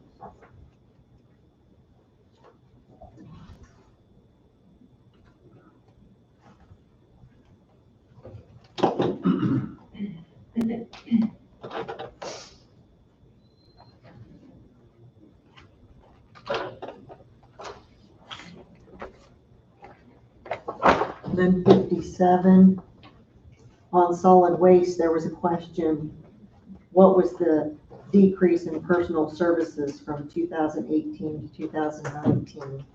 And I asked Wayne about that, and he said he had moved Jeff from the landfill to the road and bridge side. He moved all of his to the road. I don't bridge. think all of it, I think it was just a percentage. Well, it's been a percentage of, what, 20%? So he said that was the decrease.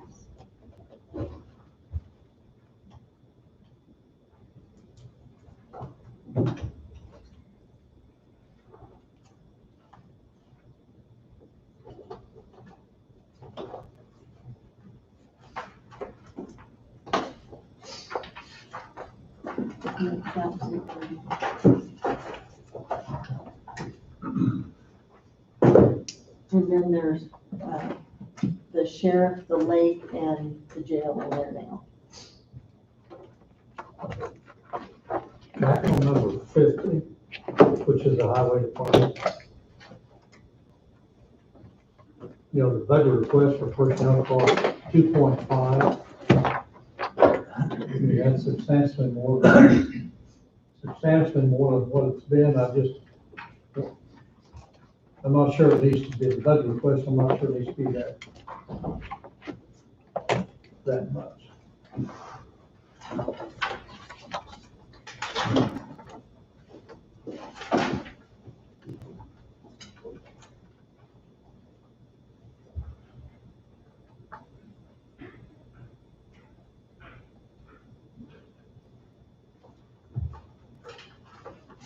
The projected, you know, based on what's in this comparison, if I didn't make a mistake in adding it up, the projection's only a little over 2.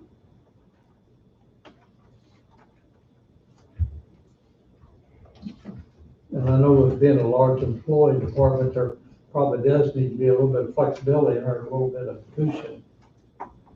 But to me, that cushion is probably excessive. Well, some of that would be Jeff's salary now from there and going from.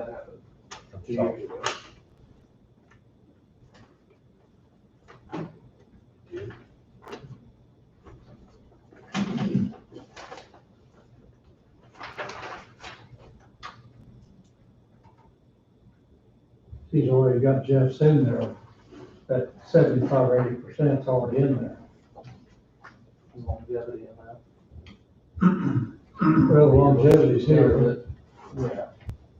there's an extra 50 for longevity, which gets it up to the personnel cost, 2.55. That's considerably more than what it's been running.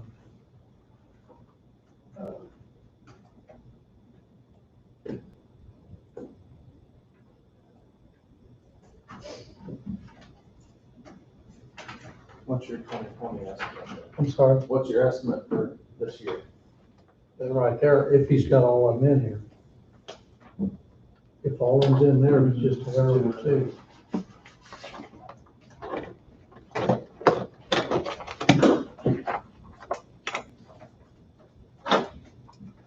So maybe we need a little more of a breakdown of what we're showing on this spreadsheet. You said he was working on a breakdown, Donna? Yeah, Okay, for each individual employee, so you can see. We can take care ask of it. you to elaborate next week, Yeah. and hopefully we'll have that breakdown and go over the plan. Okay.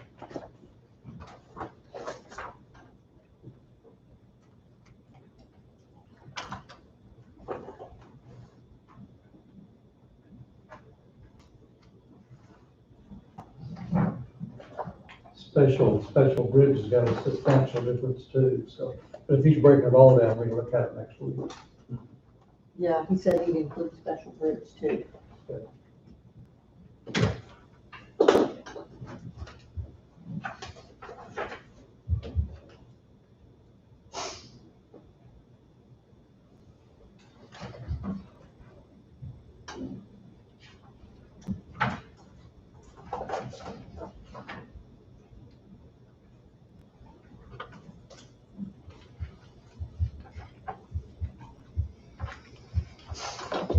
Twenty-four.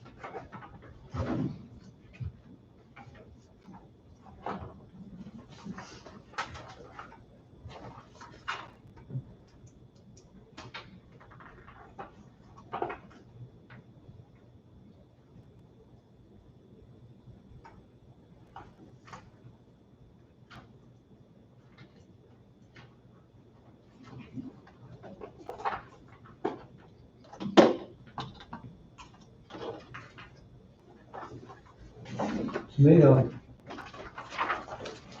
Randy's projection 1.5, which is the 2020 budget shows 1.511, but the 21 budget's 1.713. That's a 15% increase from 20 to 21. That's, I don't know, we need to have Randy back in to, because I've got everything pulled up correctly. Because an increase of $202,000 is at 15% over the 2020.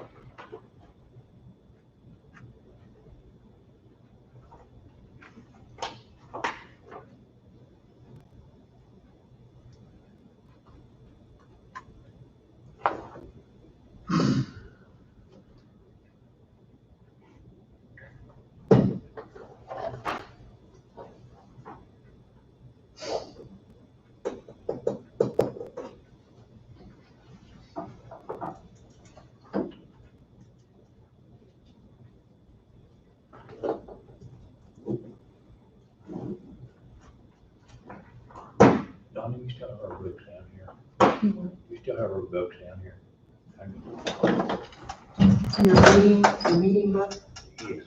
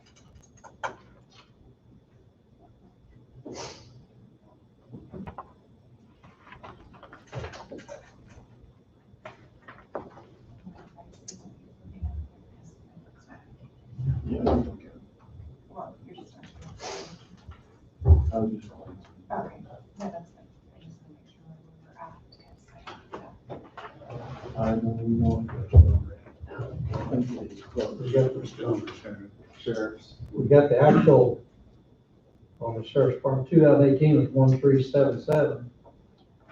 In 19 is 1434, got an increase of 58,000. Budget for 2020 was an increase of 25. And the budget from 21's increase is another 202. So we've got substantial increases in there.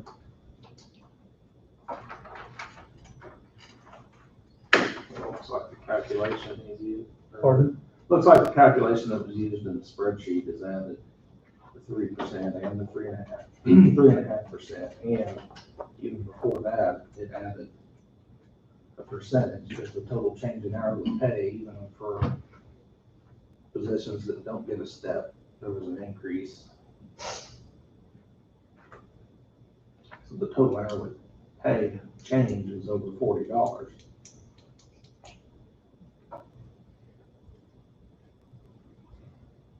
And then on top of that, the 3% and the 3.5% was added.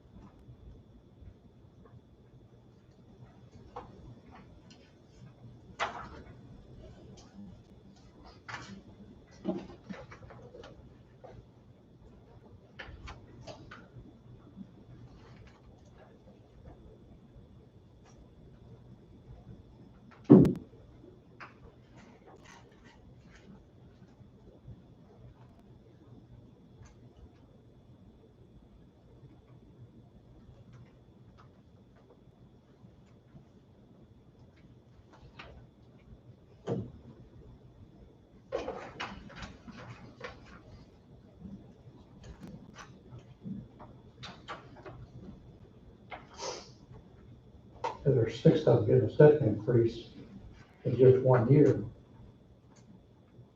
They received it based on 2020 and 2021, they had a step increase.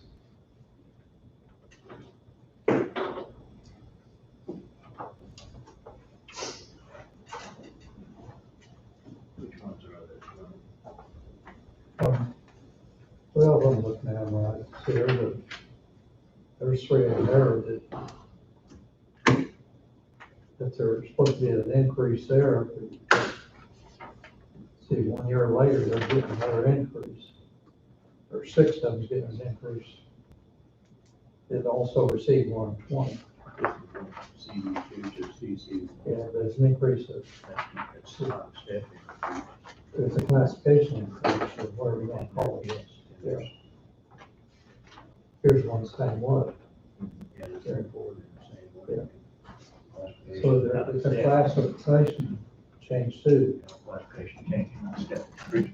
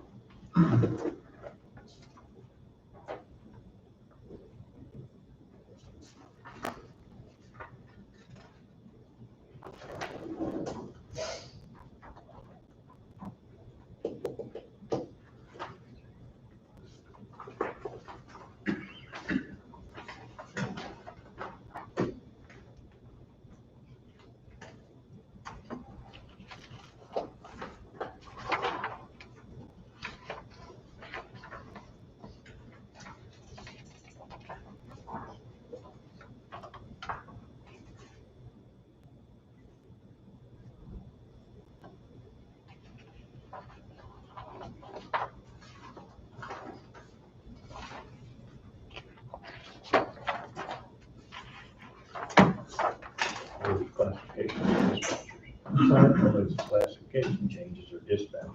Yeah, I haven't broken down that far yet. I was just looking at the names.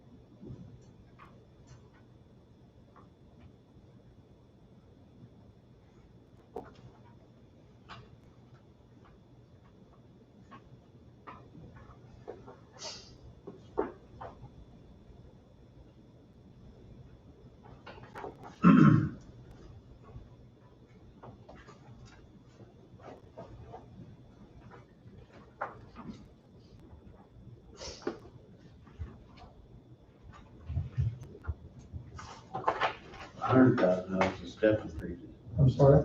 $100,000 is step increases, low overrides. Then you add 3%, 3.5%, probably.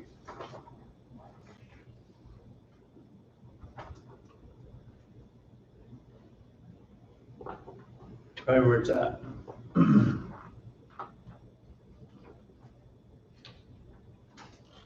There's increases in salary, or increases in hourly wage in there even without that they didn't get step. I don't know where that's coming in at. I just don't know if the 3% added after the step increase you're seeing here or. In this table. Yeah. It's added here. Well, then from this number, 3% added, and the 3.5% added. So if you're adding 3% before into this table, and you add it over here. and you're adding it again and again. So there's no 50,000, another 3. Yeah, that's where.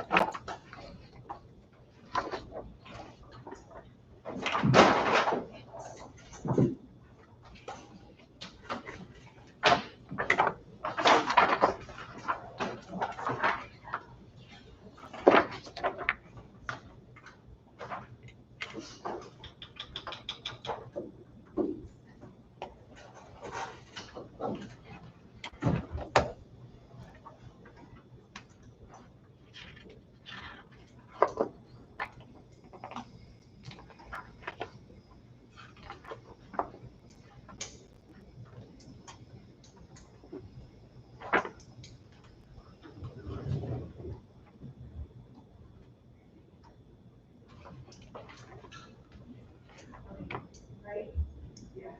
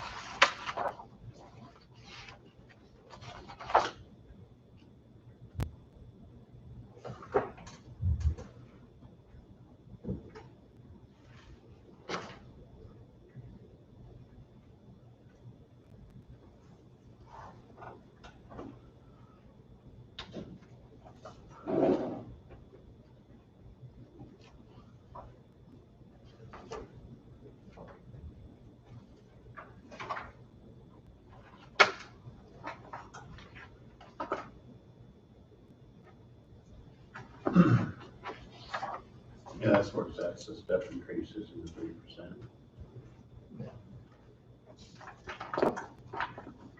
3%.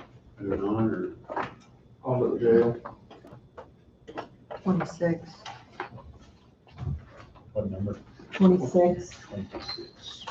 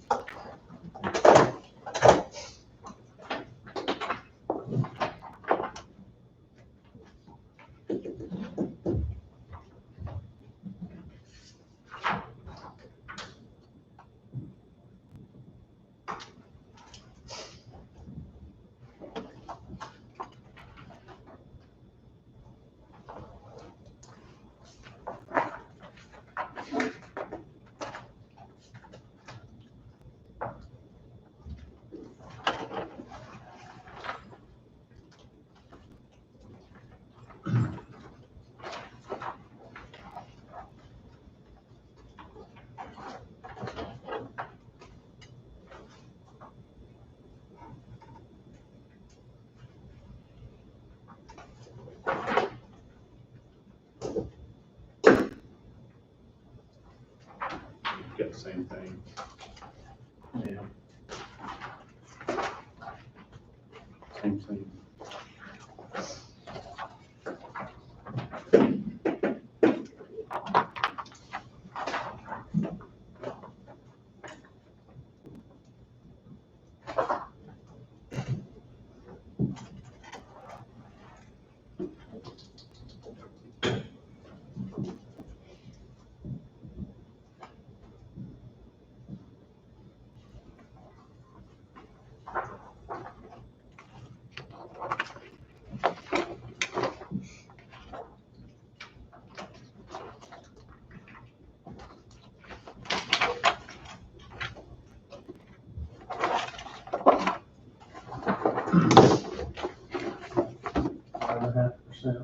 Just 1%.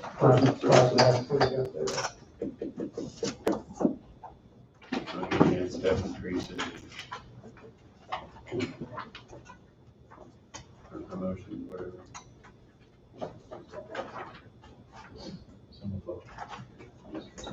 Yeah.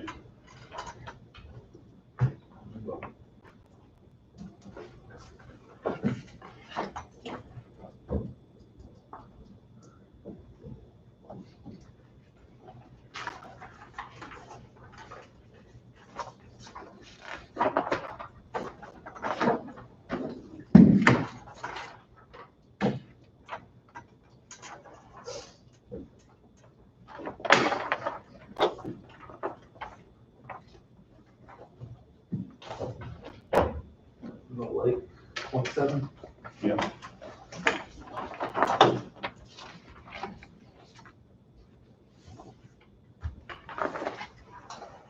That was pretty simple.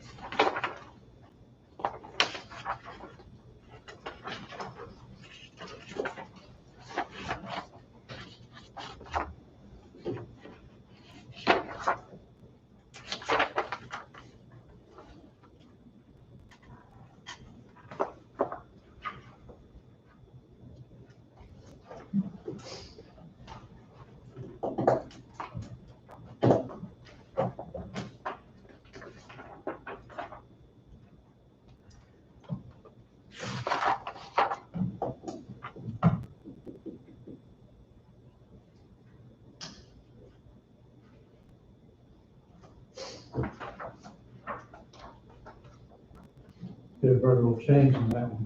$700. 7. You know, whether in the sheriff's department, 15%. I don't.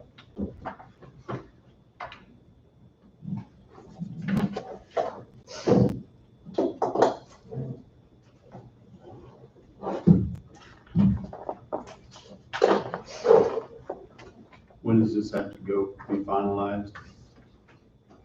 Well, I think Angie It's said, published till August. Right.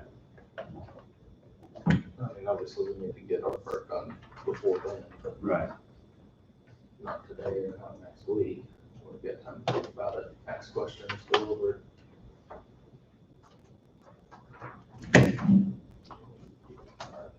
My back's about had enough for today. it's pretty close to it. I'm gonna wheel my chair down here. We still haven't got anything from Conservation District. I called her, talked to her, and she said she worked on it. It's Christie.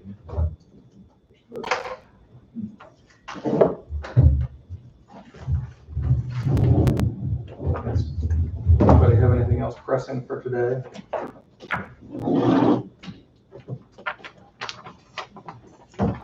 If not, we'll adjourn at 2:45.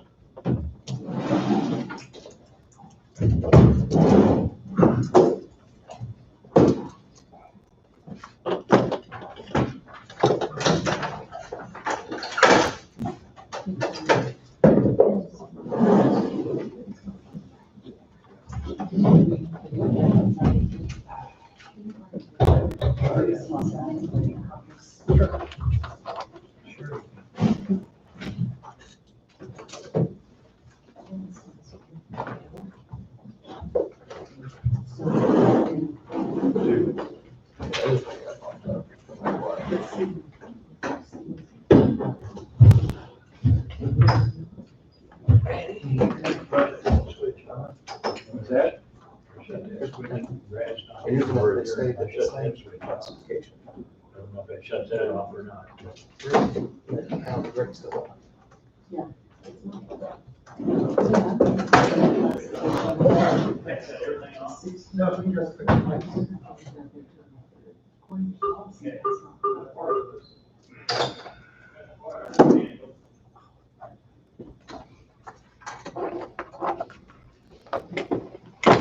Done, Brad.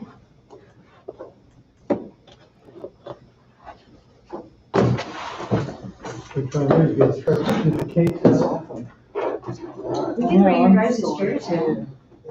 Pardon? We can bring your chairs.